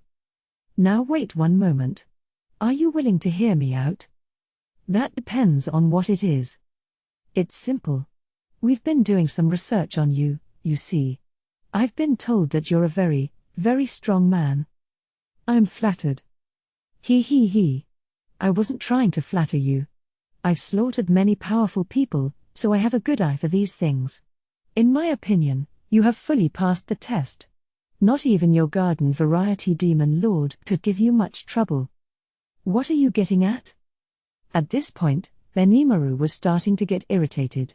He didn't mind negotiation, but now that the battle had grown this heated, there was no time for casual conversation. If he was going to surrender, that was a different story, but the way Granite looked, that wasn't the case. If anything, he seemed to be steering this talk toward demanding Benimaru's surrender. That prediction was right on the money. I didn't expect you to be this strong, you see. It's quite a surprise, and I have to say, Kondo disappointed me. Thanks to the negligence of his Imperial Intelligence Bureau, the entire empire is exposed to danger. If the damage is worse than expected, it will be too late to stage a final battle. Personally, I think it's time to call it a day. Will you swear to join my side and serve under me? If you do, I promise I will take full responsibility for both you and all who serve you. It was a very convenient offer for Granite. Here he was, facing sure defeat, and instead he was offering a ceasefire with zero consequences for himself. From a third-party view, that's all it would have looked like. But it wasn't that, for Granite didn't think he could lose. He was only trying to bring Benimaru and the others to shore up the significant loss of strength the Empire faced. And Benimaru, seeing through this, was now feeling extraordinarily annoyed. This fool. Trying to use us as his pawns? But he does seem to have the power to back up that confidence. Benimaru calmly assessed Granite. The fact that he was making this suggestion here, in the alternate dimension, indicated that he knew what was going on in the other gates. He was more than a guard, likely more of an officer type with a tactical view over the entire battle. Putting my army aside for a moment, what would you do with Sir Rimuru? I am sorry to say that the Demon Lord is dangerous. In order to confirm your allegiance to me, I'd need to ask your help defeating him. That was about what Benimaru figured. This was the offer he made, but what he really wanted was for the monsters to slaughter each other. And yes, maybe Granite would take Benimaru in if he survived, but he wasn't stupid enough to trust such an uncertain story as that. Besides, betraying Rimuru was too outrageous an idea to even suggest. How ridiculous! We would never stab Sir Rimuru in the back. Benimaru was listening to all of this in order to stall for time. He had, in fact, heard a little voice in his mind a bit earlier, a vaguely familiar, comforting one, and it had a suggestion for him.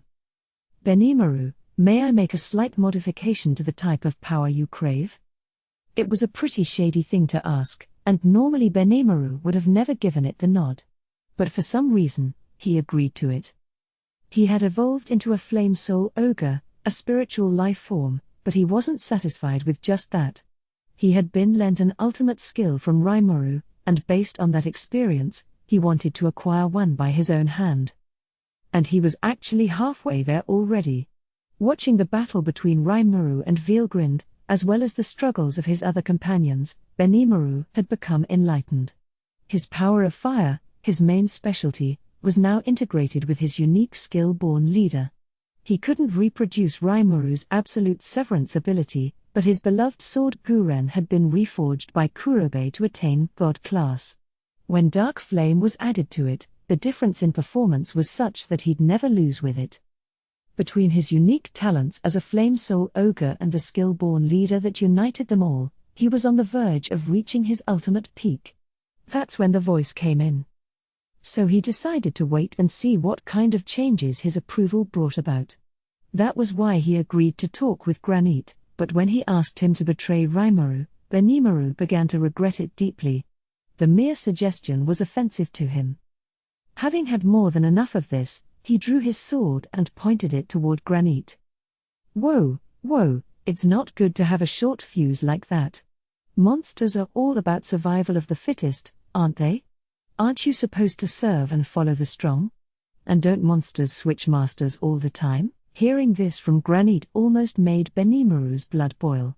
He was the commander-in-chief of the monster forces, and he thought he had a good grip on his anger by now, but... Heh. Guess I can't laugh at Xion any longer. He mocked himself for it, but now he had no intention of holding back his anger. Draw your blade. There is no meaning to further conversation. Oh brother, Granite said, shaking his head. I don't understand. This is both an extension of mercy and the greatest concession you could ever receive from me. Out of great respect for your position, I was allowing you to serve under me without anyone having to be hurt. He sounded truly mystified over it. He certainly didn't doubt his own strength, he was saying all this because he truly believed he could overwhelm his foe. And Benimaru, fully aware of this, grew more incensed by the moment. The only reason he hadn't started slashing away yet was because he wanted to make Granite truly regret his words. So are you keeping this chat going because you want to make excuses about your defeat? Ha.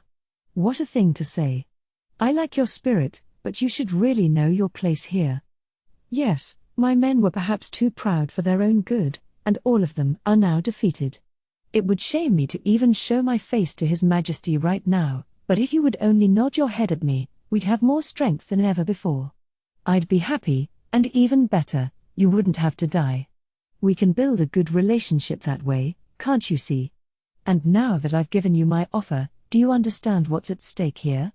I'm not at all the sort to use you and your people as discardable pawns, you see.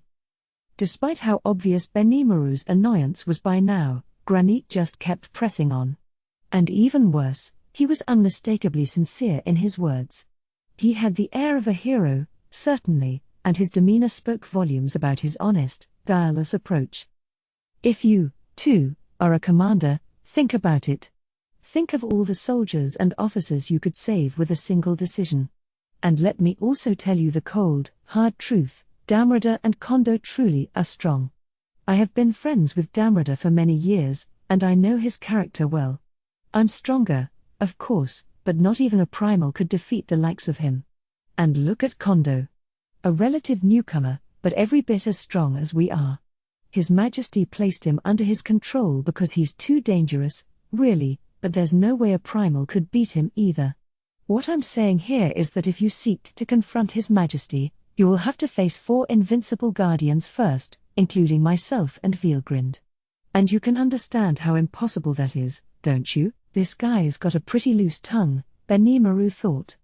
That diffused his anger a little, so he decided to see what else he could milk him for.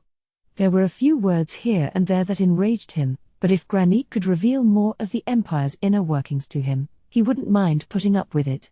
One interesting tidbit in particular was how the Emperor had Kondo under his control. It seemed clear now that Ludora had some kind of domination skill.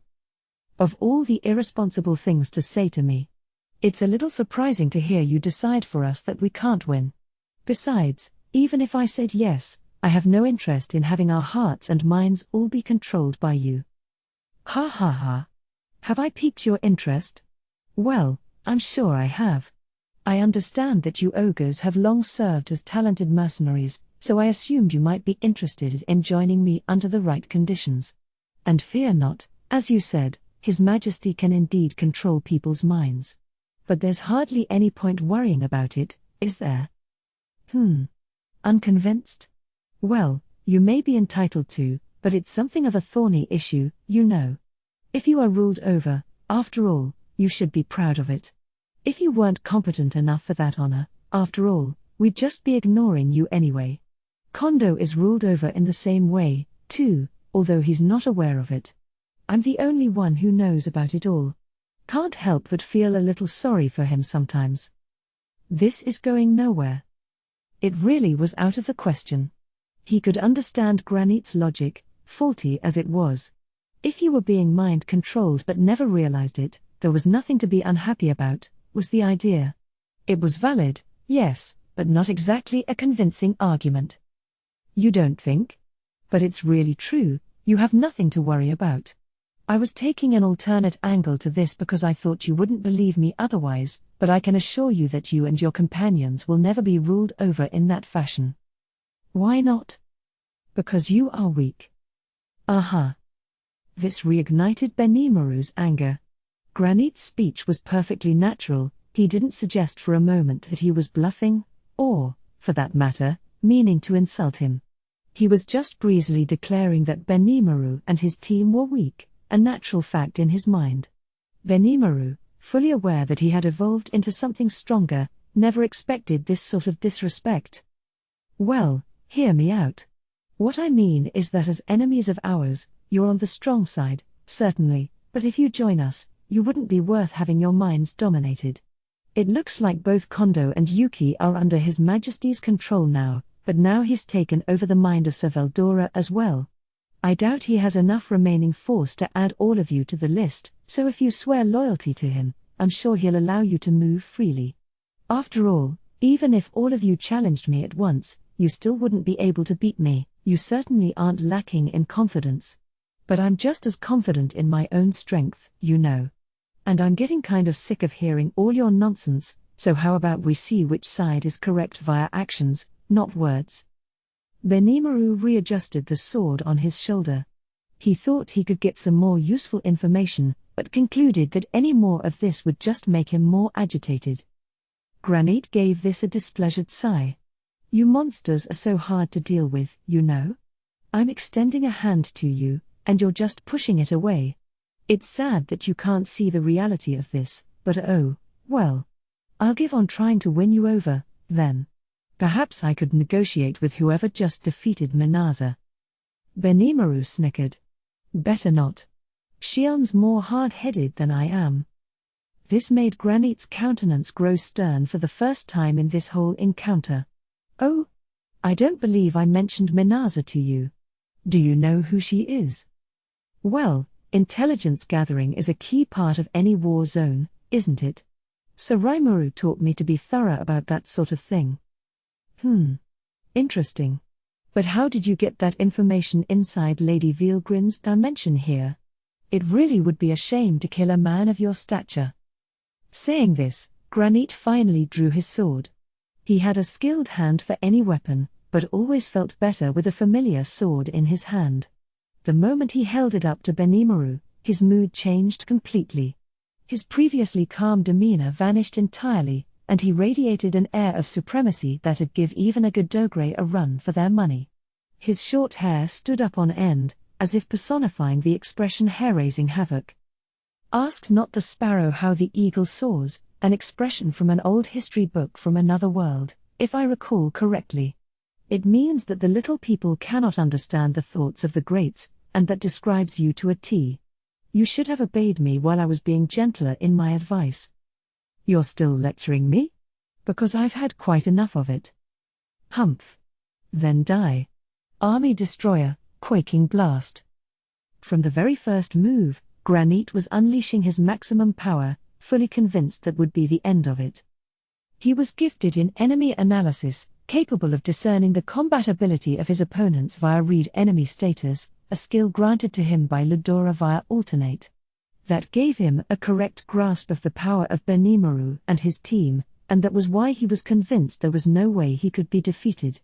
Read enemy status wasn't foolproof, of course. If the target had awakened to an ultimate skill, it'd be impossible to gauge their full power. Still, it was easy enough to guess the level of power involved simply by gauging magicule counts, and in that respect, Benimaru didn't look like a threat. Neither, for that matter, did Shion, or the demons. It was clear to Granit that not one of them could have acquired an ultimate skill. The primals were a thorn in their side, negotiating with them was a fool's errand. He planned to do away with the demons if they had come through this gate, but instead he got Benimaru. In this, Granit saw great promise, an enterprising monster on the verge of discovering his ultimate skill. But as he stood, he was no match for himself. He had a huge amount of magicules, but still less than half of Granit's. In that way, it was natural for him to decide Benimaru was no threat. And Granite wasn't being conceited or careless at all. If the enemy held an ultimate skill, that might give him a hard time, depending on the nature of it. An extended fight could lead to his enemy feeling like his life was in danger, which could trigger an awakening. But a mere conversation wasn't going to do that. So Granite was determined to finish Benimaru off with such overwhelming force that he wouldn't be able to counter with anything. He knew Benimaru didn't have any hidden transformation skill like the lycanthropes, and now that he did, there was absolutely no chance of losing. Granite's victory was a certainty. What a travesty. After all that bravado, you're not showing me much. What? Then something truly unexpected happened. Army Destroyer, Quaking Blast, a move that contained enough energy to vaporize Benimaru, was harmlessly parried off by his sword. It was a truly unbelievable sight to behold. All of Granite's equipment was God class, from head to toe. Benimaru clearly wielded a good sword, but it couldn't have held up to God class gear. And more to the point. No. No, no, no. This is unreal. Why? Why have you obtained an ultimate skill? Granite's shouting was understandable. The idea of someone obtaining an ultimate skill without showing even the tiniest sign in advance was sheer lunacy. It threw him into a panic, even though Benimaru remained cool.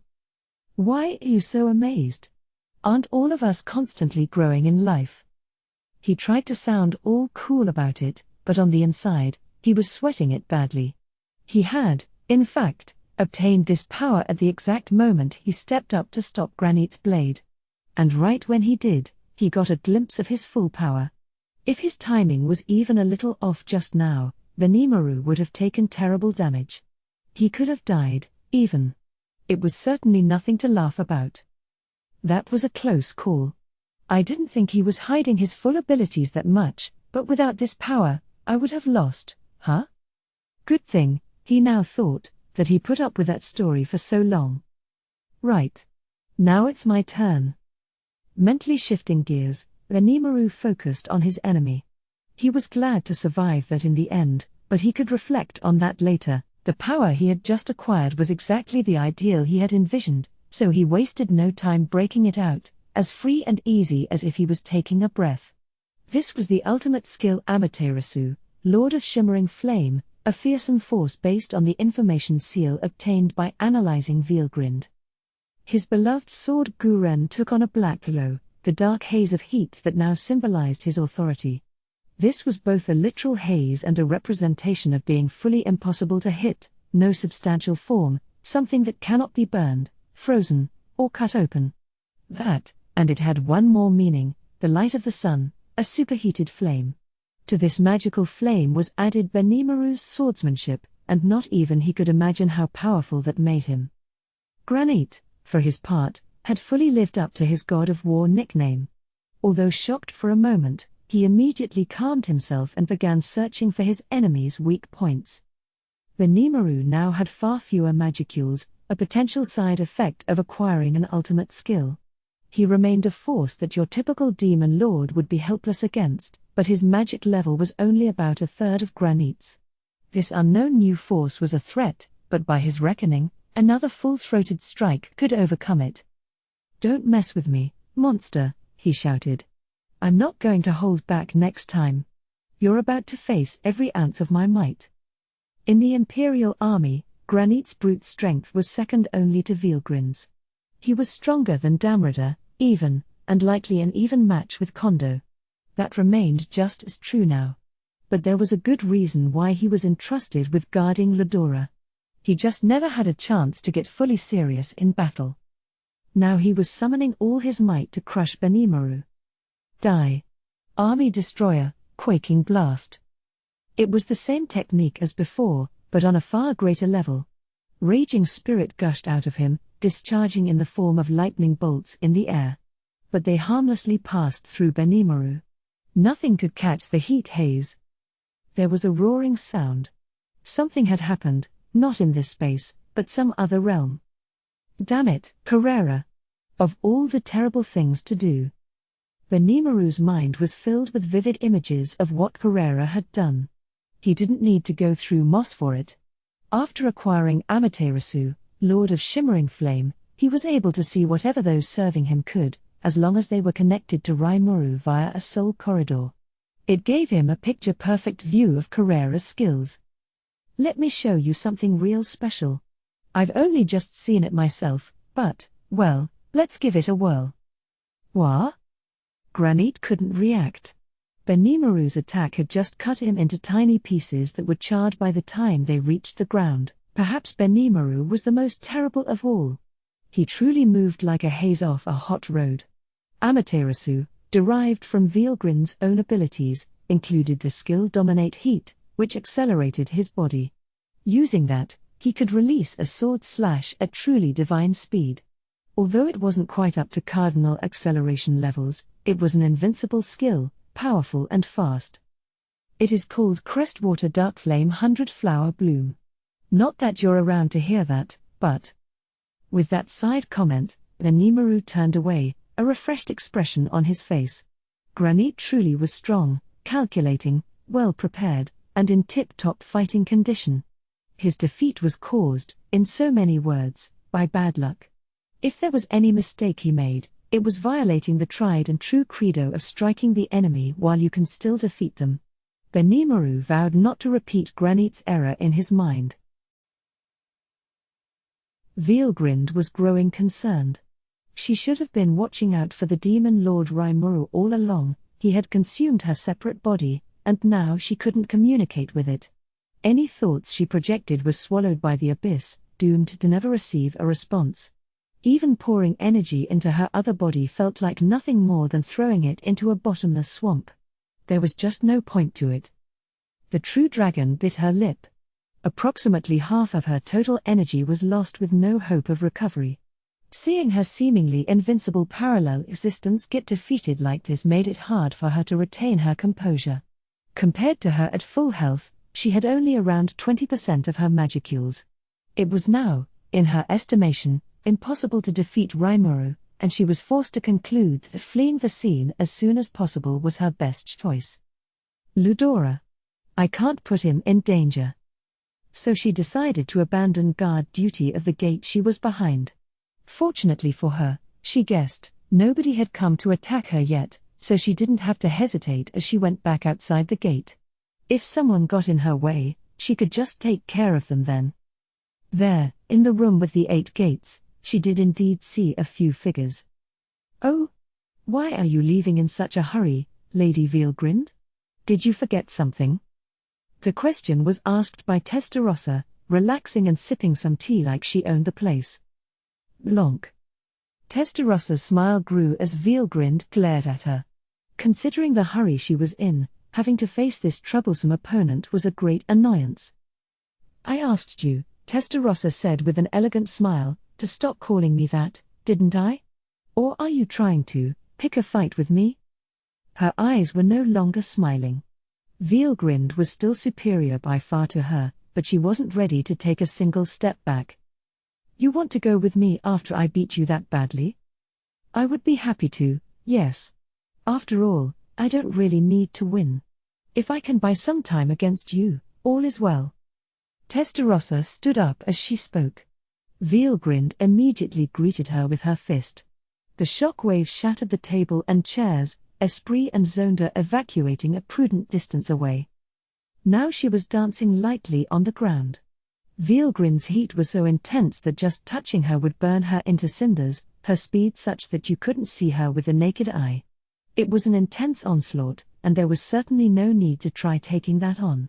And it wasn't just a matter of level. Veilgrind had nearly 10 times more magicules than Testarossa, even though her tank was down to about 20%.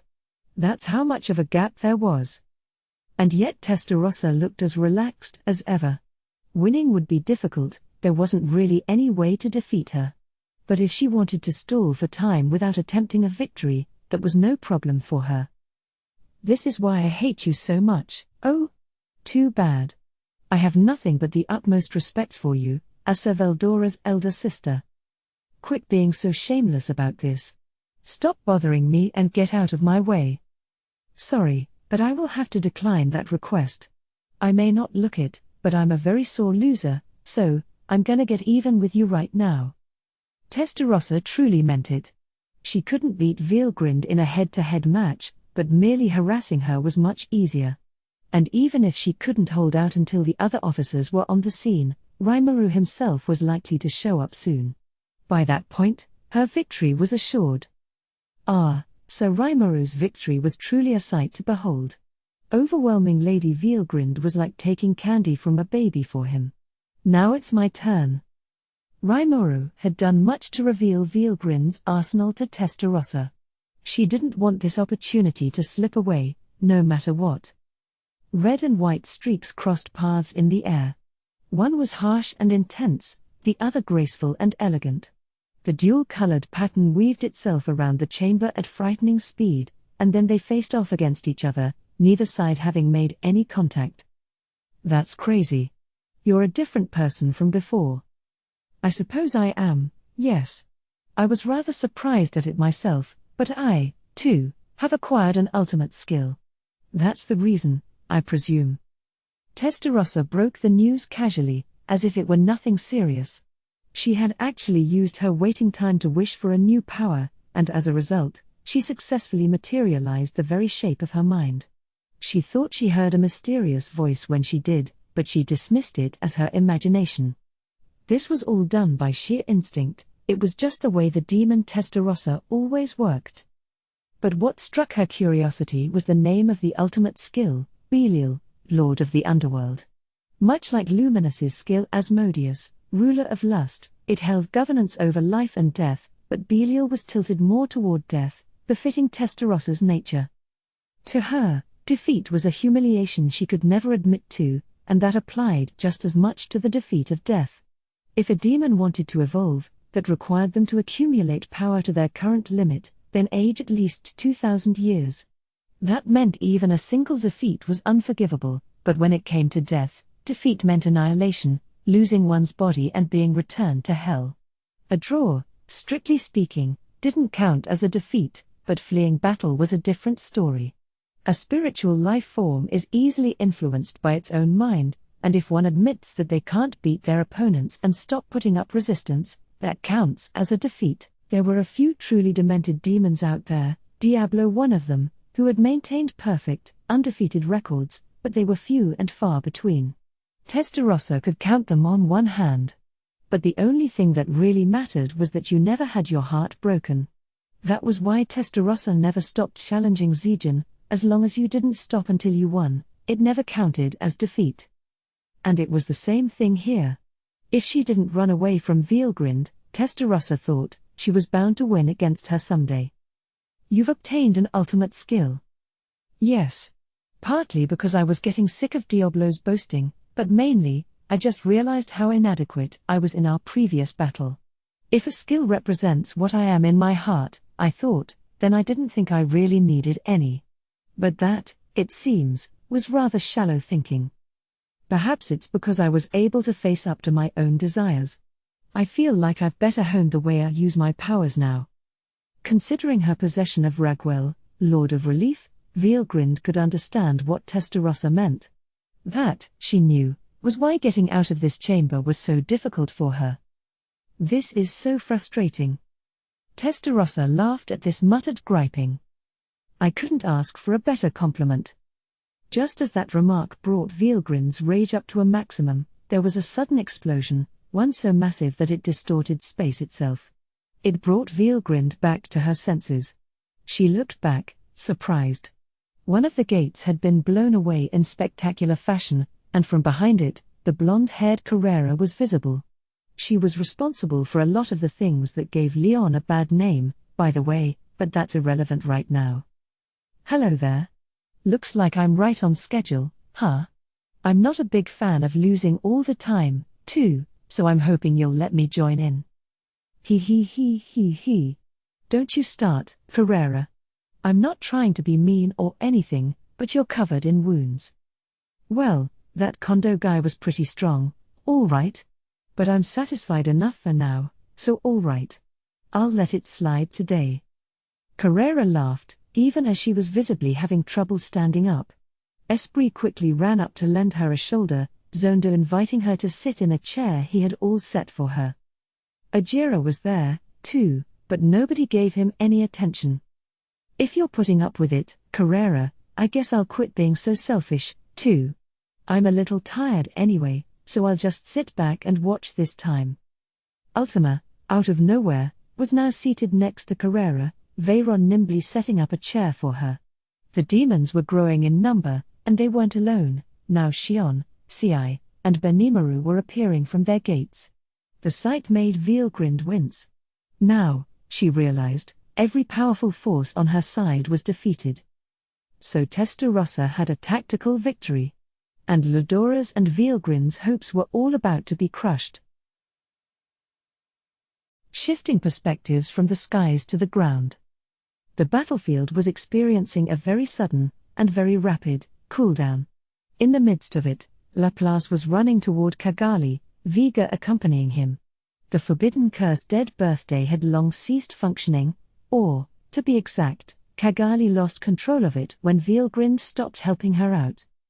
Nobody knew how many walking dead the spell produced, but it'd be some time before they became active.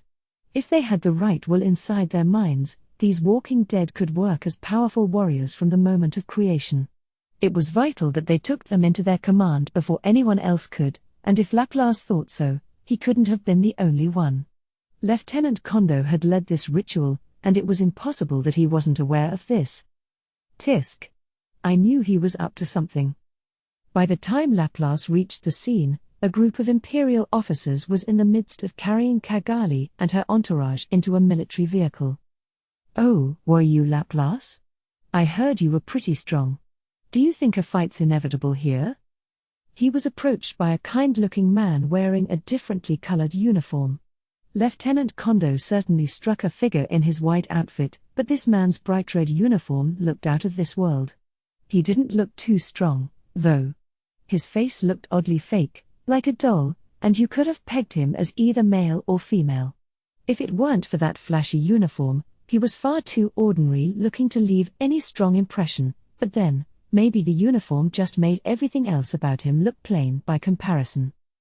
Yeah, Laplace replied as he thought about this, I'm Laplace.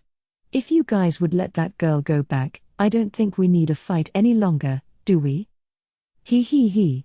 I'm not so sure that's possible. See? There's a fight over there right now.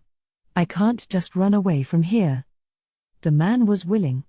Laplace, seeing no other option, took up a fighting stance. Well, if you want, then. But who are you? If he'd tell him, that'd certainly be helpful. Me? Well, yes, it's probably natural that you don't know. I am ranked 10th within the Empire, the man supporting Imperial history, and my name is Feldway. This man, Feldway, was permanently stationed within the Empire, expected to function as a space in the unlikely event that one of the single digits dropped out. Laplace had heard stories about him, but this was their first meeting. Oh, are ya? The man they call the space, huh? I am not a man. For that matter, I'm not a woman, either. Sounds complicated. Laplace eyed Feldway as they conversed. He seemed in his element, not uncomfortable at all. He didn't look ready for a fight, but he wasn't ready to flee, either. He was hard to grasp. Leave this to me, the impatient Vega said. I'll crush that bastard with my bare hands. He was about to step forward when Laplace hurriedly stopped him. Whoa. Hang on. I told you not to get ahead of me, didn't I? We can't take any risky chances while the director's held hostage. Footman and Tyr were alive and well, too, still fighting hard against the crowds around them. If they were called away, it'd be hard to tell how that would affect the battle. Laplace was cautiously trying to feel out the other side, but then he was interrupted by an unexpected visitor. Vega, lend me a hand here. Laplace is a traitor. We gotta take care of him right here. ? Laplace immediately fled the scene, sensing a murderous rage. The voice that reached his ears belonged to Yuki Kagurazuka, his erstwhile boss, but what it said wasn't exactly what Laplace wanted to hear. Boss, snap out of it. Being controlled by someone else like this. It's just not like you. Yuki had defined Maribel's mind domination and lived to tell the tale. With his mental strength, he should have been able to resist any kind of mind control. But Laplace's plea went unheeded. So Yuki attacked Laplace, showing no hesitation in his movements. The bewildered Vega, seeing this, smiled his happy, distorted-looking smile. Really, boss? Once you get rid of him, is it okay if I eat him up? Sure thing. I'm all for whatever makes you stronger. Thanks, boss. I'm so glad you understand. That was Vega's philosophy, always stick to the stronger one. Never any sense of ethics or morality in his mind. He preferred living more on instinct, like a wild animal. Thus, without even feeling that this was an evil deed at all, he gleefully launched his attack against Laplace. If it had been either him or Yuki alone, Laplace could have dealt with that. At the same time? Even for him, that was asking a lot. TCH. I ain't a fan of this at all. I was trying to save the chairman, and now I'm about to get myself killed. Better leave now. Strategically, Laplace was absolutely correct. But it wasn't going to happen. He. Don't bother trying to escape. Your name was Laplace, right? You're as cunning as you are cautious. You're too dangerous to let free, so I think we'll have you die here instead. Just as Feldway warned, Laplace's teleportation failed. He had been observing all of this so far, but now he had cast dominate space over this battle zone, preventing Laplace's escape. Damn you. Vega launched a flurry of spirit blasts, timing it with an intense kick attack from Yuki. He was more brawn than brains, but no one could deny his battlefield senses. Laplace's escape route was blocked, his chances of victory very small, or non-existent, really, as long as Yuki was there. No dice, huh? The end of the road? But Laplace still had no intention of giving up that easily. Betting on the ever-so-slight possibility that he could break Yuki's mind control, he decided to reveal the true power he was hiding this whole time. Die. Damn idiot. You're the dead man, he kicked at Vega, who was lumbering up to him even as Yuki kept up his attacks. That made it impossible for Vega to stand up for a little while. Huh. Not bad. Yeah. Not as good as you, boss, but I'm pretty strong too, you know? I know. So I'll at least kill you by my own hand, okay? Question mark. An ever-so-tiny feeling of discomfort. The moment Laplace felt it, he stared intently at Yuki's face. It was the same one he always knew. And that left him open. So caught up in his own thoughts, Laplace was too late to react to Yuki's fist. No, he screamed in his heart, but the pain never came. Right before his eyes, someone had put a hand in to stop the strike. Dear me, I've been terribly scolded by Sir Rimuru. This is the fault of all of you, do you realize? It was Diablo. What do you mean?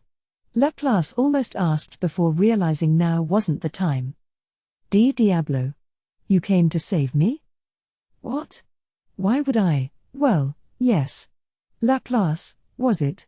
Yes, I have come to save you. So please make it very clear to Sir Rimuru that you saved me when you see him, all right? Diablo's face went from sheer disgust to a breezy smile. I ain't never seen a more suspicious smile than that. Laplace knew a thing or two about leering smiles, so to him, Diablo was a real impressive piece of work. This, of course, wasn't meant as a compliment. Ah. All right. I'll be sure to tell Sir Rimuru that you helped me out a whole lot, okay? Wonderful. Now to actually save you. The moment Rimuru spotted Diablo, he marched up and said, "What the hell are you doing here?" In the middle of this epic battle, he was just sitting back and watching Rimuru fight. He deserved to get yelled at, and while he had the excuse of being there to protect Rimuru, since he seemed to have completely forgotten about that order, Diablo didn't dare bring it up. Really, Rimuru was the only person in the world who could handle someone as selfish as Diablo, and he had just proven it once again. So Diablo was ordered to go to work, and after Moss gave him his report, he rushed right over here. Not to save Laplace per se, but to take out anyone down here who looked suspicious. Lucky thing I could make this man owe me a favor. Now I'll restore my good name in Sir Raimuru's eyes. Already Diablo was assuming he had won. All right. Yuki is allied with us, so I'll let him off the hook, but... Oh, is this a mystic lord before me? I know you've been aiming for this world a very long time, but... You've joined forces with Ludora? Diablo's gaze stopped at Feldway, who was flashing a thin smile. It disappeared as he sized up Diablo and scowled. And you are Noir, are you? Kondo's investigation said a primal was serving the demon lord Rimuru, but I see that's true all along. I now have the name Diablo. And I don't care what you decide to do, but stand in Sir Rimuru's way, and I won't show you any mercy. If you want to antagonize me, I'd suggest you come well prepared. Oh, look at you. This accursed devil who's constantly getting in our way. Feldway glared at Diablo, his intense hatred palpable. The murderous intent alone would have killed a normal person instantly. But Diablo was wholly unconcerned, laughing his taunting laugh at Feldway. Whatever. Even if I fought you here, there's no chance that I'd win. Don't worry. It would be just as impossible for me. After a couple more pointed glares, Feldway was the first to speak. I'll leave for today. But the next time you get in my way, Diablo, I hope you realize what comes next. Well, since you were kind enough to remember my name, I won't pursue the matter any longer. But do keep in mind that I have the means to kill you, do you understand? With that, the two of them glared at each other again. Then, as if their business was now done, they moved on, ignoring each other's presence. Feldway acted first, giving out orders to Kagali and Yuki. I am worried about His Majesty. We're returning to the flagship, so get ready at once. Yuki, watching all of this unfold, got out of his fighting stance. Vega unsteadily stood up, following Yuki over to Kagali. Footman and Tyr were also called back, and through Feldway's dominate space, everybody, including the newborn walking dead, was teleported away. Diablo remained on the scene, conferring with Moss. Now that he knew their enemy was a mystic lord, he decided that he was the only one who could fight back against him. So he resolved to clean up this mess, as reluctant as he was about it. With Footman and Tyr retreating, the battle on the ground came to an end. After confirming that everyone was safe, he attended to the injured as needed. Moss was both quite competent at this and connected to Benimaru, so Diablo decided his work was done after that. Once Feldway and the others left, he teleported himself up to the flagship. Laplace, meanwhile, was left all alone. Great, left behind again, he muttered, shrugging. Epilogue, Sister and Brother. I'd chowed down on Veilgrind, and things were a lot calmer. Now that I had the time to look around, I surveyed the battlefield. The forest was pretty badly damaged, but our capital city of Rimuru appeared to be safe, at least. Everywhere around it was now an empty lot, and there was some damage here and there, but Geld and his forces did a good job protecting it for me. That was a relief. So what are you doing here? Sir Rimuru. Why, you see, I was making sure that nobody would get in your way. I felt like someone was watching me during that whole battle against Veilgrind. It was annoying, to be honest, but I didn't really have the time to attend to it. So here we are. I definitely felt like I deserved to complain. All right. Fine. But everyone else is working their asses off right now, so you go join them. Why yes, my lord. He gave me a sad puppy dog look before leaving. I really do have no idea what's going on in his head sometimes. I imagine he was watching your battle, Master, under the auspices of preventing anyone else from interfering. Frankly speaking, it was unnecessary. Seal sounded just as fed up with Diablo. Talk about bitter. But regardless, now I could chill out a bit and go back to dealing with Veilgrind. It'd be up to Veldora to explain matters to her, and hopefully see things our way. When I checked in with him, I found that Veldora was basically blaming me for everything. Ugh, I thought, why do I have all these problem children working for me? I assumed he was trying to deflect Veilgrin's rage by making me out to be the bad guy. My sister, I wanted to tell you that I was safe, but Rimuru didn't let me. But now that we're in the same position, you'll understand what I am saying, right? That kind of thing.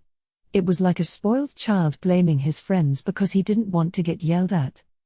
It was clearly a mistake to leave the persuasion effort to Veldora. But considering the fit of rage Veilgrind had after thinking Veldora was dead, I can understand why he wouldn't want to show his face around her. I get that, but did you have to blame it on me? All you're doing is pushing all the trouble on me instead. I asked him to persuade her, but now she's going to be even more critical of me. It's pointless. So, yeah, I couldn't leave Veldora in charge any longer. I needed to explain to Veilgrind that she was in the same position as Veldora right now. Before that, I have something to report. What's that? As I was analyzing Veilgrind, I found out that she was under the domination of someone, possibly Ludora. I can lift the influence on her, but what would you like to do? Oh, come on. Way to drop another bombshell on me. This report was given out super casually, but really, I didn't even know how to reply. I knew that Seal would run analyze and assess on Veilgrind, so I wasn't too surprised, but Veilgrind was being mind-controlled. I couldn't take that sitting down, but you think Ludora was the culprit? It is all but certain. I had observed the battle between Carrera and Tatsuya Kondo through the Soul Corridor, and Kondo was similarly under Ludora's control. I assume the case is the same with her. After getting some more details, I found that Granite, who was paired with Benimaru, basically admitted to all of that. Pretty stupid guy the Empire had on their side, huh? Better use him as a lesson on what not to do, but we can deal with that after I return. The question at hand was about what to do with Veilgrind. Veldora was proving to be an unreliable ally, so I thought about explaining matters myself, but if she was under Ludora's mental influence, she was more than likely not gonna listen to me. So now what? Since we've gone through the trouble of taking her in, why don't we appoint Veilgrind the same position as Veldora? Huh? You mean, like, connecting a soul corridor to her like I did with Veldora? And then I'll make her into an ultimate skill. Is that even possible? Not a problem. You are now equivalent to at least a true dragon, Sir Rimuru, and you have more than enough magicules for the job. I think it is possible enough for you to take in Veilgrind. But wouldn't doing that take away Veilgrind's free will? Guess not, huh? Not like I can force Veldora to do anything, I have to ask, and he goes ahead with it if he approves. Or, really, he just does whatever he wants. Even now, he's clearly not afraid to sell me out to save his own skin. Then I have to punish him by taking his snacks away, but really, he gives me such a hard time. Even if he did something really bad to me, it was no longer possible to take his freedom away. I can stop the energy supply, but I can't just make Veldora disappear with a snap of my fingers. Plus, with all the magicules a true dragon has, you can't just do away with that in any normal manner. As long as Veldora's not on board with it and goes back to confinement voluntarily, he's free to do what he wants. So, basically, there's no compelling him to do anything. When he's freed, I can't bend his will, really. Remembering that, I realized that Veilgrind would probably be the same way. If I gave her the same status as Veldora and freed her like that, I bet it'd be the quickest way to prove my innocence. I wouldn't be further misunderstood and exposed to these falsehoods about me. And if these two siblings have a fight? Well, that's not my problem.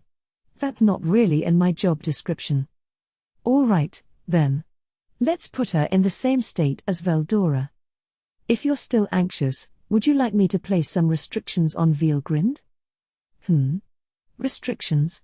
Is that even doable? Yeah, considering what lies ahead, maybe we need to set things up so she can't disobey me or whatever.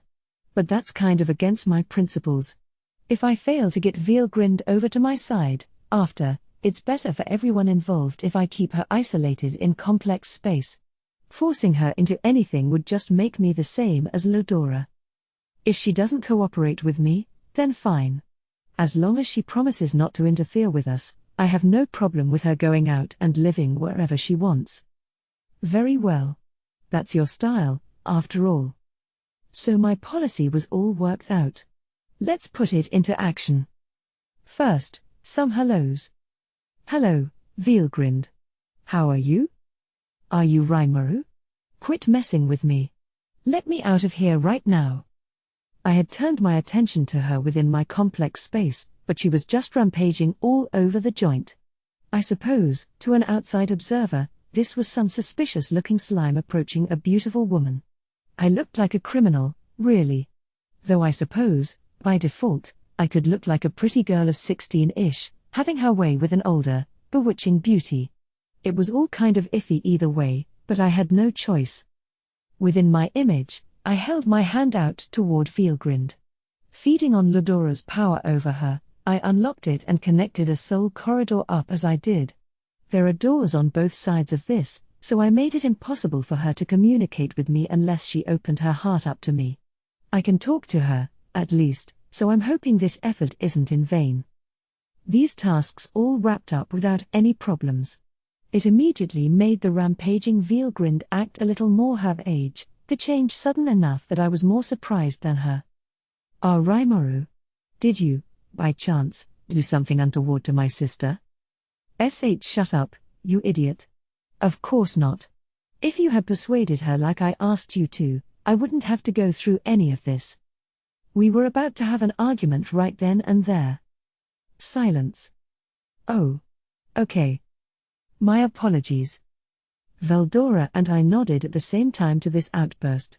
To be honest, I was scared. No wonder Veldora looked so uncomfortable around her. So what is the meaning of this, Rimuru? The meaning? That's a little hard to answer. I really had no idea what to say.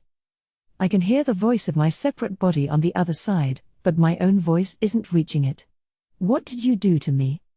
Having such a beautiful woman stare me in the eye like this made my heart skip a beat. Her breath on my face made me lightheaded. It smelled so good, sweet and fragrant, perhaps because she normally didn't need to breathe at all. Now is not the time for this. Veilgrind is likely asking the question because she has been freed from Ludora's control. Are you a little angry at me? That is just your imagination. Why, you think? Well, either way, better to drop this topic. Seal gave me a full explanation, and according to it, the story's pretty simple. The Veilgrind in front of me is freed from her mind control, but her separate body elsewhere is still under Ludora's thrall. Seal had thus used unlimited imprisonment to block the flow of information from our side, although she can still receive signals from the other side. This had put the Veilgrind on the other side in full-on crisis mode. She was under Ludora's control with no idea what I was thinking. A total one-way street. I understood that Seal had done something pretty amazing, but now it hardly even felt like a surprise. So if we analyze the difference between your two consciousnesses, I think I can prove to you that you were under mind control. Yes, well done, Rimuru. My sister, you should trust in him and... Silence. Right. Veldora got reamed for that interruption, and don't tell him, but I was a little glad to see it. Now Veilgrind seemed a bit lost in thought. I guess she was trying to figure out the difference between her and the separate body, as I explained. Through the eyes of my companions, I also updated myself on what was up in the flagship. The battle was in its final stages, and something had just happened that should fully show Veilgrind what's going on. My friends had Veilgrind surrounded. Kind of a coward move, you could argue, but only if you didn't know what the deal was. The fact is, even in her weakened state, we could all dogpile on her at once and still have trouble winning. However, with the alternate dimension she created now crumbling apart, the whole thing was about ready to collapse. Or it would have, but then Diablo came along and just destroyed it with a few whacks. Noir. No, his name's Diablo. Pretty competent guy, when I'm not around for him to ogle. Qua ha ha ha. He gives me treats, you know. I rather like him. So Veldora sold out to him, huh? Better not treat it too seriously the next time he praises Diablo. As we continued to watch, The Veilgrind on the other side took a step back, as if to protect Ludora. Despite how things were going, he was still seated in his chair, all composed. That's a lot of guts. Or is it confidence? But as I watched, someone went on the move. It was Carrera, wielding a golden handgun, and she promptly shot Ludora with it. But the bullet was... Oh, is that the bullet that weakened me? It's a judgment bullet. The most powerful one Kondo has. He can only shoot it once a day. So why does June have it? I knew what was going on because Seal told me. Not June. Her name's Carrera. I guess she beat Kondo, and then he asked her to take care of Ludora for him. Not Kondo, too, Veilgrind muttered. But events were now unfolding fast. Ludora, the other Veilgrind shouted loudly, arms outstretched to protect Ludora. Her god-level velocity was in time to catch the bullet. I gotta hand it to her, she's a monster. But the judgment bullet was no pushover, either. It penetrated Veilgrind in the right shoulder, blew her entire right arm off, and then hit Ludora anyway, going as fast as ever. But, shockingly, Ludora was unhurt. He remained totally composed, as if he knew all along Carrera's attack would be in vain. What the heck? How could he just cancel out that attack? I don't know. I saw a glimpse of a barrier, but it's hard to believe that any barrier could completely stop it. Veldora and I were both surprised. Veilgrind was just as incredulous, whispering why? As she sat down on the spot, hands on the ground. What's the matter, my sister? Your friend was right, she muttered at the panicked Veldora. I really was under Ludora's control. Then she began telling us about Ludora. According to her, he had an ironclad protection system keeping him safe, something that could never be destroyed no matter who you threw at it. But there was a condition: the barrier's energy source was the loyalty of the Emperor's subjects and associates, so he needed people to remain loyal to him. That, and there was a flaw to it: although the barrier was perfect and always on, Ludora couldn't take any action while it was activated.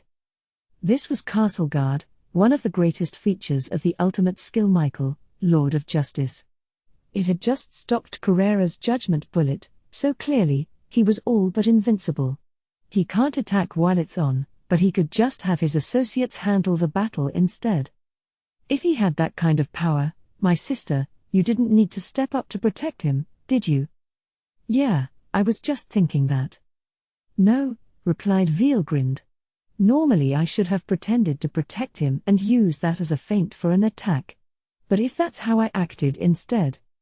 If the other Veilgrind was laying down her life needlessly to protect Ludora, there was no doubting it. Our Veilgrind now understood that she had been mind-controlled.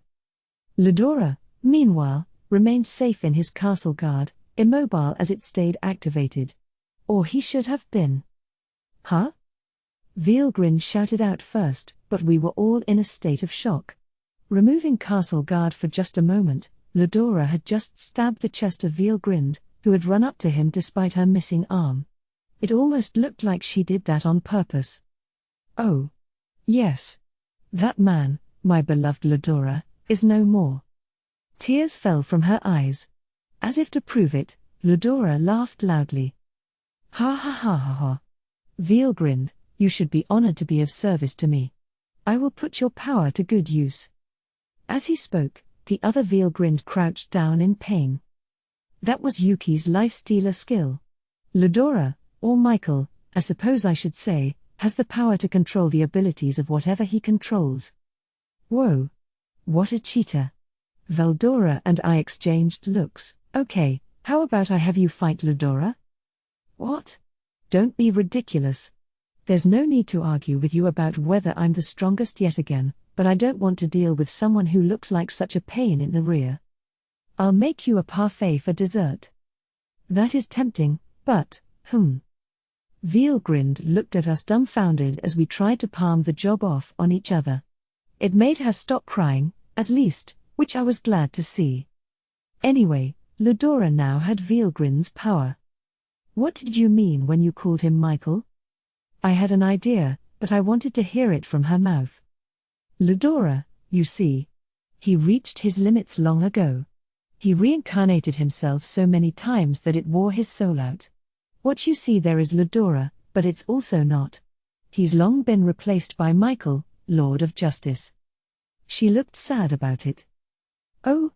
But how can a skill born from the desire of its owner not even cause harm to that owner?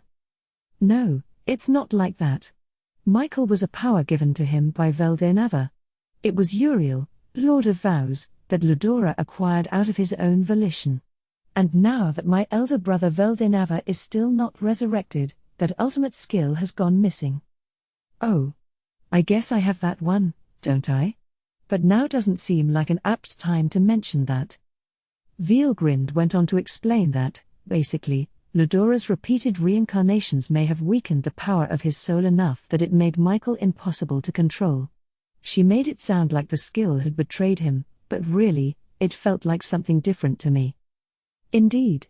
If I were in the same position as Michael, Lord of Justice, I would aim to revive you, my true master, even if it meant taking over a temporary host.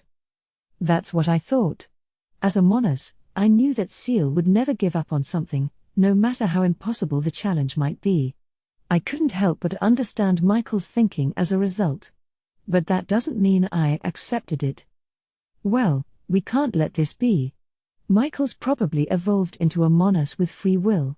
And if he has, then what he's trying to do is the exact opposite of what Ludora aimed for. A Monas? What is that? Wait. Rimuru, you think Michael is trying to do something? Well, he's trying to resurrect Veldenava, isn't he?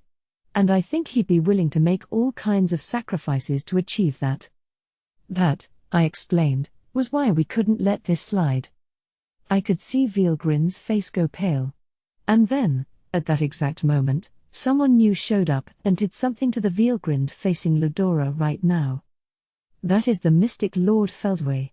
Diablo let him go because he reasoned that he couldn't defeat him, but it seems he has returned without his friends. If Diablo can't beat him, he must be pretty damn powerful. Or maybe he just didn't want to put in any more hard work today. Well, Feldway was good, using Dominate Space to attack in ways even an awakened Demon Lord would have trouble resisting, and he was aiming it all at the other Vielgrind. Wounded and weakened, she didn't look like she had any way to resist it. Ha ha ha ha ha. My dimensional transfer has erased Vielgrind from this world. Now there are only 2 true dragons left. A good sign for the future, Ludora, or should I say, Sir Michael? Now Feldway was calling him Michael, too. Vielgrind's guess was just proven true. Despite the suddenness of all this, Benimaru and Diablo tried to react as quickly as they could. I hurriedly sent a thought communication over to stop them. There were still too many question marks about the Mystic Lord's abilities, but I also wanted to see how Ludora/Michael would react. Besides, I could see it. Some kind of weird substance that escaped from Ludora's body. It was clinging to the limp body of Vielgrind, as if trying to protect it. The substance was all gone from Ludora's body, and the result of that was... not bad. Vielgrind's power is now my own, and Ludora is gone. Now all that remains is to capture the power of Veldora and Velzard, and his resurrection will be complete. Ludora/Michael accepted this as a matter of course. Now we were sure of it, my enemy was Michael, not Ludora, and his goal was to fully revive Veldenava the Star King Dragon.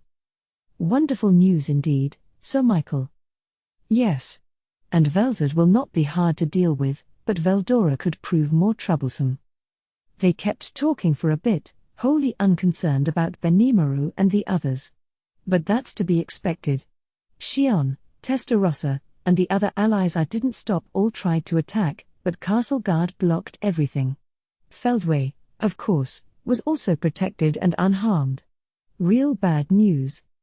But enough about that. Ludora. That's Ludora, right? There's a piece of him, a piece of his soul, right there. I thought only I could see it, but I guess Vielgrind could sense it, too. I wasn't sure if she could or not, but I suppose she was trying to track down whatever was left of Ludora. Here, calm down, Silence. I have to go now, or else it'll disappear.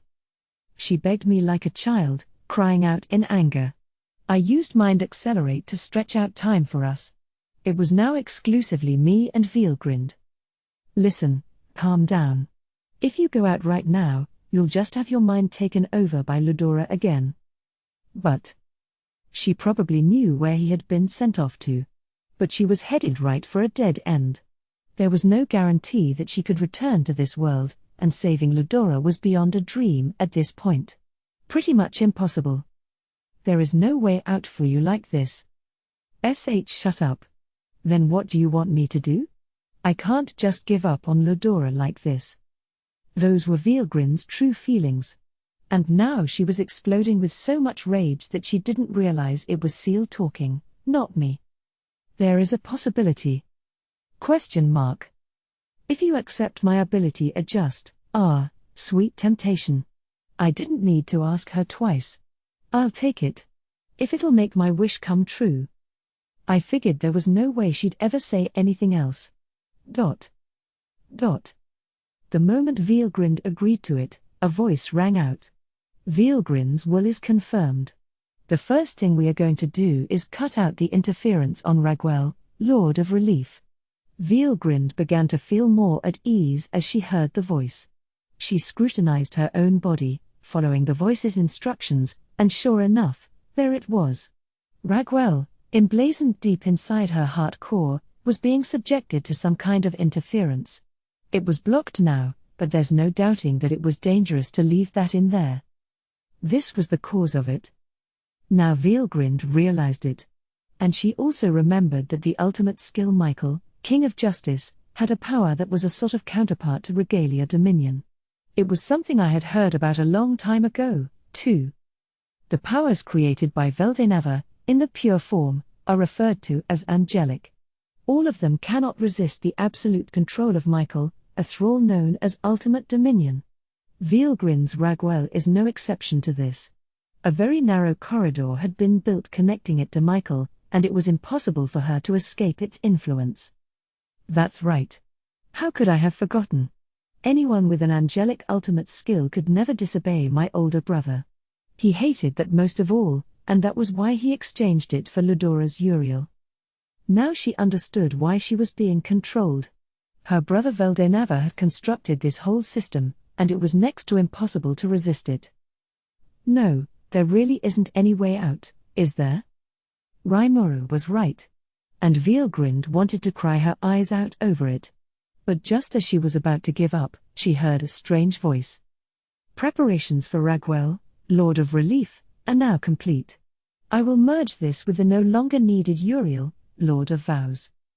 Huh? Veilgrind almost shouted out loud. It was only natural that Uriel, which she sought out for Ludora's sake, would be found here. And now Veilgrind realized that the voice she had been hearing was no longer Rimuru's. She wasn't just hearing things, it was a clear, powerful, strong-willed voice. It was very similar to the world language, but softer and more refined. It even had a little tenderness to it. She had a lot of questions for it, but what mattered now was the meaning behind its words. Wait a minute. Are you going to give me Uriel? Or what did you mean by merge? If it has no choice but to follow Michael's will right now, then all we have to do is modify it. I discovered a control corridor in Uriel as well, so while I discard it, I thought I would use it as food to create a new ability with, exclusively for you. It was absurd, an answer full of silly nonsense. But Veilgrind only cared about one question. If I do that, can I go look for Ludora?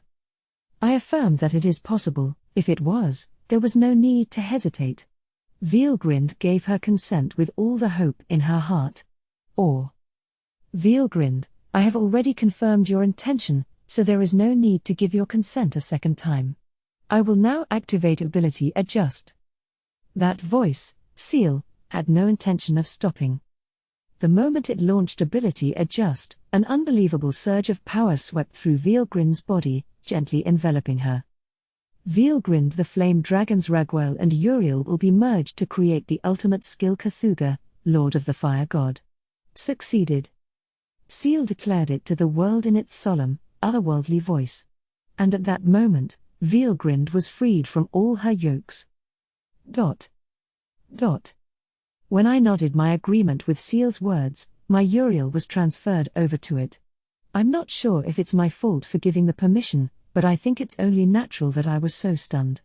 Like, having Uriel be the bond that links us as friends. Not a problem.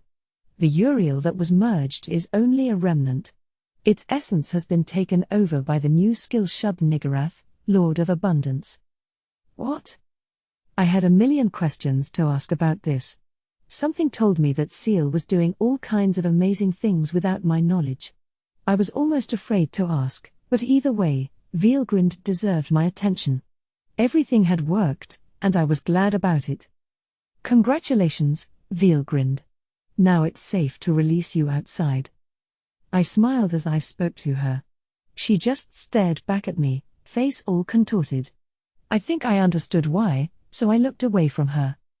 There are so many questions I really want to ask you, but I'll skip them for now.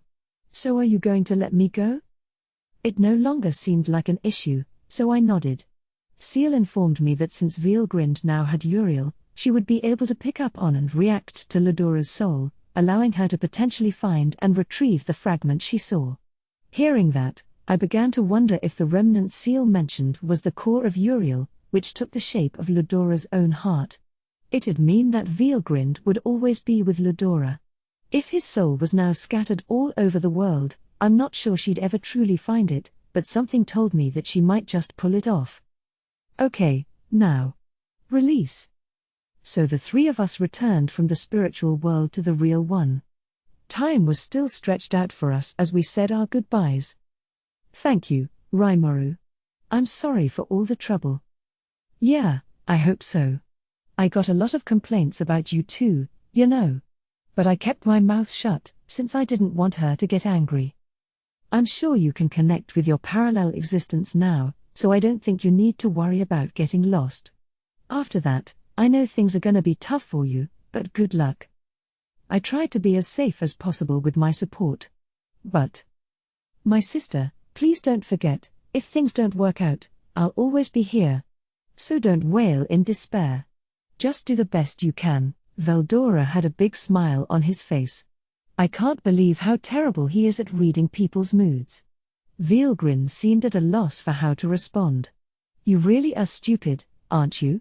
Ah, my stupid, cute little brother. I'm glad you're all right. She smiled shyly. Then she stared back at me again. Don't ask me why. When someone that beautiful looks at me up close, I get so nervous that I can't even move. She just shook her head in exasperation as my heart raced. Well, see you later. And with that, Veelgrind elegantly teleported away. Okay. Next up was giving some support to Benimaru and the gang. You're going, too? But of course. Less than a minute had passed. The attack on Michael was still in progress, with nothing working against Castle Guard, but they were still doing the right thing. The moment they stopped attacking, the enemy would fire back. That's why Benimaru and Diablo were dutifully watching from the sidelines without stopping Shion and the rest. We had only 2 enemies left and I sure wanted to defeat them here, but unfortunately, that was impossible. As long as Castle Guard was in place, nothing would work against Michael. But then, the same was true for us. Ha ha ha ha ha. How weak of you. None of your attacks will work on Sir Michael. Feldway, laughing loudly, was about to take advantage of the time between attacks to activate his skill. A Mystic Lord is more than just a fancy name. Apparently, he was trying to throw all of my friends into an alternate dimension. Goodbye, everyone. I'm sure we won't meet again, but, what? But I was waiting for my moment to strike, too. I chose that moment to appear over there, blocking Feldway's move. Demon Lord Rimuru. Hello, Mystic Lord Feldway. Good to meet you. The smile disappeared from his face at my sarcastic response. Some country hick with no understanding of etiquette? Huh? I don't need to be told that by an aggressor who's dying to live in the big city. My continued provocation made his face freeze up. I guess he's the type who likes to keep letting his anger build without ever snapping, the worst type of guy to deal with. At that moment, Michael, silently listening on so far, interrupted us, looking as composed as usual. Heh. Weren't you hiding and observing me? I thought you were sacrificing your friends in order to find a way to attack us. He was more than half right, except for the sacrifice part. Not that I cared. Think whatever you want about me. You wanna settle this here? Heh. Bold of you. But do you really think you can beat me? I dunno. But I'll give you a warning. I know that your ability gives you absolute control over angelic skills, and that there's no breaking castle guard as long as someone believes in you. Along those lines, couldn't we take away that advantage if I burned your empire to the ground and killed every living thing inside it? That was a total bluff. Not even I had any intention of going that far. But if I put that on the scales with having my friends be sacrificed, I'd do it without hesitation. That much cruelty I had resigned myself to long ago. I suppose I've underestimated you as well. Perhaps I shouldn't have been hostile to you after all. Maybe not, no. Your lofty ideals and noble missions weren't any of my business. I sympathize with some of your goals, too. So, as long as you didn't bother me, you could have done whatever you wanted. But it's too late now. Now that Michael was running amok, he was definitely a potential disaster for us. We were good for now, but Seal was already predicting an unavoidable conflict of interest in the future. It was my job to believe it and act accordingly. Michael fell silent, thinking over something. So I decided to spell out my intentions. If you try to touch me or any of my people, I'll crush you so thoroughly that you'll never be able to try anything so stupid again. That, and I wanted to strike some fear into him. No, I had no way to break his castle guard right now. But I had my trusty partner Seal helping out, and I was sure it'd figure out a way. Besides, if he touched any of my precious friends, I'd show him no mercy. No matter what it took, I swore I would defeat Michael. All right. I see. Then let's retreat for now. Are you sure, Sir Michael? Feldway looked surprised, but Michael placidly nodded his head, indicating his intention to retreat. It is too early for us as well, after all. If we fight here, it will end badly for both of us. I agreed with that. If I followed through on my earlier threat, maybe we'd have a chance of winning. But that's against my principles. I know I was just kicking the can into the future, but I really wanted some more time to work with. Okay. Well, shall we all leave, then? Very well. Still. Today is the day of my full revival, a day to be celebrated, and instead we're given this unexpected ordeal. I thought Guy Crimson would be our biggest barrier, but instead it's slime we dismissed as insignificant. With those words, Michael and Feldway left. And I assumed they weren't going back to the Empire, either. My observation magic Argos, the Eye of God, wasn't picking anything up over there, and Moss reported nothing unusual. Damn, this is annoying, though. I don't even know where they went. Benimaru smiled at my offhand remark. But as you ordered, Sir Rimuru, all of us are safe. Why don't we celebrate that for now and return home? Good idea. Right. Home it is, then.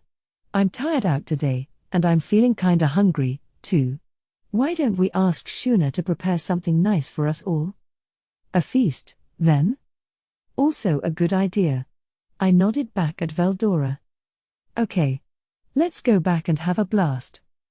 My words brought smiles to everyone's faces.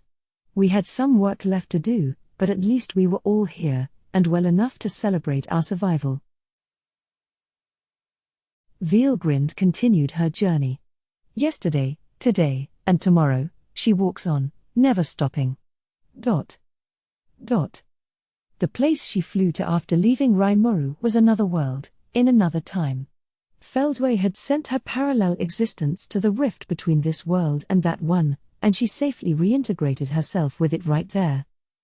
This was a planet without any land, much less an atmosphere, and Veilgrind was stranded on it without any sense of time at all. She would have died instantly if she wasn't a true dragon, but she had both dominate space and an infinite lifespan. She had time to think before she found refuge. Her thinking had almost stopped entirely after all the unbelievable events that occurred to her. There was just too much information to process. But being adrift in another dimension helped her regain her composure, too. So Veilgrind thought. The sheer volume of mind-blowing data had made her abandon thinking at one point, but now she thought as long as time allowed her to. Then she arrived at the most important fact of all. How did she gain her freedom against the system her brother created?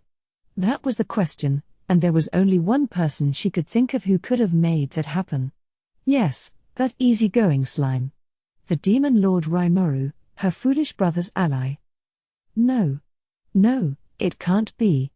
That slime is someone who freely tinkered with ultimate skills, gave Veilgrind her freedom, and massively improved her own powers, evolving them to greater heights. No regular human could possibly have done any of that. Only my brother Veldenava could do anything so outlandish. If it were possible for anyone else at all. Veilgrind shuddered at the impossible thought. When she turned her attention to it, her ultimate skill Cthulhu, Lord of the Fire God, reacted, power on an incomparable level from Ragwell. But most of all, the fragments she had been taking in reacted, as if linked to Ludora's heartbeat. He. Well, I don't care what that slime really is. He's just Rimuru. Veldora's ally and the one I owe my life to. That was the conclusion she arrived at, and with that, Veilgrind broke out of her thought loop and turned her attention back to reality. So Veilgrind continued collecting pieces of his soul as she traveled through worlds and eras. I love you, Ludora. That all-consuming desire to see Ludora drove her to overcome a cavalcade of obstacles. And then, finally, in a big city lined with skyscrapers, she found the boy. Joy and determination. The boy was everything she lacked. And if Veilgrind gave him the rest of the pieces she had. But was this really okay to do? She agonized over the question. If she did it, it'd drastically change the boy's destiny. Her lifespan was infinite, she could continue to watch over him until he lived out his own life. Yes. No reason to panic. I can't wait to see you, but it won't help me to hurry things along. But then, a shining piece of his soul flew over to the boy.